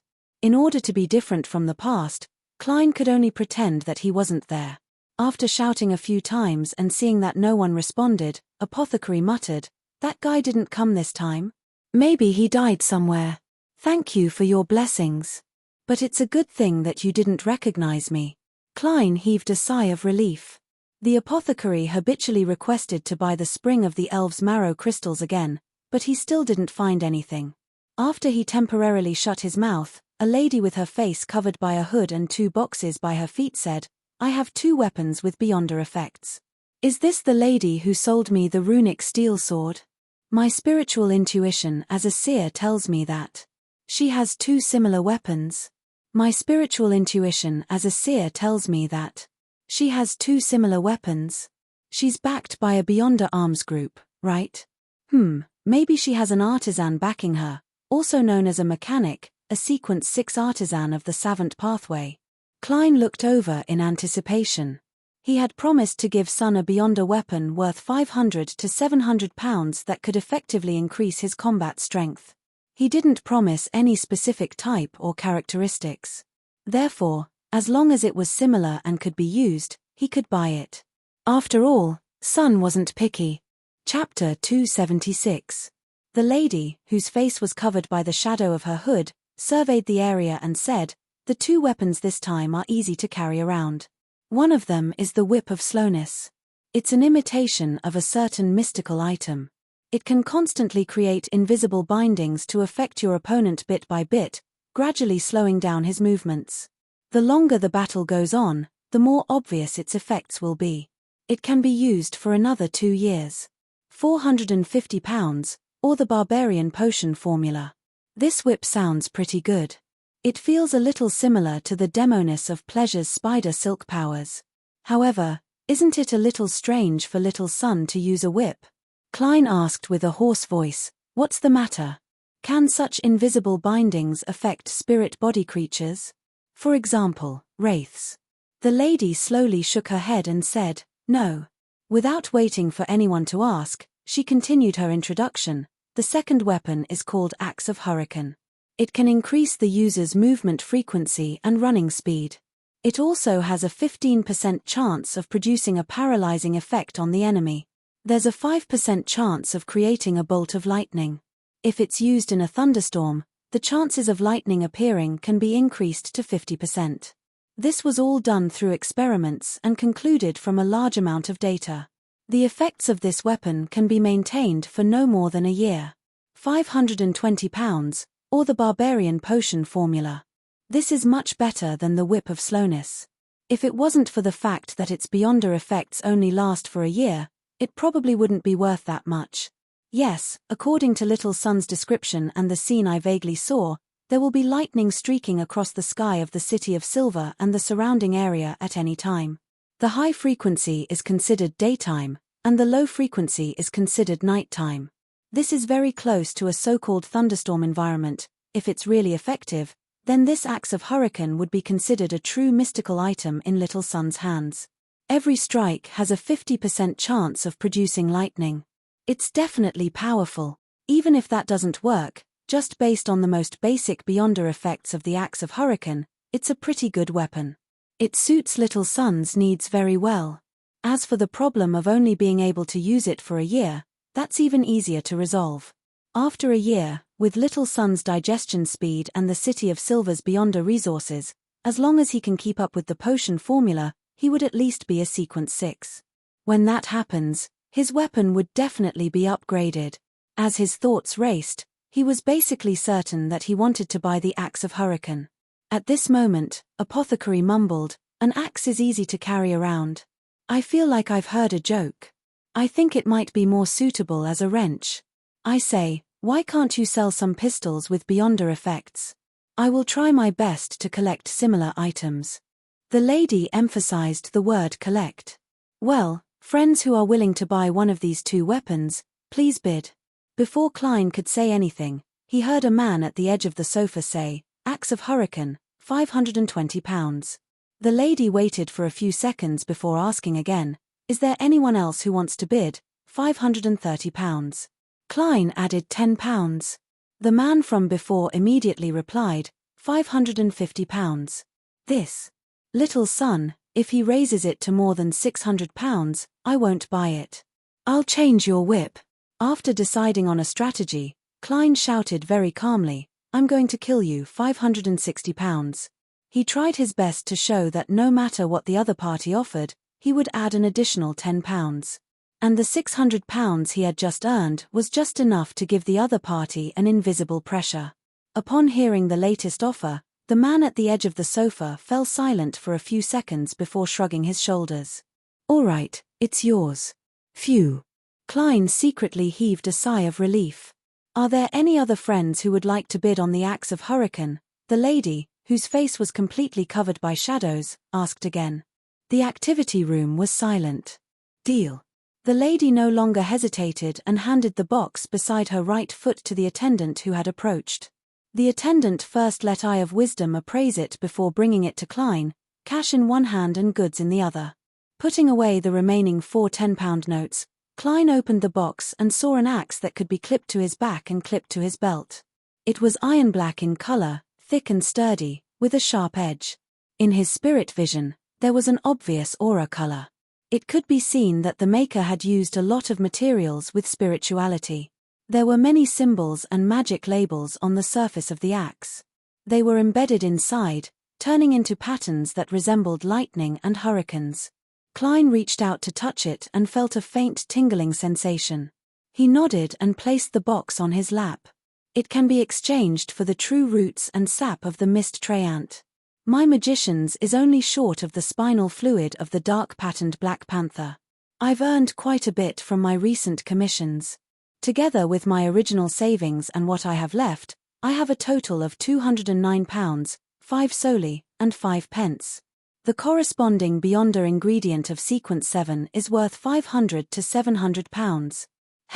I still have to sell the formula or knowledge. I'll take some time out this week to visit Leopard and confirm the progress of his bicycle invention." Klein stopped bidding and watched quietly. Later on, someone bought the Whip of Slowness for £480. As for a Beyonder ingredient called the Heart of a Featherman, no one was interested in it due to its high asking price of £1,600, so the transaction failed. According to his knowledge of mysticism, Klein knew that this Beyonder ingredient was classified as a sequence 6. Some of the subsequent transactions were successful, while others failed. There were fewer in the former and more in the latter. After all, most of the Beyonders who came to the gathering had a clear goal. They wouldn't waste money and resources, unlike Klein, who would accept anything with Beyonder effects and decent weapons. "I want to sell the potion formula. Sequence 9, Corpse Collector, £230. Towards the end, a man sitting quietly in a corner said in a deep voice, "Corpse Collector? I remember that this potion formula is only available in the Church of the Goddess, the Church of the God of Combat, and the Charismatic Order. Could this be a Nighthawk who came undercover, or a member of the Charismatic Order who is trying to resurrect death? Of course, it's not strange for a low-sequence formula to be leaked to the outside world. This isn't very confidential information. I remember old Neil mentioning that the Corpse Collector formula has a dried black-spotted frog." Klein controlled his smile and looked ahead thoughtfully. He realized that the Corpse Collector potion formula was quickly sold. Sequence 9 potion formulas are easy to sell. Previously, there was a Sequence 8 Folk of Rage formula that failed to be sold several times. As for the light suppliant formula that I paired with a Sequence 9 Bard, it's relatively easy, that's right. If a typical Beyonder has money to spare, They would definitely search for sequence 9 formulas to give their children and students more choices, allowing them to walk down a path that they're better at. Under this premise, if a sequence 8 formula doesn't come with a basic sequence 9, they can only wait for the corresponding beyonder who is attempting to advance. And this might not happen even in a year or two. After all, the circle of beyonders is very scattered, and most of them don't know the acting method. They still don't know the law of beyonder characteristic indestructibility and conservation. Klein thought silently and didn't say a word. After another 15 or 16 minutes, seeing that the gathering was about to end, he asked tentatively, "Who has all the spinal fluid of a dark-patterned black panther?" Silence. No one in the living room spoke. Klein thought for a moment and added, "I'll give a reward that beyonders can't refuse. For example, the law of beyonder characteristics indestructibility and conservation. Unfortunately, I've already sworn to the goddess that I won't spread their acting method to others. I've already died once. I wonder if that oath has been rescinded." Klein forcefully retracted his wandering thoughts, but he still didn't hear anyone speak. "All right, next." He deliberately shrugged his shoulders, which he would not normally do. Apothecary coughed lightly. "I brought a lot of medicine. See if there's anything you want. They're not expensive. They're only a few pounds or even a few solely." When the lady selling the beyonder weapons heard this, she asked in puzzlement, "What's the matter?" "I want to know if the dangerous beasts in the sores have been removed." Apothecary immediately chuckled. "You asked the right person." After saying that, he spread his hands. "I don't know either. I haven't been to the sores since I got someone to inform the police." "Bro, you're asking for a beating. It must not have been easy for you to grow up so healthy." From the looks of it, choosing the apothecary profession was a very wise choice. Klein couldn't help but criticize inwardly in Mandarin. The lady took a deep breath, slowly exhaled, and didn't say another word. When the strange medicine brought by the apothecary was almost sold out, Eye of Wisdom announced the end of the gathering. He arranged for Klein to be the 5th to leave through the secret passageway in the basement. From the looks of it, Eye of Wisdom didn't recognize me either. Klein took off his hooded robe in relief and threw it to the attendant. He walked out of the secret passageway and skillfully circled around. After confirming that there was no one following him, he took off his iron mask, left the secluded street, took the box containing the axe of Hurricane, and headed all the way to East Borough. East Borough's Black Palm Street. There were no gas lamps nearby, and it was like an abyss after dark. In a one-bedroom apartment in an apartment, Klein used a wall of spirituality to seal off the room, then he summoned himself and brought the axe of Hurricane above the grey fog. If it were any heavier, I wouldn't be able to carry it even if I had Mr. Aztec's copper whistle to strengthen my spirit body. I'd have to use a sacrificial ritual. Klein mumbled and sent a thought to the illusory star corresponding to the sun. "The world has already sacrificed the weapon to me. You can prepare for the bestowment ritual." City of Silver. Upon seeing the grey fog and hearing Mr. Fool's instructions, Derek Berg immediately sat up and busied himself with his preparations. Before the bestowment ritual, he silently took out his knight's sword and made a few vertical slashes to ease the anticipation in his heart. "I wonder if it will be a straight sword, a broadsword, or a great sword." Derek subconsciously stopped his actions as he couldn't help but think.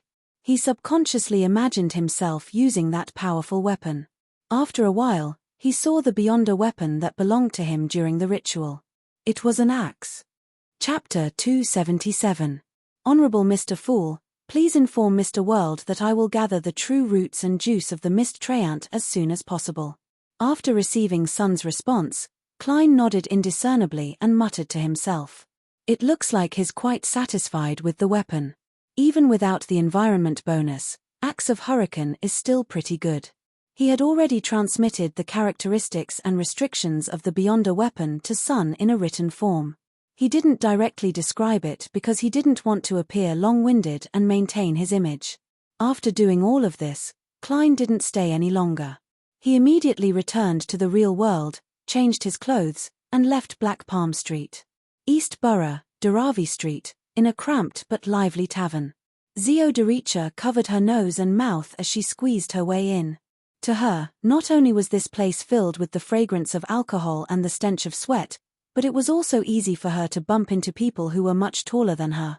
She had no choice but to face the person's armpit, and the rich smell was enough to make a normal person faint. After spending a lot of effort and even using her powers as an arbiter, Zio finally squeezed her way to the bar counter and saw the person she was looking for. It was a young man in his 20s. His face was thin like a horse, and his eyebrows were messy and fierce. However, his facial features were relatively gentle. He was gulping down alcohol, and from time to time, he would chat loudly with the customers around him. "Williams, I have something to talk to you about." Zio rapped heavily on the wooden table of the bar counter.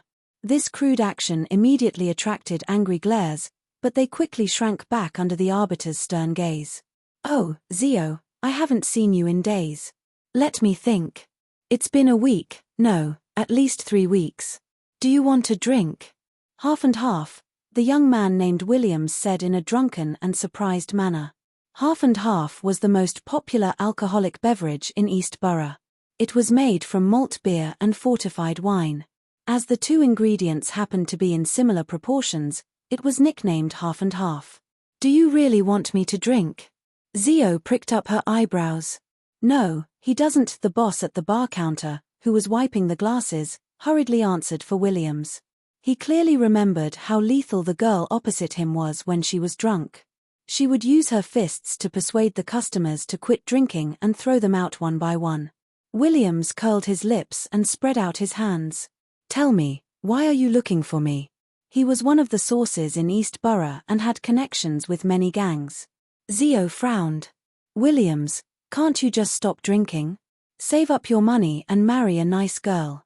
Every day, you can come home with hot water, delicious food, and warm greetings. You can share with her all the things you see, and she will tell you all the trivial things that happen at home. There will also be cute children kissing your cheeks and playing around you. Isn't this warmth good?" When she first arrived in Backland, it was all thanks to Williams's help that she was able to quickly establish herself in East Borough. Therefore, she had always wished for him to lead a better life. "Warmth?" Williams sneered. "That's based on the money I bring home. I've seen through it a long time ago. If I can bring home 20 solely a week, then I'm sure that my family is warm, just like you described. But if I can't, Lord, the screams and insults of the women, the crying and shouting of the children will drive me crazy. My mother is a good example. Every time my old man comes home, it's accompanied by beating, cursing, and a ruckus. In that case, I might as well exchange my solely and pence for alcohol. No one cares how much I earn here. Everyone drinks and chats. The atmosphere is very, very good. If you miss women, there are still those cute street girls outside. They won't quarrel with you." The corners of Zio's mouth twitched. "You're really a hopeless believer of the Lord of Storms. One day, you'll die of alcohol and some strange disease." "At least I've already enjoyed it," Williams replied indifferently. "I haven't worked for almost 3 days. I won't give you a discount." Zio didn't try to persuade him any further. She touched her messy blonde hair and handed over the portraits of Lenivus that Audrey had given her. "Help me keep an eye on this person and find him as soon as possible. There are different images of him in here." Williams unfolded the paper in a drunken manner, glanced at it, and said, "He looks too ordinary, and there are so many people in East Borough. There are people dying, leaving, coming, or becoming vagrants at any time. It's very difficult to find him. In short, help me keep an eye out. Inform me immediately if you find anyone similar." Zio took out a 5 solely note and handed it to him. "This is for the alcohol. If you can find the person in the portrait, I'll, give you another £10. £10? Williams whistled. "Zio, when did you become so generous? Or are you saying that this person is worth more? That's his bounty. £10 for providing clues." Zio pretended to look around the tavern and replied, "Don't forget about this. I'll come to you in a few days." She had already traveled nearly half of East Borough and issued this mission to the gang leaders and well-informed people she knew. She had paid a few pounds in advance. "As long as one of them succeeds, I'll be able to earn it back, a lot." Zio silently encouraged herself, covered her mouth and nose, and turned to walk out of the tavern. At this moment, the quarrel of some drunkards turned into a conflict, and the scene gradually turned chaotic. Zio glanced around helplessly and raised her voice. "Stop!" The imposing aura echoed in the tavern. The drunkards seemed to have met their nemesis as they hurriedly sat down again. Some even squatted down with their heads in their hands. "Phew, I wonder when I'll be promoted to sheriff." Zio sighed in satisfaction and anticipation. On Wednesday morning, Klein went to the distant St. George borough, which seemed to be in another city, to pay attention to his first investment. With his previous pointers and the inspiration from Roselle's manuscript, Leopard's progress on the bicycle project was very fast. He had already produced a rough prototype. This was very much in line with Klein's impression of a bicycle. After the test ride, Klein provided a few suggestions for improvement and indicated that he would pay for the second portion of the investment next week. He also hoped that he could bring in new investors as soon as possible so that the project could enter the factory stage as soon as possible. The only problem was that Leopard believed that he was the inventor and had the right to name the product. He wasn't satisfied with the term bicycle and planned on using the more common term bicycle. Klein didn't mind at all. At noon, after returning to 15 Minsk Street, before he could take off his hat, he heard a series of illusory pleas. "Miss Justices?" She gathered the information on the declining nobles so quickly. In thought, Klein prepared to enter the living room and head to the second floor. At that moment, he heard the doorbell ring again. He hurriedly turned around to open the door and saw the Samus maid, Julienne, next door. "Mr. Moriarty, Mrs. Sammer would like to invite you to a luncheon on Sunday. There will be many neighbors," the maid said as though she was reciting a script. After Klein returned last night, he had already handed the portable camera to Mrs. Sammer and exchanged a few words with her, but he didn't receive any notification about the luncheon. "That's right. The magazines say that middle-class people don't mention it in person when they invite someone to a banquet. They usually send an attendant or maid to invite them. This is very much in line with Mrs. Sammer's style." Klein was puzzled at first, but he immediately understood and agreed to be on time on Sunday. Who wouldn't be happy when there was a free lunch? Besides, Mr. and Mrs. Sammer aren't people who are difficult to get along with, as long as you don't mind their flaunting. Klein added inwardly. After watching Julienne leave, he closed the door and walked to the staircase. On the way, he swept his gaze across the slightly messy living room, dining room, and kitchen. "It's been a few days since I've done any cleaning. As a single man, it's already not bad that I can maintain this level of cleanliness. I have too many secrets, and I might even be attacked. It's not good to hire a maidservant to stay at home. Why don't I discuss it with Mrs. Sammer on Sunday and get her to send her maidservant over to clean twice a week? I'll pay her accordingly. Many tenants and landlords have similar agreements." Klein walked steadily as he entered the bedroom on the second floor and drew the curtains. After entering above the grey fog, he discovered that the prayer was indeed from Miss Justice. This noble lady sat on a piano stool, her hands pressed on the keys, but she didn't play. Instead, she softly recited the honorific name of the fool that doesn't belong to this era. "I've gathered information on the fallen nobles and request to hold a sacrificial ritual. Please pass it to Mr. World." That's fast. As expected of a professional. Klein immediately gave a response. Audrey, who had just returned from meeting with the royal heraldic officials and experts in this area, completed the sacrificial ritual with some difficulty and threw the thick manuscript into the illusory door. "I'll pass it to World." Klein indifferently cut off the connection.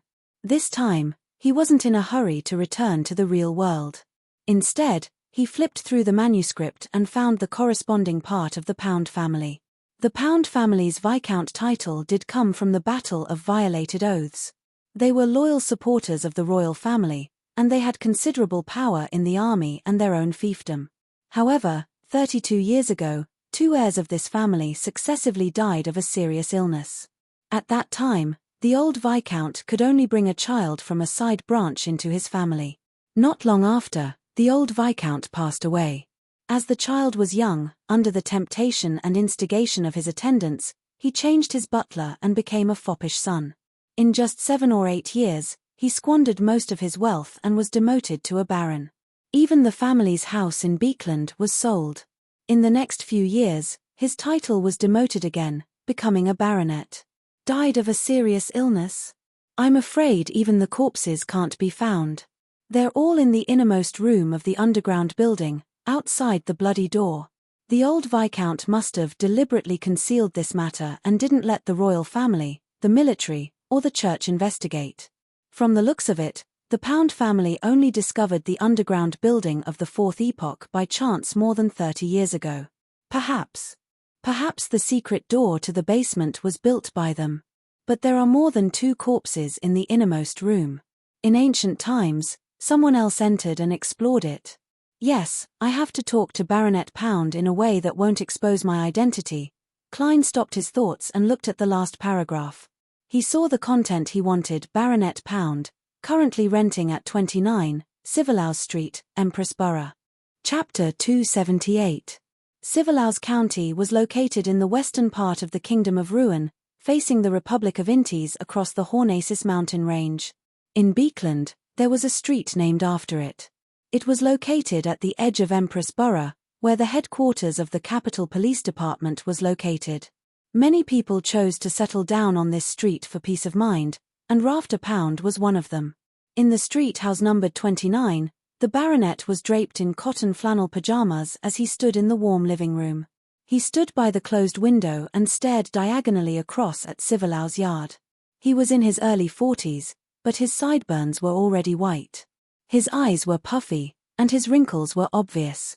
His body seemed to exude the smell of alcohol at all times. Torn women's underwear was strewn on the floor behind Rafter, and across from it was a burning fireplace.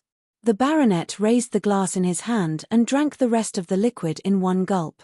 Then, he slowly walked to the door, wanting to return to his bedroom to sleep. As there were no pipes to transfer heat to the fireplace, he felt the bone-chilling late autumn chill the moment he left the living room. Damn it! Rafter Pound cursed softly, staggered to the bedroom door, and turned the knob.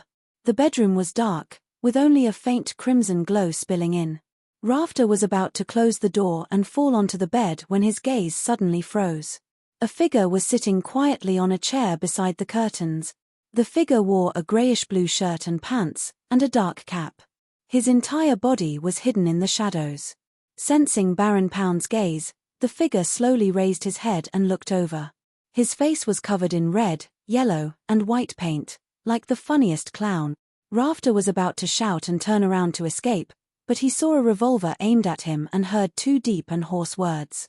I suggest you don't do anything unwise. If you cooperate, I won't hurt you, nor will I take away your belongings, if you still have any. Rafter Pound's expression changed a few times, and he obediently closed the bedroom door. Then, he raised his hands and sat on the edge of the bed. What do you want me to do? He hiccuped, his body trembling as he reminded her. Civilhouse Yard is right across the street. I know, but I think I'm closer to you than Civilhouse Yard. Klein, disguised as a clown, changed his voice and tone and warned, and my purpose is just to ask you some questions. Before coming to Civilhouse Street, he had divined whether the trip would be dangerous in the mysterious space above the grey fog and received a very safe answer. Problem? Rafter's lips quivered as he smiled bitterly. It's happening again. Will I never be able to escape this nightmare? Many people have come to ask. Klein followed up on his words. No, not only did they ask. After my uncle, the respected old duke, passed away, too many things happened around me. The amiable old butler resigned for no reason. I have no idea where he went. Those attendants and maidservants changed without any warning. They became unfamiliar and cold. They were looking for something. Yes, looking for something. I wasn't even 10 years old back then. All I could do was watch, not daring to tell anyone. I was afraid that I would never wake up again. Rafter replied, on the verge of a breakdown. Looking for what? Was it for the underground building or the Pound family's treasure? For example, the beyonder characteristics and mystical items buried near the evil spirit. It's impossible for the royal family and the church to not notice it. The upper echelons definitely know about the law of beyonder characteristics conservation and indestructibility. Since the Pound family has been destroyed, such items should have been taken back, right? Unless the old Duke spent a huge price to buy additional beyonder characteristics and mystical items of the same sequence, so as to hide the matter of the underground building. Klein listened calmly and had many guesses. He looked relaxed, but in fact, he could take action at any time. He asked, "How long did such days last?" "I don't know. I don't know. I'm surrounded by faces I don't know. How can I be sure that the remaining people aren't accomplices?" Heh. I pretended not to notice anything and trembled for several years. Then, under their enticement, I drank, played with women, gambled, smoked marijuana, and did all kinds of things that made me look like a good-for-nothing.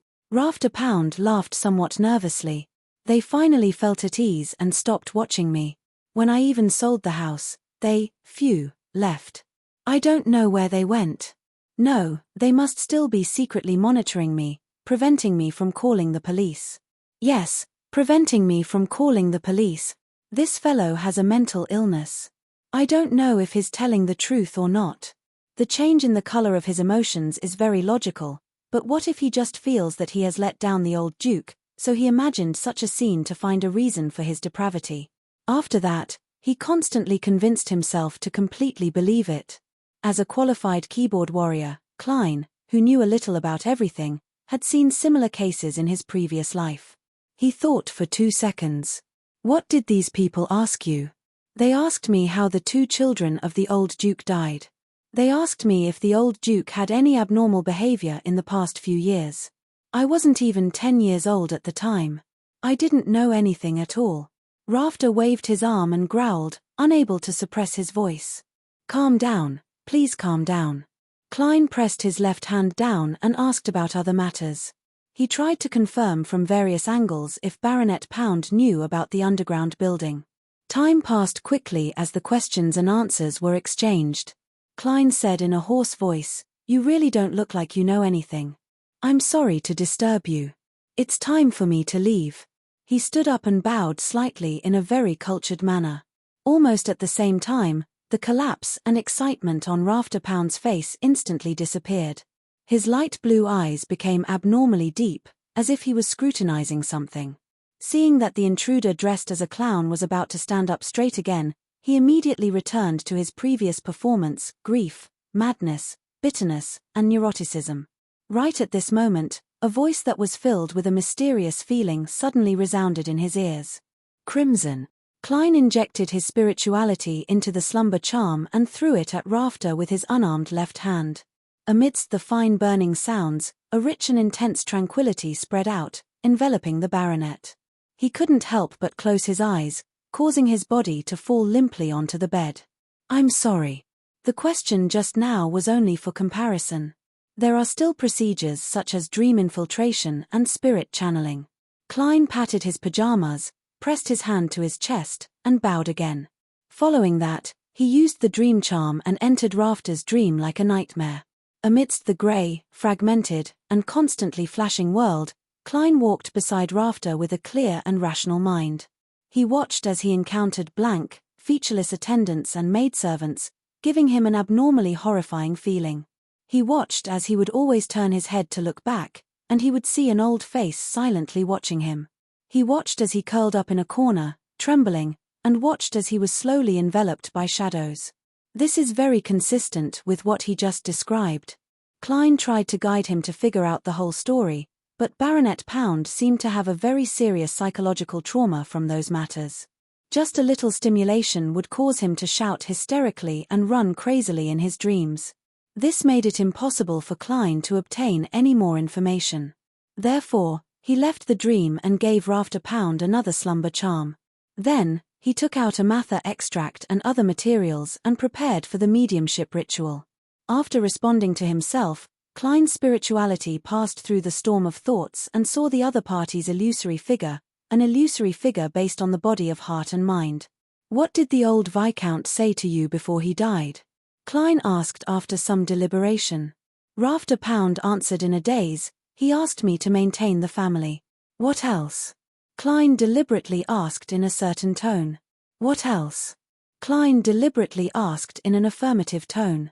He asked me to remember the glory of my ancestors, Rafter replied blankly. Klein nodded slightly and asked, What's the matter? What are those people looking for? I don't know. Rafter still gave the same answer. Klein continued to ask questions and compared them to before. He came to the conclusion that Baronet Pound wasn't lying and that what he had said was true enough. At this point, he didn't stay any longer. He penetrated the other party's storm of thoughts and allowed the spirituality that had spread out to return to his body. Right on the heels of that, Klein methodically cleaned up the scene. He took out Aztec's copper whistle and threw it a few times, using its level to interfere with any possible divination investigations. Thank you very much for your cooperation, Mr. Baronet. After doing all of this, Klein, who was covered in clown paint, bowed once again. Then, he turned around, opened the window, and jumped into the street, disappearing into the night. After a moment, Rafter Pound suddenly opened his eyes.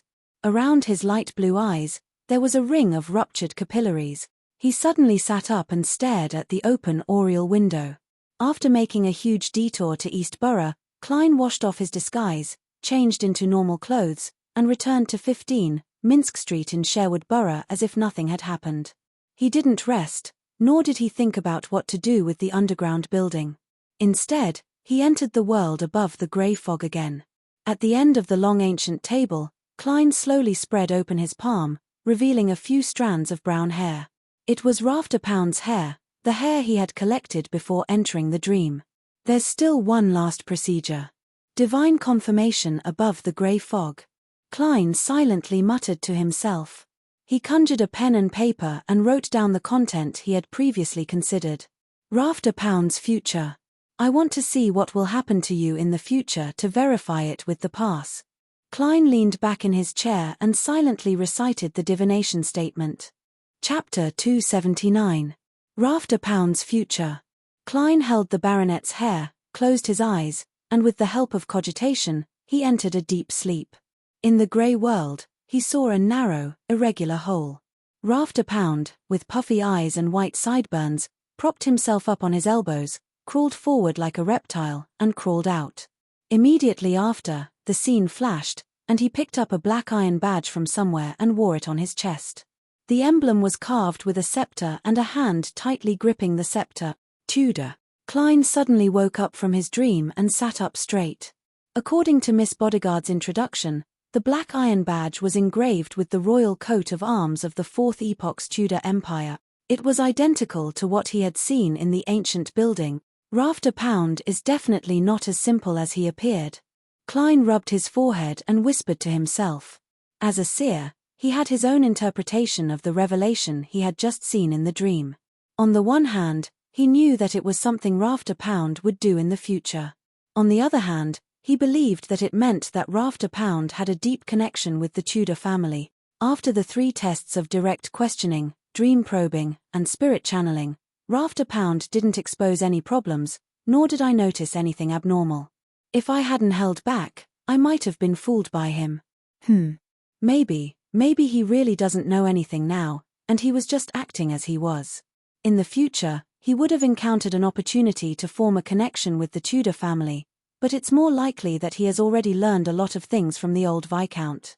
Before his confidant, he deliberately fell into depravity and played the fool. And to be able to fool my dream and spirit channeling, it must be some kind of beyonder power at work. He probably wasn't acting back then, and he really fell into a muddle-headed state. Otherwise, he would have long exposed himself in front of me, who is very experienced. What kind of beyonder power could it be? What sequence is he? Or is he born with certain beyonder powers? As Klein thought about it, he felt that he had reached a dead end. He hurriedly pulled himself out of it, changed his angle, and silently muttered to himself. Rafter Pound has a deep connection with the Tudor family. Can I make a bold assumption that he is actually a descendant of the Tudor family? If his blood relationship with the old Viscount is real, then things will be interesting. The entire Pound family is a branch of the Tudor family that changed their name to escape pursuit. They established meritorious deeds, obtained titles, and returned to the center of power step by step. At the same time, they were secretly searching for the secret relics left by the Tudor Empire in Beekland.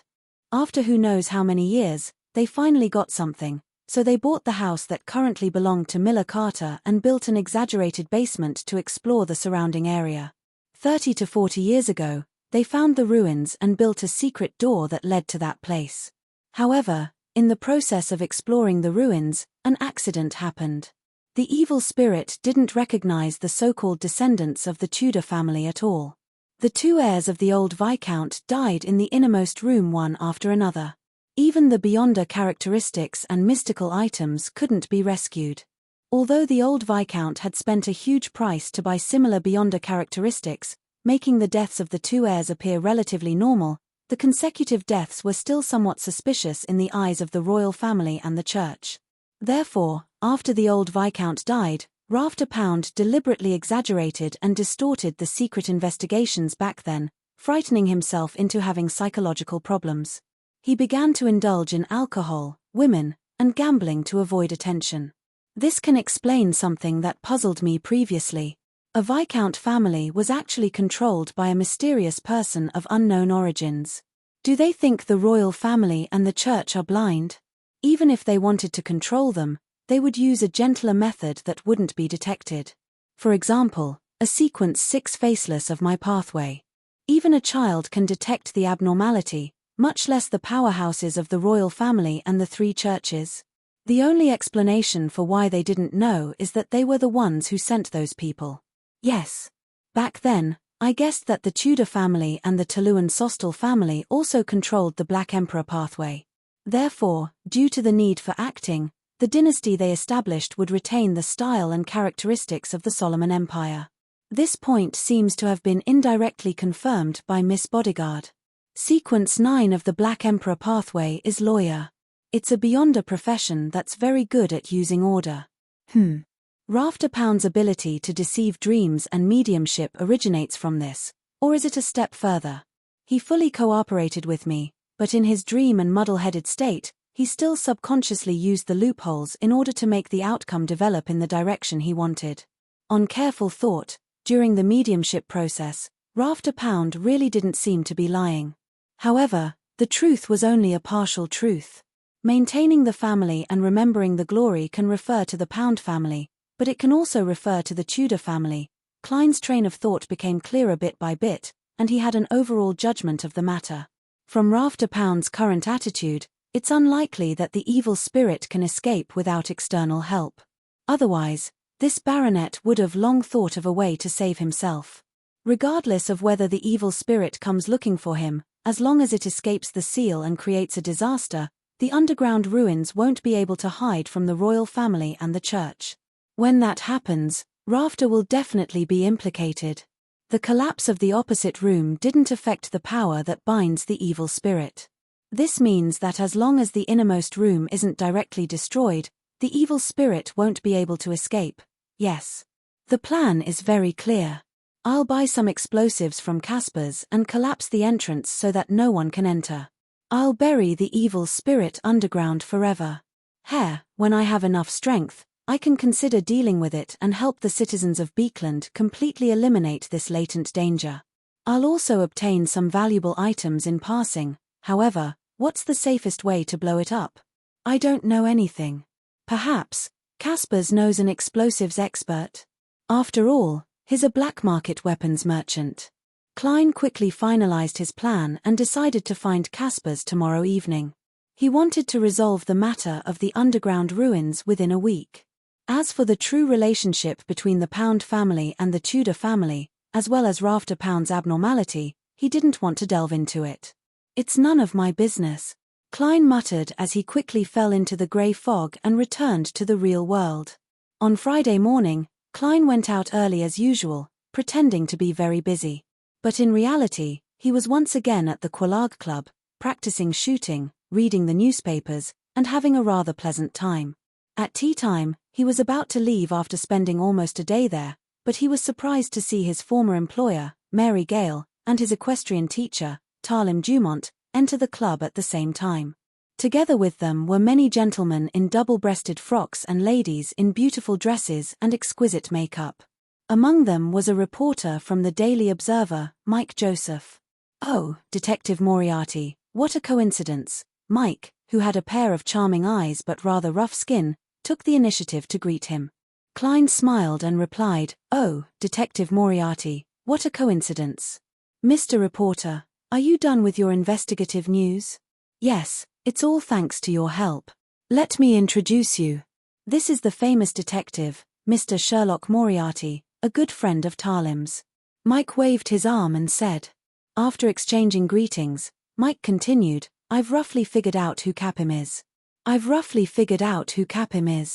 I'll tell you in detail when I'm free. In short, I already have sufficient reason to believe that Sibyl's death was a result of a copycat crime and not the work of the serial killer. Haha, tomorrow you'll see my investigative news in the newspapers." "Just as I guessed," Klein replied with a smile. At this moment, Mike seemed to recall something and turned to Mary Gale. "I'll arrange an interview with you about the air pollution situation in Beekland and its solutions. However, you have to communicate with our newspaper's editor-in-chief in advance to finalize the layout and time." Mary's eyes lit up. "All right. Thank you so much. Mike, why didn't I think of such a good idea? Is this publicity for entering the kingdom's National Atmospheric Pollution Council?" This reporter, Mike, is very experienced. Although the Daily Observer isn't one of the best newspapers, it still has quite a large circulation. "Mary suddenly came here today because the members of the House of Commons who are members of this club are coming. A private club is really suitable for politics and business." Klein came to a realization and bade farewell. Before he became a faceless, he didn't want to get involved in such matters that were close to the upper echelons. In the evening, in an apartment in East Borough. After a busy day, Williams entered the cramped room he rented. He planned on changing into a coat, taking some cash, and heading to a tavern for a good drink. He would also settle his dinner there. In the dark and gloomy environment, he suddenly stopped putting on his coat. He saw a black shadow standing by the window, its face completely obscured by the shadow of a hood. "Who asked you to look for Enigmas?" the black shadow asked in a low and slow voice. Williams quickly put on his coat and gulped. "A friend of mine, a bounty hunter." Bounty hunters were adventurers whose main source of income was various bounties. In East Borough and Beekland, there were quite a number of them. Why did she suddenly start looking for Enigmas? "That's a bounty from a long time ago." The black shadow was very tall as it walked in front of Williams step by step. "I don't know. Maybe, she's just trying to change the bounty." Williams took a very small step back. The black shadow pressed in a hoarse voice. "Who is she?" Williams immediately fell into a dilemma. After a few seconds, he replied with a trembling voice, Zio de Richa. Zio de Richa. I don't know where she lives." "Very good, very honest." The black shadow reached out and patted Williams's body. Without asking any further, he walked towards the door. Williams heaved a sigh of relief, believing that his rich experience in the underworld had helped him. Don't be stubborn when you shouldn't be. At that moment, he saw the black shadow snap his fingers. "Pa." Williams's thoughts froze. His body instantly split into pieces and scattered in all directions, leaving the ground and walls covered in flesh and blood. Right on the heels of that, the black shadow broke the gas pipe. Amidst the sizzling sounds, he picked up the candle on Williams's table and rubbed the wick.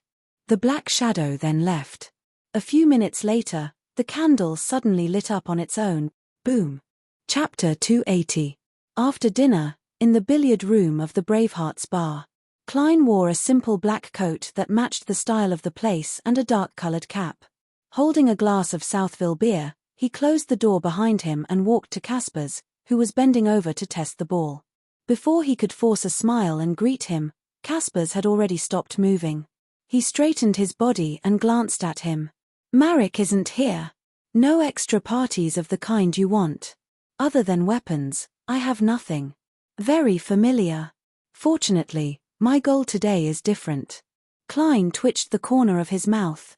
"I'm here to buy weapons." Marek isn't here again. It looks like this stronghold has been exposed and is being targeted by enemies, so they've decided to move.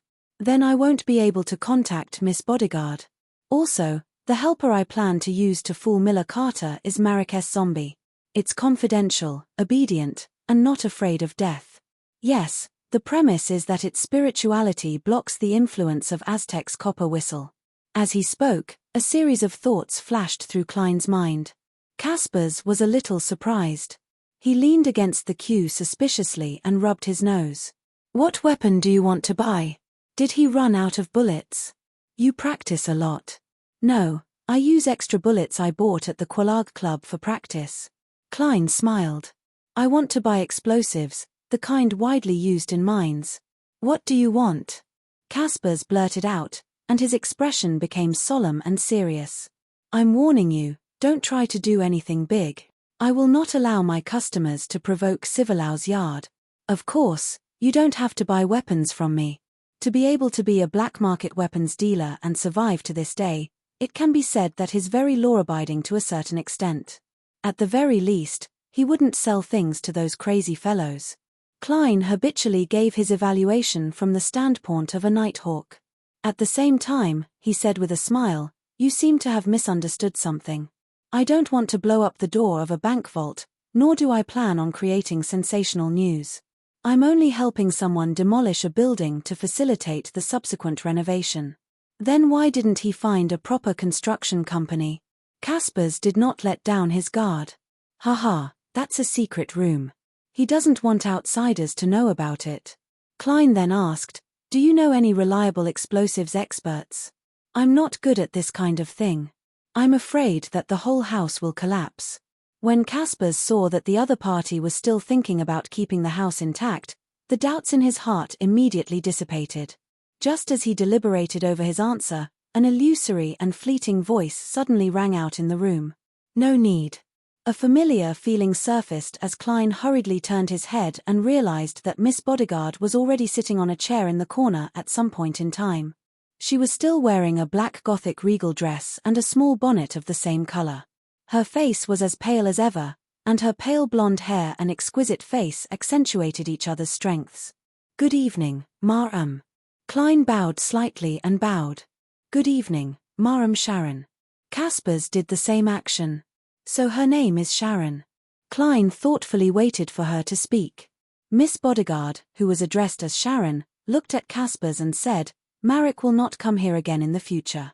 If you need anything from him, leave a message according to the third method we agreed upon. All right, Ma'am Sharon. Kaspers, an old man who had clearly seen the world, seemed to have an instinctive fear of Miss Bodyguard. Upon hearing this, Klein interrupted. If, and I'm saying if, I want to find Marek for help, how should I contact him? Find Kaspers, Sharon answered very succinctly. All right. Klein threw up his hands and grunted. What did you mean when you said that you don't need an explosives expert? Sharon's blue eyes didn't waver in the slightest. That's me. That's you. You're an explosives expert. Wait, aren't you a Beyonder with special powers of about sequence 5? Why are you also an explosives expert? Klein was taken aback for a moment, unsure of how to respond. In the end, he chose to believe in Miss Bodyguard. He deliberated and said, I went to visit. Before he finished speaking, he swept his gaze at Kaspers, indicating that the following topic wasn't suitable for an ordinary person like him. In terms of physique, a black market arms dealer is indeed considered an ordinary person. Klein silently added. Sharon turned to look at Kaspers. Prepare the explosives. £2. His out. Yes, Ma'am Sharon. Kaspers swept a glance at Klein and limped out of the billiard room. He didn't forget to close the door behind him. Seeing Miss Bodyguard looking at him without saying a word, Klein felt like he was being watched by a female ghost. He hurriedly organized his words. He quickly organized his words and said, I found out Baronet Pound's address and visited him in the middle of the night. After relaying Rafter Pound's words, Klein began to demonstrate his reasoning, working backwards from the results to the process of inference. I think he lied about many things. It's impossible for a Viscount's family to be so easily controlled in secret. If even a child can discover the abnormality, how can the royal family and the church not notice it? After Rafter-Pound's fall, he had many opportunities to interact with outsiders and other nobles. As long as he had a little courage, he could easily resolve the problem. So, I think he must be hiding something, and there's a high chance that it's related to the underground building. Judging from his condition, the evil spirit won't be able to escape for a long time, so I plan to use some explosives to destroy the entrance so that others won't have a chance to enter. I'm afraid that they'll release the evil spirit by mistake. Yeah. Sharon didn't confirm Klein's idea, but she didn't deny it either. At this moment, Klein hesitated and asked, I don't know anything about explosives, so I'm going to draw up a layout and ask an explosives expert to give me the location and weight of the explosives. If I need your help again, how much do I need to pay? If it's too expensive, it's better for me to find a general explosives expert. After all, it's only £50 for my job, while Miss Bodyguard costs £1,000 for 3 days. Klein had already made plans. It's free. Sharon's answer was still in the style of omitting words whenever possible. Free? Klein was startled. According to his common sense, free things were the most expensive. Sharon sat there quietly for a few seconds before she gave a brief explanation. After blowing up the entrance, I'm the only one who can go in and out. That in itself is what I hope to do. In other words, you plan to get rid of the evil spirit and harvest the items inside after you have enough confidence. Blowing up the exit is actually helping you eliminate any interference and possible covetous eyes. After all, beyond us of other sequences are unable to pass through boulders and mud like spirit bodies. Yes, except for those of the apprentice pathway, but they don't know about the underground structure. Klein nodded in enlightenment. Deal. After saying that, he hurriedly added, borrow a few subordinates from Marek, subordinates who can keep their mouths shut. These are the helpers to show Miller Carter. Okay. Sharon didn't refuse. Klein deliberately didn't mention the remuneration and smiled. 10 o'clock tomorrow morning then. We have to explore the surrounding terrain in advance. We can't let the explosion cause obvious damage. Sharon nodded slightly. Then, her figure gradually faded and disappeared. On Saturday morning, Zio de Richa once again took a public carriage to East Borough to confirm if her commission had been successful. While waiting for the transfer, she suddenly had the urge to buy a newspaper to read. She took out a penny and bought a copy of the Beekland Post from the newsboy beside her. She quickly flipped through it. Suddenly, her gaze froze because of a piece of news on the third page. Breaking news: at 7:10 last night, a serious explosion occurred in an apartment at 1 Dharavi Street in East Borough. It's suspected to be caused by a gas leak. The explosion occurred in room 6 on the 3rd floor. The tenant died on the spot. There wasn't even a complete corpse left behind.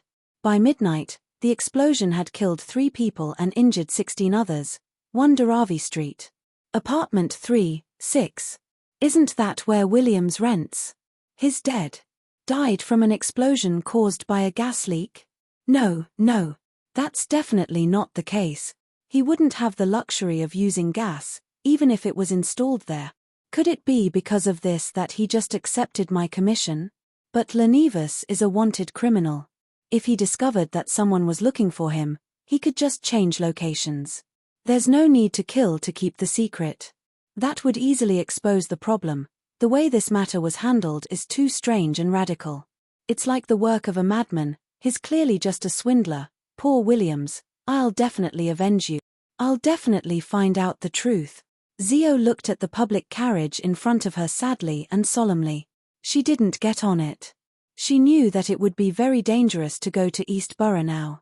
She planned on immediately returning to tell Force to move to the spare rental apartment. She would disguise herself and sneak into East Borough to ask people she knew. She would figure out the whole story and find traces left behind by the murderer. Sigh, there's indeed no danger in Miss Audrey's commission. I was the one who felt that a wanted swindler wouldn't retaliate fiercely as long as I don't block him and prevent him from escaping. I was careless. I was the one who caused William's death. Yes, I can't rule out the possibility that he's also gathering information about other matters and causing trouble. Zio closed her eyes, crossed the road, and walked to the waiting area across the street. At 10:14, Klein and Miss Bodyguard Sharon confirmed the surface of the Fourth Epoch building and arrived outside the house at 8, Williams Street. Sharon had already disappeared. Miller Carter saw Detective Sherlock Moriarty in a grayish-blue worker's uniform and cap, and his 3 silent, burly assistants. "It's easier to explore," Klein explained. Miller Carter's gaze swept across the 3 assistants who looked like they were good at fighting and nodded in satisfaction. "Your preparations were faster than I expected. Are there snake repellent experts among them?" "Yes, they're all very good at repelling snakes," Klein answered without hesitation. Chapter 281.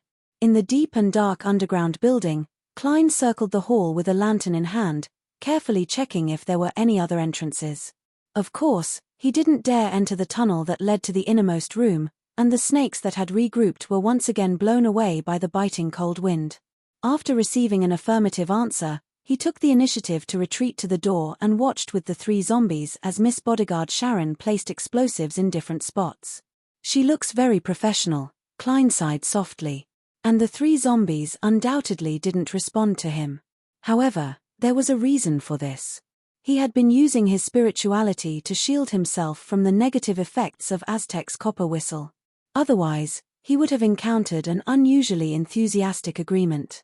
He originally didn't plan on bringing this ancient and exquisite copper whistle, but considering that he had to be wary of the evil spirits, he had no choice but to sacrifice some spirituality. "Miss Bodyguard, no, Miss Sharon really isn't bragging when she says that she's an explosives expert. She was originally in this line of work? Or could it be that a certain sequence in her Beyonder pathway makes her good at such fields? According to the information I read when I was in the Nighthawks, there are roughly sequence 9 criminal, prisoner, warrior, and hunter, sequence 8 sheriff, and sequence 7 weapon master and knowledge keeper. The latter has a nickname called detective, and it belongs to the Church of the God of Knowledge and Wisdom. I'm not sure about the rest. I wonder which pathway Miss Sharon is from. It doesn't look like it." She even showed the ability to command zombies this time. While Klein was making all sorts of random associations, Sharon completed the setup and lit the fuse. "Lit. Hey. Why didn't you warn me? Why didn't you warn me?" Only then did Klein snap back to his senses. He jumped in fright and hurriedly left the hall and entered the corridor outside. The 3 zombies followed behind him unhurriedly. "It's safe here." Sharon suddenly appeared beside him. Klein heaved a sigh of relief and asked, "Will there be any dust coming down from here?" "Yes." Sharon gave an affirmative answer with one word. "That's good." As he spoke, Klein took another step back. The sound of the fuse burning reached his ears, making him a little annoyed. This emotion was not because he was afraid of the following explosion, but because there was one boot that had yet to touch the ground. "One," Sharon suddenly said. Klein didn't understand what he meant. Rumble. The earth shook violently, and dust fell from above. Klein's ears were buzzing, and he couldn't hear anything else for a while. If he wasn't a clown, he would have lost his balance and fallen to the ground. Cough, cough, cough. Distracted and unprepared, he coughed. He saw boulders and mud falling rapidly in front of him, blocking the entrance in an instant. Amidst the remaining tremors, Klein gripped the copper whistle that Mr. Aztec had given him and observed its reaction. Although he had divined ahead of time that there wouldn't be any danger on this trip, this place involved the human statues of 6 Orthodox deities. Even if it was a revelation he had received above the grey fog, he didn't dare to completely believe it. Furthermore, the interpretation itself could be wrong. Therefore, he cautiously used Aztec's copper whistle to determine if the evil spirit had escaped. The copper whistle's surface was cold but gentle. It didn't show any abnormal changes. Klein was completely at ease. He looked at the zombies beside him and confirmed one thing from their eyes. He was currently covered in dust. That's good. It matches the explanation I'm going to give to Mr. Miller Carter later. I didn't waste my effort in changing my clothes. He walked to the entrance and confirmed that it was completely blocked. Without causing a huge commotion, only the apprentice pathway and beyonders like Miss Sharon would be able to enter in the future. She eliminated many potential competitors. It's no wonder it's free. Klein stared at the rocks and soil as he sighed inwardly. Of course, I can do it too. I have a spiritual body. He smiled as he silently added in his heart, but his expression did not change. Done.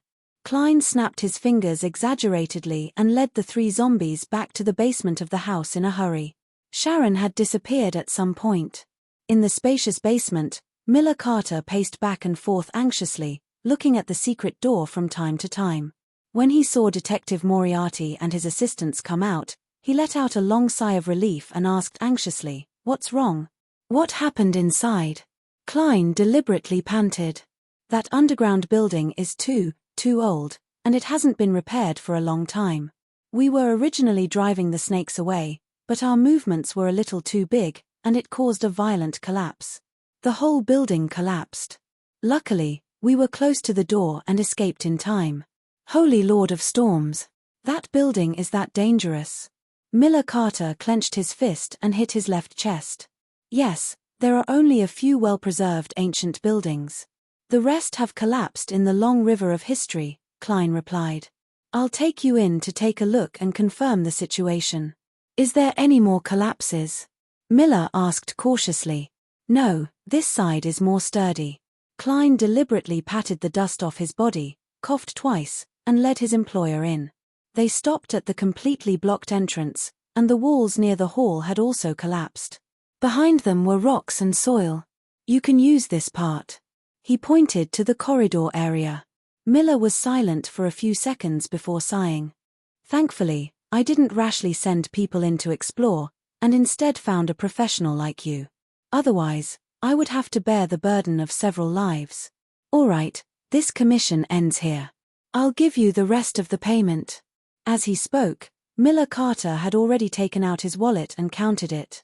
He was somewhat embarrassed to find that there were only about £30 in cash. "Fortunately, I still have other money. Otherwise, I'd have to make a trip to the bank," Miller muttered and looked up at Klein. "Do you mind accepting gold coins?" "No, I don't mind any form of money." Klein smiled. In the Ruin Kingdom, in addition to large banknotes, the gold pounds could also be gold coins. This was also a guarantee of the face value of the banknotes. However, in the 100 years since Roselle the Great, the people of the northern continent had become more and more accustomed to banknotes. There were even members of parliament who wanted copper pennies to have corresponding banknotes. In the true sense of the word, gold pounds were rarely circulated in the market. Only some old-fashioned gentlemen would attach a fixed box to the other end of their pocket watch chain and put some gold coins inside in case of accidents. This was both a way to feel at ease and a habit. Miller nodded and took out a shimmering box from a pocket along the golden watch chain on his clothes. "Pa!" He opened the box, took out 5 gold coins, and handed them to the detective in front of him, along with the banknotes he had counted earlier. Klein didn't avoid anything. After counting, he suddenly flicked a gold coin up and caught it with his open palm. "Thank you for your generosity." He glanced at the portrait and revealed a sincere smile. Then, he pressed his hand to his chest and bowed to Miller Carter. Yes, if it were any other detective, even if they blew up the entrance and passageway, they would definitely have nightmares after returning. There would be strange noises in the house, and they would become mentally weak. They would feel like someone was staring at them at all times. This is the corruption of the evil spirit's aura, and it will take a long time for it to disappear. But we're different. Miss Sharon is like a female ghost to begin with. I'll be completely fine once I go above the grey fog. As for those 3 zombies, they're not even afraid of death, so what's there to be afraid of? Klein lampooned in a good mood, then he bade farewell to Miller Carter and left the house. When he reached the street, the 3 living corpses didn't greet him and just walked in the other direction. "Miss Sharon is gone. She really didn't pay the zombies." Klein smiled and raised his arm, waving at the backs of the 3 zombies. After that, he went home and changed into normal clothes before heading to the Quelaag Club to practice shooting. After having dinner as a reward for the successful completion of the mission, Klein took a public carriage back to Minsk Street. The gloomy and dim environment was illuminated by gas street lamps. With his cane in hand, he strolled leisurely along the street. Suddenly, he had a bad feeling. It wasn't good, But it wasn't bad either.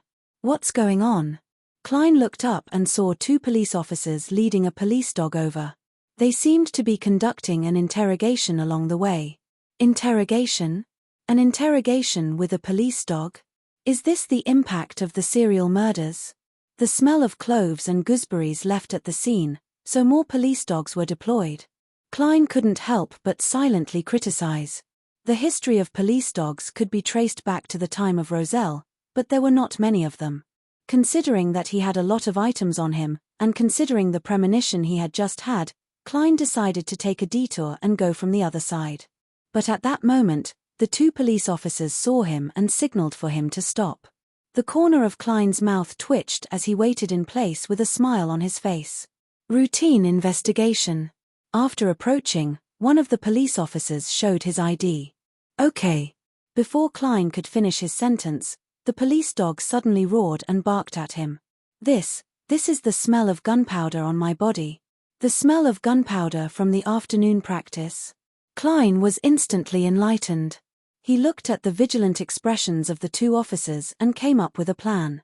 He smiled and said, "That's right. It's like this. I picked up a revolver on the road, along with an armpit holster and bullets. I was about to hand it over to you." He slowly took out his revolver, raised his hands to his shoulders, and added with a serious smile, he added, "Officer, I'm really not illegally holding a gun." A police officer was on high alert. Another police officer took the pistol and said solemnly, the other officer took the revolver and said solemnly, "You have to come back with us to the police station." Chapter 282. East Borough, in a corner. The drunk Jean faced the wall, took off his pants, and comfortably nourished the moss. After he was done with the problem, he suddenly felt someone pat him on the shoulder. Jean couldn't help but shiver a few times. He quickly pulled up his pants, half-turned, and saw a short boy in a canvas coat and cap. The boy raised his head, revealing a dirty but gentle and exquisite face. "Zio, why are you dressed up like this?" Jean blurted out in surprise. Zio raised her index finger and placed it in front of her lips, gesturing for him to keep quiet. Then, she suppressed her voice and said, "I'll ask and you answer." "I ask and you answer. Keep your voice down." Intimidated by her authority, Jean only had the thought of nodding. "Among the guys Williams knows, who else died in the past 2 days?" Zio asked in a deep voice. Zion used his alcohol-numbed brain to carefully recall for a while. Gavin. Gavin was found drowned in the Tussock River this morning. He probably fell in last night. That poor guy doesn't know how to swim at all. He even likes to go to the river to get some fresh air after he's drunk. Zio's gaze suddenly turned sharp as she pressed without any hesitation, "What's the matter?" Without thinking, she pressed, "Did Gavin accept Williams' commission to search for the wanted criminal, Enigmas?" "Of course, we all got this commission from Williams.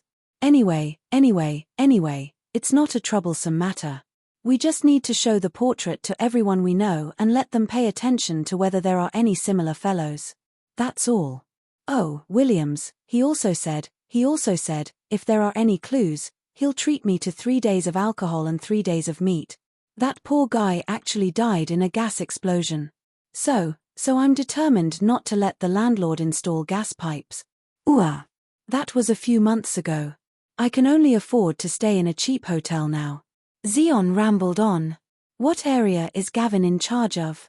Did he mention anything to you?" Zio turned her head to look to the side, pursed her lips, and stared at Jean's face. He usually goes near the East Balam dock in the dock area. He even met me yesterday evening. He said that he went to the Workers' Alliance tavern there to spread the news of finding Enigmas. He also showed everyone Enigmas's portrait." Jean burped. There are many piers in Beekland, most of which are included in the Key District and are named docks. And then, did Gavin say what he's going to do next? Zio frowned in puzzlement and asked again. Of course it's to drink. He planned to have a good drink and then find a place to sleep. Oh, the poor thing must have had too much to drink and wanted to bathe in the river. He forgot he couldn't swim, and it's almost winter. Zion sighed again. Gavin didn't find anything. All he did was go to the Workers' Alliance Tavern at the East Balam dock to distribute flyers in search of Enigmas, but he ended up getting killed. He even implicated Williams. The murderer's reaction can no longer be described as extreme. He's practically a lunatic. If I were Enigmas, the best and simplest choice would be to immediately change locations and avoid the search. Unless he's caught up in something and can't leave for a long time. But I'm not the only one looking for him. There are many bounty hunters as well. Even if he killed Williams, can he kill so many people? If he has the ability, he should wipe out the Civilhouse yard that issued the wanted notice. Zio found it completely incomprehensible, just like how she found it difficult to accept Williams's death. In the end, she decided to first report the problem she had encountered to Miss Audrey. Then, she disguised herself and went to the Workers' Alliance Tavern at the East Balam dock. She didn't ask questions, but only observed to see if there were any suspicious people. Sherwood Borough, Rice Police Station. Once again, Klein was squeezed together with the thieves and drunkards on a long bench with a back. How unlucky. I actually encountered a police inspection, and I didn't manage to change my route in time. It's all that damn serial killer's fault. As Klein cursed a certain fellow, he thought about how he could hide the charms and the inexplicable herbal powder on his body to avoid the subsequent body search. He tried to put these things in a black glove and then find an opportunity to stuff them into a hidden spot in the police station. He would retrieve them when he left. At that moment, his eyes lit up. He saw the young lawyer, Jürgen Cooper, whose hair was neatly combed back and was dressed formally as if he was attending a banquet, walking over with a police officer. "You can leave after signing the papers," Jürgen said with his usual serious expression. "Is that all?" Klein asked in surprise. Jürgen nodded slightly. "Yes, they know you're a famous detective." "What kind of reason is that?" Klein didn't dare to ask further. He immediately got up and followed Jürgen, who was dressed in a black woolen frock coat. He unhurriedly signed the papers and left. The weather was different from the last time he was led out of the police station. There was no rain now, only thick clouds obscuring the crimson moon and stars. The streets were illuminated by the gas lamps on both sides. "Thank you so much. I've troubled you again." Klein took 2 quick steps and came to Jürgen's side. Jürgen turned his head to look at him without a smile. "You're welcome. This is my profession. £2. Klein sized him up seriously and smiled. "All right." His wallet had recently been bulging, so he immediately took out 2 £1 notes. Jürgen didn't stand on ceremony as he accepted the payment. "If you're willing to establish a formal partnership, I'll only charge £1 every time you come to the police station. Of course, this doesn't include serious cases. You have to understand that a large portion of the fees I collect have to be handed over to the firm. You make it sound like I'll often be invited to the police station for tea in the future. Pooey, they don't give me tea at all, not even a cup of water." Before Klein could answer, he heard Jürgen add, "For a private detective, going in and out of the police station is something that happens every once in a while. It's a professional trait. Yes, I know very well that every private detective has problems with illegal gun possession and trespassing into other people's homes. Well, I'm well aware that every private detective has problems with illegal gun possession and trespassing into other people's homes. The police couldn't find enough evidence to prove that you were illegally carrying a gun, and the explanation for the gunpowder reaction on your body was quite sufficient. The name of the Quelaag Club was enough to convince them, otherwise, you might have had to go to the magistrate's court. So, you're not a suspect, but a good citizen. A good citizen who voluntarily hands over a gun after picking it up doesn't need to be searched again. All right. But I lost a revolver and the corresponding bullets. That's several pounds, and there's also the lawyer's fees." Klein squeezed out a smile and said, "I understand. I understand, Lawyer Jürgen. Let's establish a formal partnership." The corners of Jürgen's mouth twitched as he extended his hand with a very professional smile. "It's a pleasure working with you. I sincerely hope to rarely see you at the police station." "That's not for me to decide." Klein gave a self-deprecating laugh. Back at 15, Minsk Street, Klein used a hot bath to calm himself down. But at that moment, he once again heard a series of illusory pleas, vaguely coming from a woman. "Miss Justice? Is there a clue about Lenivus this time?" Klein suddenly bounced up from the bathtub, quickly dried himself, put on his clothes, and went above the grey fog. Looking at the constantly expanding and contracting crimson star, he spread out his spirituality and chose to listen. "The fool that doesn't belong to this era, Honorable Mr. Fool, there's been a problem with the investigation of Lenivus. For some reason, Justice, who was wearing a white coat, recounted the explosion on East Borough's Daravi Street and Gavin's drowning. As a telepathist who had already become a beginner, she didn't add her own guesses, so as not to affect Mr. Fool's judgment." After listening carefully, Klein frowned, feeling that the murderer's reaction was unimaginably extreme. This was different from Rear Admiral Hurricane Zilling's. As a swindler, Lenivus's professional instinct was to immediately move the moment he noticed any signs of trouble. He had no reason to pursue and kill the person who was looking for him. According to this standard, 80% of the bounty hunters in East Borough would die. That would cause a commotion, and the case would be taken over by the Nighthawks, mandated punishers, or the machinery hive mind. The benefits Lenivus received from the ritual of praying to the true creator to descend a descendant made him crazy? This is very much in line with the true creator's style. But the problem is that it's very difficult for a lunatic to hide himself, except for potential ones. Klein fell into deep thought and wasn't in a hurry to respond to Miss Justice. He had read the newspapers and knew about the explosion, so he used dream divination to recall the specific details. Following that, he wrote a new divination statement, clues to the Daravi Street explosion. As he recited it, he leaned back in his chair and entered the dream. He saw a 3-story grayish-blue apartment. On the 3rd floor of the apartment, there was a room that had lost its window, and half of the wall had collapsed.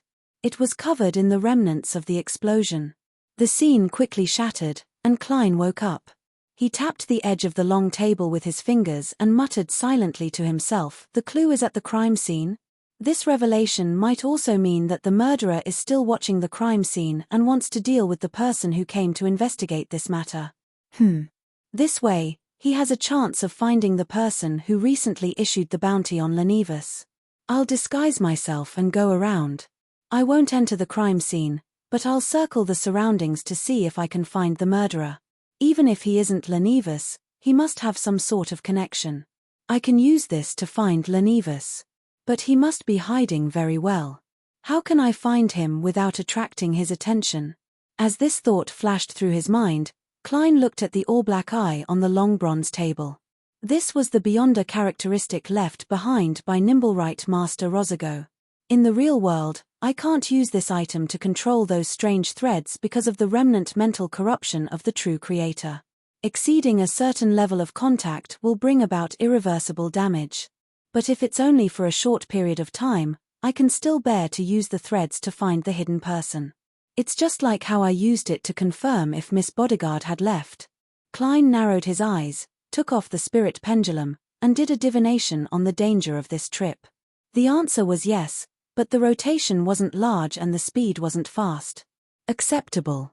Klein fell silent for a few seconds before returning to the real world. Then, he used the method of summoning himself to place the all-black eye into an iron cigar case and brought it back to his bedroom. After changing his clothes and pasting on his beard, Klein, who was fully prepared, stood in front of a dressing mirror and examined himself. The faint scholarly aura had been completely covered by his beard, and his brown eyes were like ancient pools of water, as if they were concealing and sealing something. Compared to the time in Tingen City, Klein almost couldn't recognize himself. He stretched out his fingers one by one and clenched them into fists. Facing the mirror, he said in a low and hoarse voice. He looked at the mirror and said in a low and hoarse voice, "Captain, this is the first step to revenge for you and me." Chapter 283. In the suburbs west of North Borough, in a 3-story house that was about to be abandoned. This place originally belonged to Beekland Medical College, but the latter's main body had already moved to a better and more suitable place. Only a small number of teaching staff and students who failed to successfully graduate were left behind to guard the area. Audrey was wearing a white coat and a mask of the same color. Her moist blonde hair was coiled up and stuffed into a cold surgical cap. Her eyes darted around and looked at Force Wall, who was similarly dressed. She had a nagging feeling that she had a special bearing, as though she was more suited for such attire than herself. It's the kind of bearing that can pick up a scalpel and cut open a patient's stomach at any time. Audrey didn't say a word as she followed Force into the classroom in front of her. After receiving Zio's feedback from Force, she was given a fright. This was because Mr. Fool had said that it was a simple mission. Considering that it was perhaps simple to Mr. Fool, Audrey took the opportunity to recite the honorific name while she was alone in her disguise. She prayed softly and reported everything that had happened. However, up to now, she hadn't received a response. After passing through the door and entering the room, Audrey instinctively looked around and realized that this wasn't an ordinary classroom. There were 4 skeletal specimens and 4 coffins made of glass. The coffins were filled with preservatives, and there were 4 pale-skinned, naked corpses soaking in them. At the top of the classroom, there was a transparent glass pillar. It was also filled with liquid, and floating in it was a male corpse in a black scholar's robe. The corpse's clothes clung tightly to his body, giving off an extremely heavy feeling. He didn't collapse, but instead floated vertically in the middle. It's like he drowned while he was alive, and not placed in after his death. Audrey made a preliminary judgment as a spectator. In addition, she saw that there were many people in white coats, white masks, and surgical caps sitting around the long tables in the room. They didn't say a word, just like the corpses and skeletons around them. Looking at the crimson moon and the gloomy night sky, Audrey couldn't help but tremble when she looked back at the scene in the classroom. It was an instinctive fear. But at the same time, she felt excited and excited. This is the life a Beyonder should have. Audrey muttered silently as she followed Force to a corner and sat down.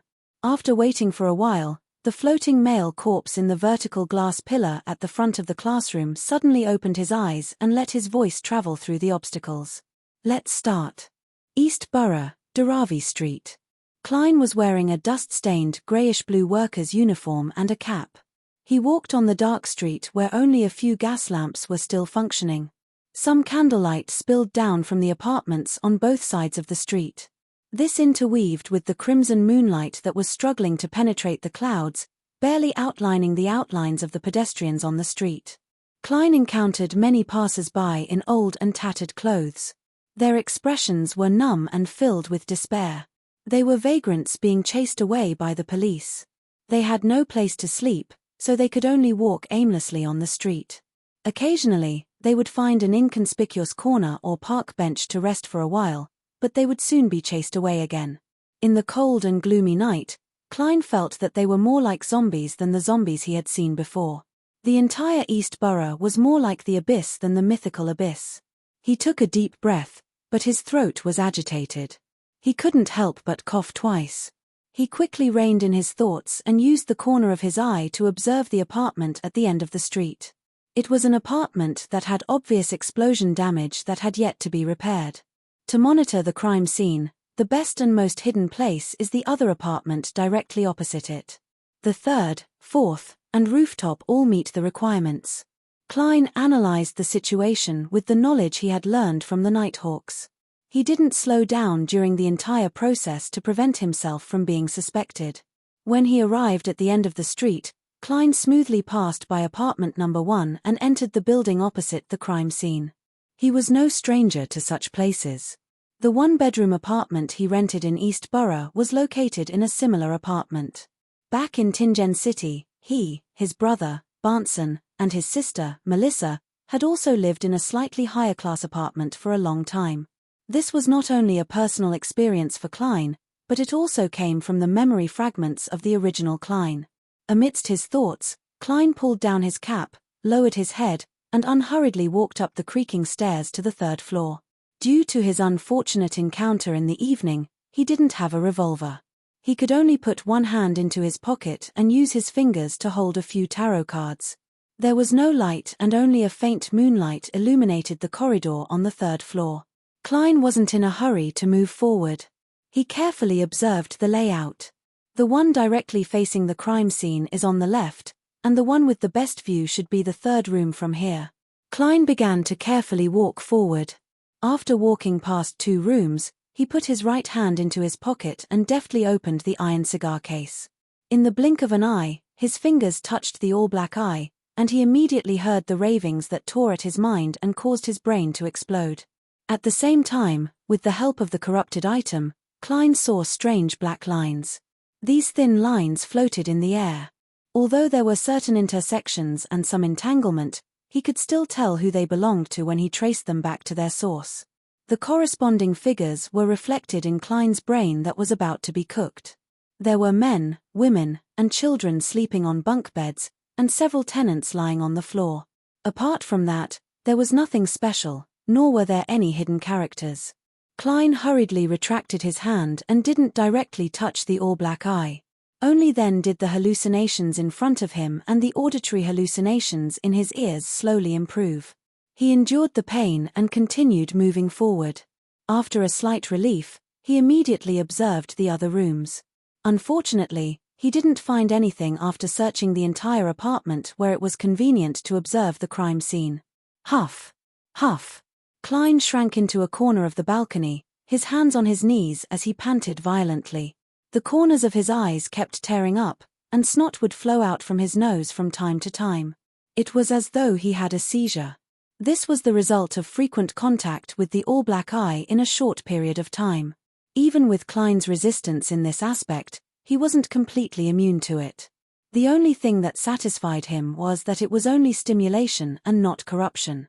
Otherwise, he would have given up long ago and wouldn't have dared to try again. It would have directly led to madness. After resting for a while, Klein finally calmed down. He switched to another apartment that didn't have a good view, but he still didn't find anything. Could it be that my interpretation was wrong? The clue is at the crime scene. Klein returned to the street and sized up the apartment that had traces of an explosion from the corner of his eye in puzzlement. With the mentality of giving it a try, he put his hand into his pocket again, opened it, and reached into the iron cigar case. He wanted to check if anyone was hiding in the apartment where the crime scene was located. With a hum, Klein's head felt like it had been smashed, and his body swayed a little. Like a drunkard, he staggered forward and looked at the apartment that had traces of an explosion. Because he was too far away, he couldn't see the black threads clearly, nor could he trace their origin. He could only barely distinguish where the threads were gathered, and such places indicated that there was someone there. Nothing, nothing, nothing. Klein quickly scanned the area and made a rough judgment. Suddenly, he discovered that there were black threads floating out from the crime scene on the third floor and merging into the air. This. Klein's pupils constricted as he confirmed it. Then, he quickly retracted his hand and stopped touching the all-black eye. There was actually someone in the destroyed room. The murderer is crazy enough to wait for investigators at the scene. Isn't he afraid that there are officials beyond us investigating this case in passing? I made a wrong judgment just now and didn't find him because my logic is completely different from a lunatic's. As thoughts flashed through his mind, Klein slowly exhaled. He pretended that nothing had happened and circled around until he reached the entrance of the apartment. At this moment, his adverse reactions had all subsided. Controlling his facial expression and body language, Klein went to the third floor as if he was returning home.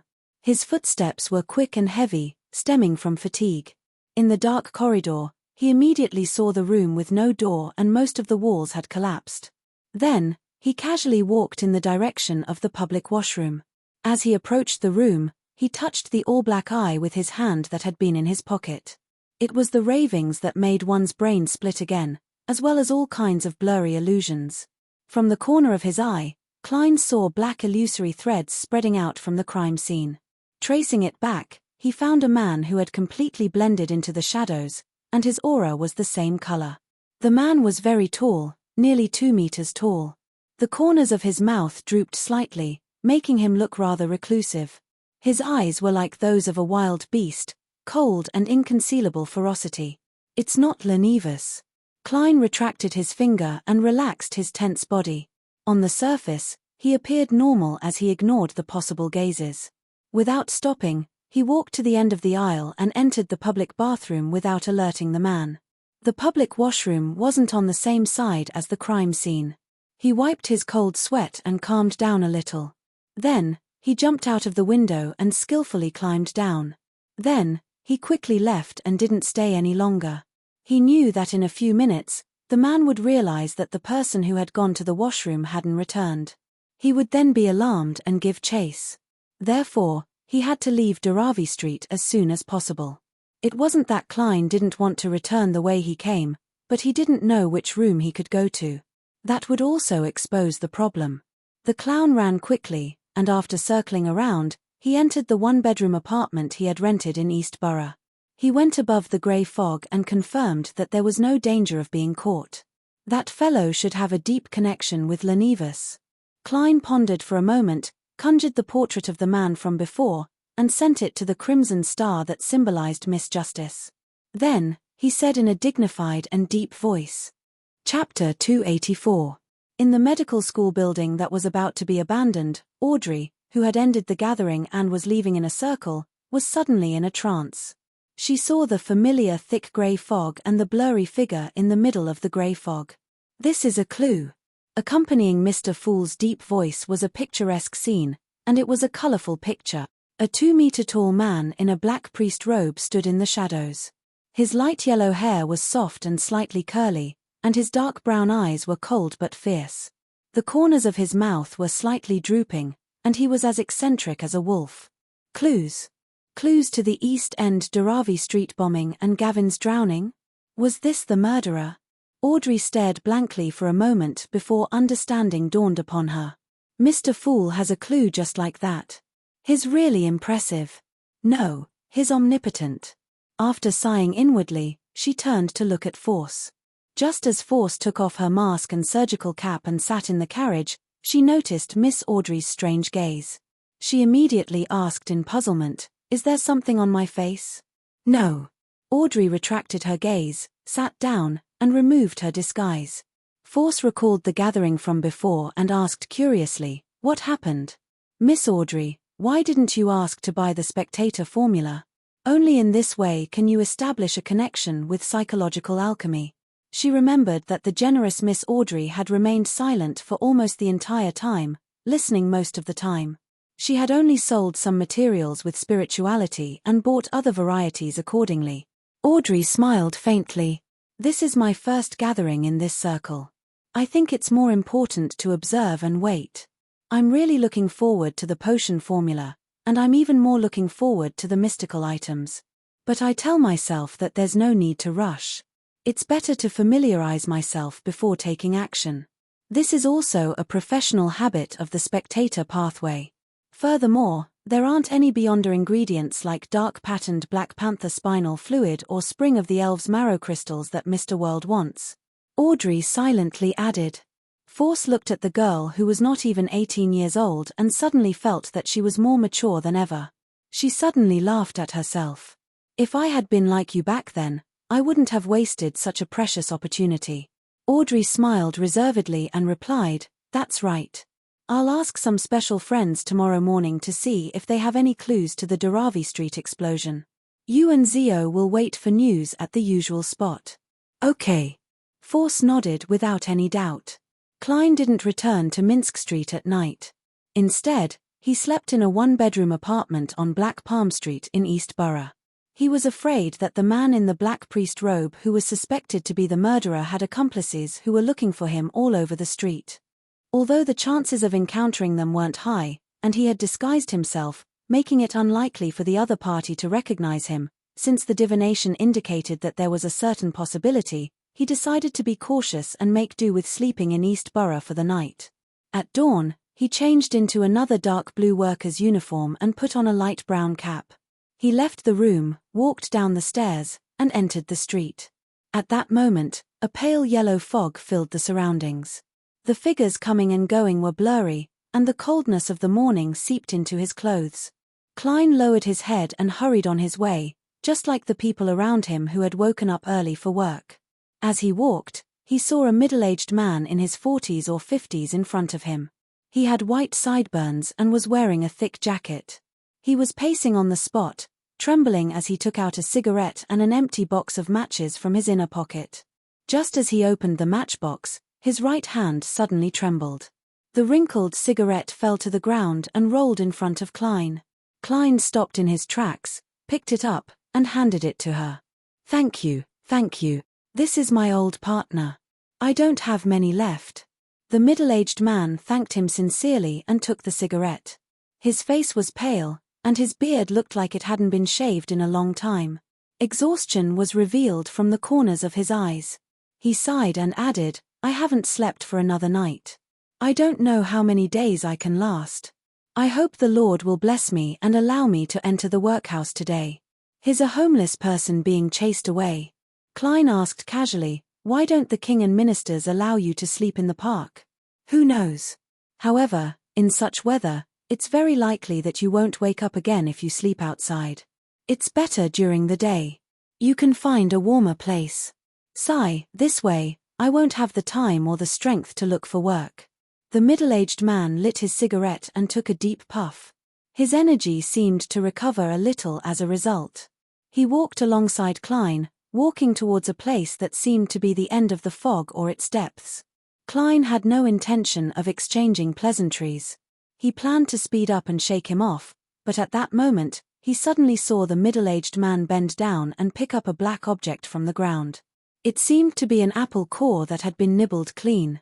The middle-aged man swallowed a mouthful of saliva and stuffed the dirt-covered apple core into his mouth. He chewed on it before expertly eating it without leaving anything behind. Seeing Klein's surprised gaze, he wiped his mouth, shrugged, and smiled bitterly. I haven't eaten for almost 3 days.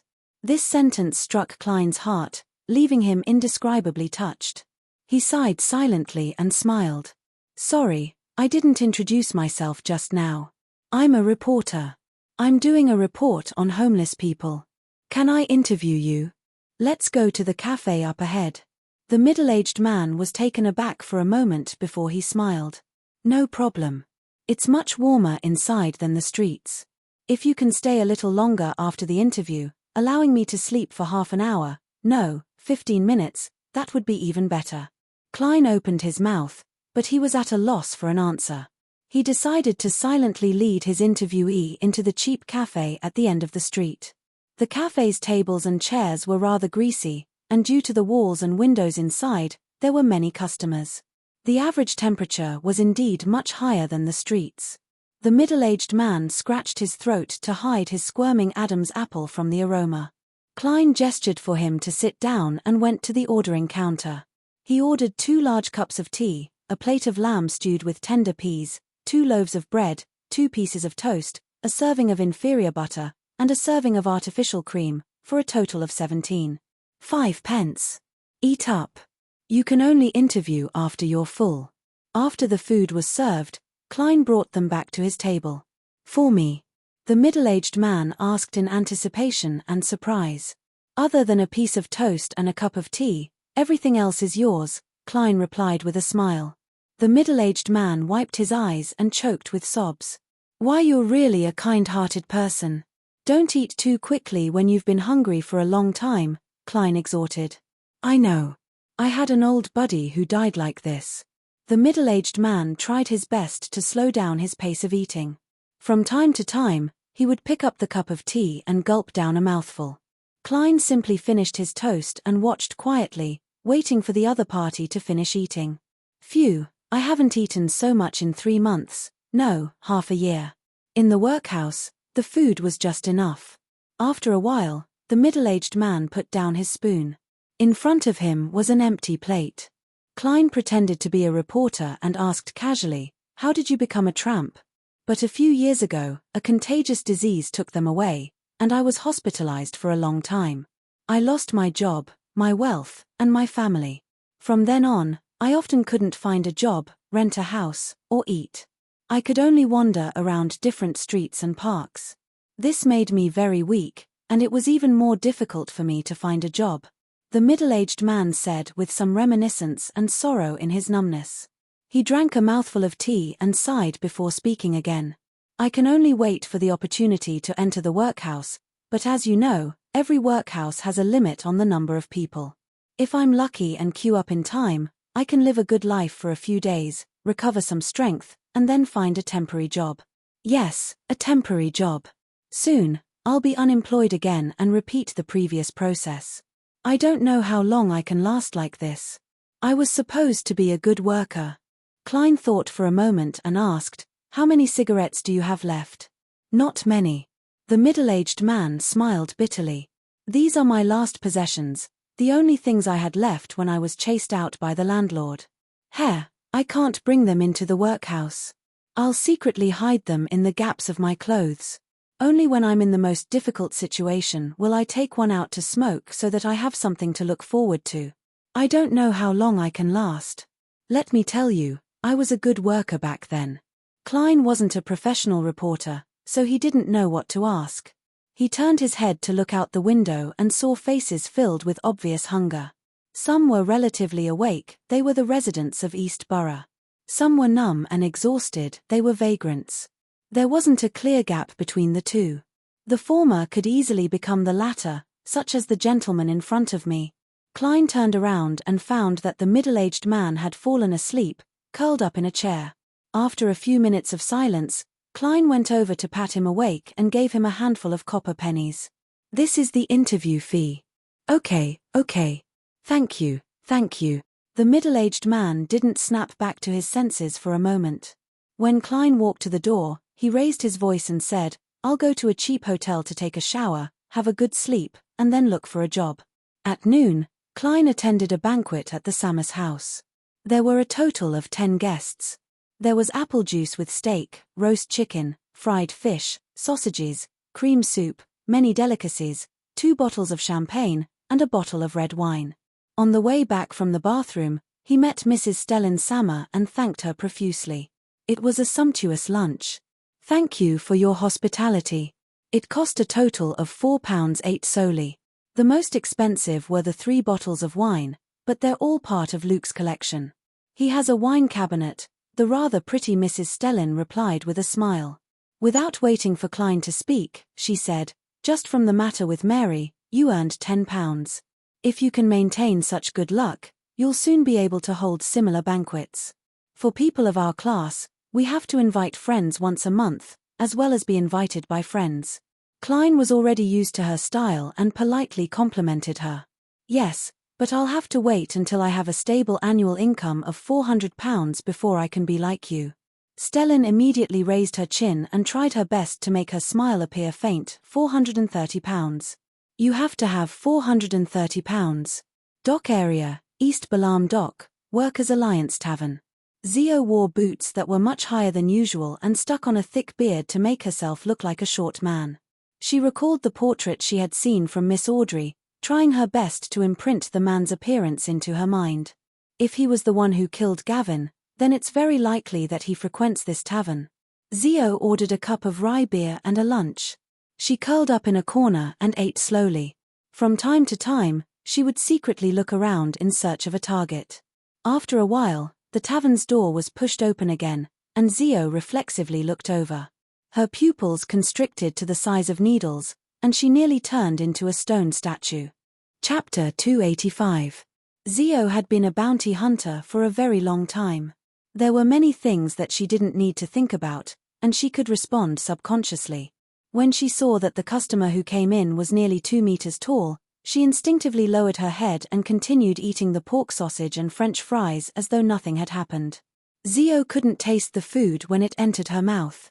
She endured it for nearly a minute before she slowly looked up and pretended to casually survey the area. Soon, she saw the customer who had just entered sitting in front of the bar counter, waiting for his alcohol and lunch. Soft, slightly curly blonde hair, beast-like dark brown eyes, slightly drooping lips, a reclusive and ferocious temperament. Details reflected in Zio's eyes as they gradually overlapped with the image in her mind. It's him. It's the suspected murderer. William's murderer. Zio lowered her head once again and slowly stuffed the rest of the food into her mouth. A few minutes later, she placed the plate and glass on the bar counter. Then, she looked straight ahead and left the Workers' Alliance Tavern without looking back. As her boots were much higher, she had effectively concealed her most obvious features. When she was outside, Zio slowed down and found a secluded spot to observe the people entering and exiting the tavern. After waiting for a while, she finally found a familiar face. It was Burton, a technician who lived in East Borough and worked at the East Balam dock. This young man liked to give himself a cup of poor-quality rye beer in the afternoon. His salary could only afford such beer, and he couldn't drink it every day. Zio nimbly leaped over, patted Burton on the shoulder, and said in a suppressed voice, "Don't worry." She suppressed her voice and said, "It's me, Zio." "Zio?" Burton sized up the short man behind him and nearly failed to recognize him as the famous arbitrator Zio Dericha from one of the streets in East Borough. "I have something to ask you." Zio pointed to a corner beside her. Burton followed her in puzzlement and only came to a realization when he reached a secluded spot. "Are you doing a bounty mission?" He had heard that Zio was also a bounty hunter. "Yeah." Zio nodded perfunctorily and took out 5 pennies. She tossed them and said, "Do you know that very tall man in the tavern?" "You mean the one that's this tall, has light blonde hair, and is very fierce?" Burton gestured. "Yes." Zio immediately took out the folded portrait and unfurled it. "You have to confirm it completely. That's him. He's been coming to this tavern a lot for the past 2 or 3 months. I've never seen him before. He's very fierce and unreasonable. He's very good at fighting. It's best if you don't provoke him." Burton took a few careful glances at the portrait and sincerely advised. "Yes, when I saw that person just now, I felt like I had encountered a ferocious beast when I was young. It was very dangerous and I wasn't his match. I had to immediately avoid him." Zio secretly exhaled and asked, "Do you know who he is in close contact with?" "I don't know. He's very unsociable and rarely speaks. No one even knows what his name is. We gave him a nickname, Giant." Borge curled his lips and shook his head. Zio thought for a moment and asked, "Aside from the tavern, where else did you meet him?" "You can ask your friends the same question. Remember, they must be trustworthy friends." Burton thought for a moment. "When I go to the dock union to work, yes, at the dock union in East Balam dock, I'll occasionally see him around." "Zio, why aren't you a member of the union? You're so fair, and those guys not only charge us 1.5 solely a week, but when the other docks go on strike and we have to support our families, they'll even make us hand over half our salary. Lord, forget it. For a good life, we have to help each other. However, just as they organize a strike, they'll come to an agreement with the lawyers sent by the rich. Our situation hasn't improved at all." Stop. Zio pressed her right palm down. "Apart from that, have you seen that giant anywhere else?" "No, my friends probably haven't either. After all, we often discuss him in private," Burton answered in a very certain tone. Zio didn't say anything else as she handed the 5 copper pence to him. "I'll treat you to a drink. Don't tell anyone about what I just asked. It'll be very dangerous." Before she finished her sentence, she had already turned around and walked out of the corner, heading for the dock union in East Balam dock. About 10 minutes later, Zio saw the 2-story yellow building. She wore her canvas coat inside out, revealing the patches inside, instantly transforming herself from a short worker to a tramp. Looking at the few tramps curled up at the corner of the street, Zio pinched her nose and went over to sit with them. Her gaze swept across the dock union from time to time when there were people coming in and out. As time ticked by, Zio endured the cold wind and the harsh environment as she persistently observed the situation at the dock union and the surrounding area. She clearly remembered William's insistence on drinking, and she also remembered how she felt when she saw the newspaper that day. This kind of mood made her more patient than usual. At this moment, 7 or 8 people came out of the dock union. They formed a group and headed for the coffee shop opposite to have lunch. Zio narrowed her eyes and carefully scanned every passerby to confirm their looks. "There's no one suspicious." Zio prepared to retract her gaze and wait for the next batch. Creak. The coffee shop's door was pulled open, and the heat inside suddenly rushed out. A man couldn't help but take off his gold-rimmed glasses and wipe away the steam with his sleeve. Zio took a casual glance, and her gaze suddenly froze. Those eyes. The corners of his mouth. The image that always had a mocking smile on it. Lenivus. Zio turned her head abruptly, not daring to look again. The man from before had bronze skin and short, coarse hair. His face was angular, and he looked very different from the portrait. Only his eyes and the corners of his mouth gave her a sense of familiarity. The feeling that he was mocking everyone. Is it Lenivus? Could it be Lenivus? Zio buried her head and stared at the stone slabs by the street. At the Samus house. After a sumptuous lunch, the host and guests gathered in the activity room to chat and agreed to play Texas together later. Some interesting rumors and funny stories echoed intermittently. Klein maintained his smile and interjected from time to time. He also saw the two children of the Samus come in and out energetically. Beside him, Jürgen Cooper still had a serious expression as he occasionally provided legal advice for everyone's discussions. Klein smiled, turned his body slightly, and asked in a low voice, "Do you feel bored?" "Do you feel bored?" "No, their topics are very interesting." Jürgen nodded seriously. Klein was stunned and blurted out another question. "Then why aren't you smiling?" Jürgen frowned slightly and looked at him in puzzlement. "Why should I smile?" The corner of Klein's mouth twitched, and he didn't know how to respond. He was about to make a joke about how the other party resembled his cat, Brody, who was always so serious, but he suddenly heard a series of illusory pleas. Female. Miss Justice found useful information so quickly based on the clues I provided. Klein stood up and bowed slightly. "I'm going to the bathroom." After entering the bathroom, Klein locked the door, took 4 steps counterclockwise, and went above the grey fog. His judgment was very accurate. The pleas came from Miss Justice. Klein suddenly tensed up. Half expectant and half solemn, he emanated his spirituality and listened to her words. After the customary honorific name, Justice truthfully described, "They found the clues you provided at the Workers' Alliance Tavern at the East Balam dock in the dock area. The other party's nickname is Giant. After tracking the pattern of Giant's appearance, they found someone suspected to be Lenivus at the dock union in East Balam dock, but they couldn't confirm it. They don't dare to come into contact with Lenivus for the time being, because Giant is very powerful and dangerous. They can only continue waiting for an opportunity. At the same time, they asked if they could inform the police department and collect the bounty after confirming that it's Lenivus. Lenivus has a very powerful and dangerous helper. Does he have any other helpers? Is there a faction backing him? Why would he kill someone so aggressively? What is he plotting in the dock union?" A series of questions flashed through Klein's mind, making him feel that the matter was more complicated and shrouded in fog than he had expected. As for the last request, his answer was undoubtedly yes.